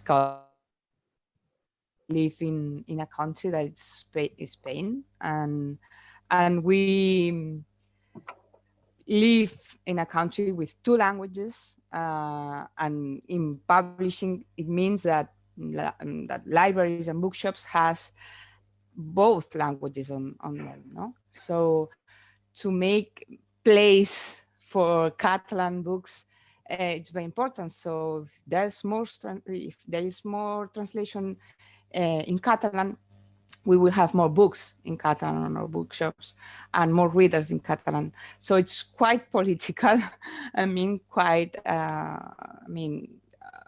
It's kind of an activism, but also very committed with culture, with politics, and also on these years, we started with literature, and in 2015 we started to do essay, and essay we do it's more political every year. The situation is so heavy. Need to be more political, not just in Catalan issue. It's more worldwide. It's ecological issue, feminism, racism. There's so many places to be. There's so many struggles to fight and to face that. We are doing this way with people. The world has to change, and I think we have to go and to push to do it. I can say that geographically speaking, being in Rochester, New York is both liberating and a obstacle. Like obviously everything is centered around New York City, and for writers around Brooklyn, but for like the promotion of things, New York City is the kind of hub for publishing, for that sort of thing. It doesn't have to be, but it historically has been. But by being just enough outside of that, like far enough away that nobody knows where we are, we're basically in Canada, but they're like, oh, Rochester's like a suburb. And you're like, no, it's like 6 hours away. Like it's a long drive. But it gives us the ability to be outside of the pressures of New York, outside of the pressures that are cultural, that are like trending, that are like related to that sort of vibe. We're able to do things that are different from that. And being at the university is a massive help because we get to work with students. I have tons of students that work with the press and that I get to like help train in becoming more advanced translators, which is very important to me, and is a very political act that I like. And then also like we do get to do things that are like, we have the buffer of the university, so we can take risks on things that are otherwise most presses of our size would never be able to because of the finances of everything. So we can take those chances and really find the book that we think will last, even if it's not going to be an immediate best-selling success. Yeah, oh, my turn. I actually don't think about geography in quite the same way of actually physically being located, because the whole Seagull project is retrospective. When we're actually in the thick of it and doing it, it's just an impulse, and you're unveiling as you go along, right? Not necessarily the best way of doing business. But when you look at it, it looks like some kind of a method. And the method here simply is that there is no respect for a geographical or a home base kind of location. Look at it, that all the work gets done in Calcutta. We're a London-based company. We are distributing all over the world. We're choosing to do a book on economics written by a French economist, which has a cover design, which uses a painting by, I mean, it's like, it's a tongue-in-cheek globalization bluff being called in a certain kind of way, right? That it is a free world, supposedly, in our heads at least.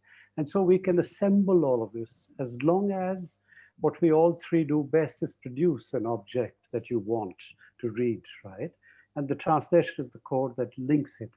But the deliberate attempt is also to be able to do things. We have a project, for example, and I will shut up after that, which is called Quilumbala, which grew out of a chance meeting with a Cameroonian writer we published, Leonard Amiano, who came in as a star performer to Seagull, and she did a masterclass at Seagull School of Publishing, then came back as a student, and we got friendly, and we discovered that she had a project where she was doing this very political essays, Francophone essays, and she was supposed to do them with her publisher, who had ditched her at the last minute.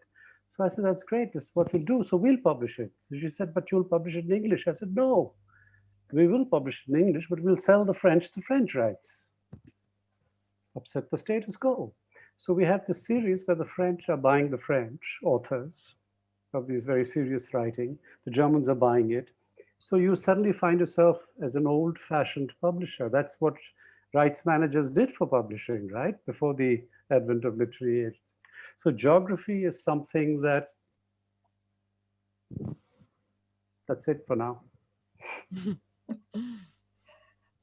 Interesting, the different views on geography and how they impact, and some are more political than others. And I wanted to talk more, you mentioned, Naveen, about this author, that it was a chance meeting of this author, and then this led to a wonderful collaboration. I wanted to ask all of you how you find your projects, how you find your authors, how do you find the translators? Is that all interwoven? But please tell us about that. There's a generic answer, and then there's a sort of new idea answer. The generic answer is we generally get things from like 3 different veins, by like researching stuff, like hearing about an author, reading about someone that their books may not be out of print or may never have been translated, getting intrigued by that and trying to find out if that author is interesting. The other is the normal way of like agents or publishers pitching stuff to us through book fairs or through email or conversations. And then the third and probably the largest section of our list comes from pitches from translators and working with translators. And I've been considering a lot of ways in which that relationship can be strengthened. The translator-editor relationship being strengthened so that it's not just a haphazard idea of like, you happen to have come across this book and happen to have known the right person, but the people who are working with on a regular basis, cultivating their career as both a translator and in a sense as a curator for the press, and becoming more involved in that process. It's something I haven't really nailed down yet, but I've been thinking about for a while, as to like how we could find our books in a way that's sort of different and empowering for both the authors and the translators who are involved. We should talk about that. Okay. Laura. Maybe because this is a small country, we know each other, I think. Everybody knows each other. And this is something that it has bad things, but also good things. Everybody knows what you do, and everybody, when they read a book, they think maybe this is for Laura, no? So they give it to me. this is one way, but I think the main way to find books is curiosity.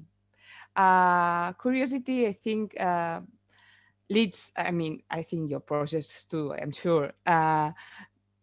This curiosity that wants to go far, always a step more, one more step. I think this, if I lose this, the press is not important for me anymore.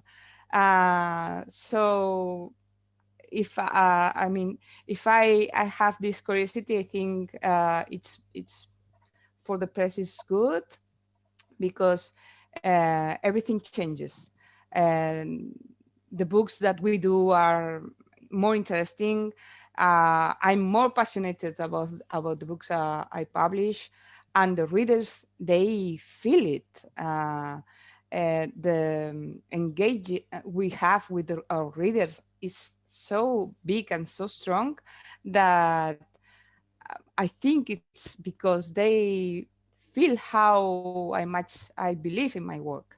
And I think this is very important. And it's always because of curiosity.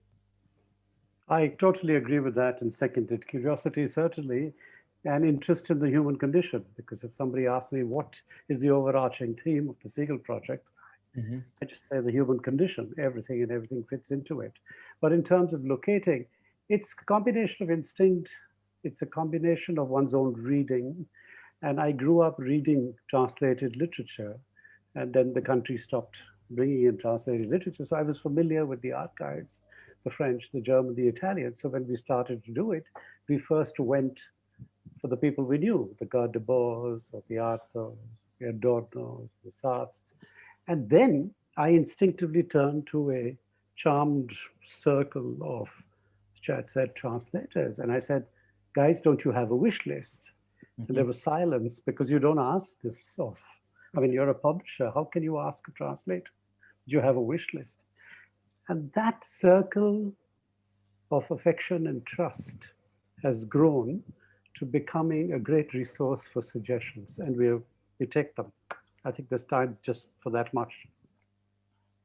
And that word curiosity, and that's how I was led to Siegel, because my author, Abdurrahman Waberi from Djibouti, said, Siegel is interested in this book in English. Do you want to be a translator for them? And I was curious. I was curious about this publishing house in Calcutta. But once I researched and learned about them, I was hooked, and I'm happy to be part of that circle of translators. Very grateful. Isn't curiosity and passion are the two parts of making publishing? Yes. And so now post-pandemic, I would add compassion to the passion. Oh, yeah. I need that. Yes. Sure. Yes. So we're down to our last minute. The time has rushed by. There was so much I wanted to ask you. Any last words for the audience? Hope you find some good books. I would say that translators are very important for our work. If our publishing house is important in our country, it's because their work is so good that it makes me good. Totally. I think Chad and I would agree. Absolutely. Yeah. Absolutely. So I want to thank you all for this conversation. We could have gone on for a couple of hours, I think. And I wanted to thank the audience for watching us, who make this possible for us. Thank you very much. Thank you, Nancy, Chad, for a nice meeting you. Let's stay in touch. Absolutely. Yes. Bye-bye. Bye-bye.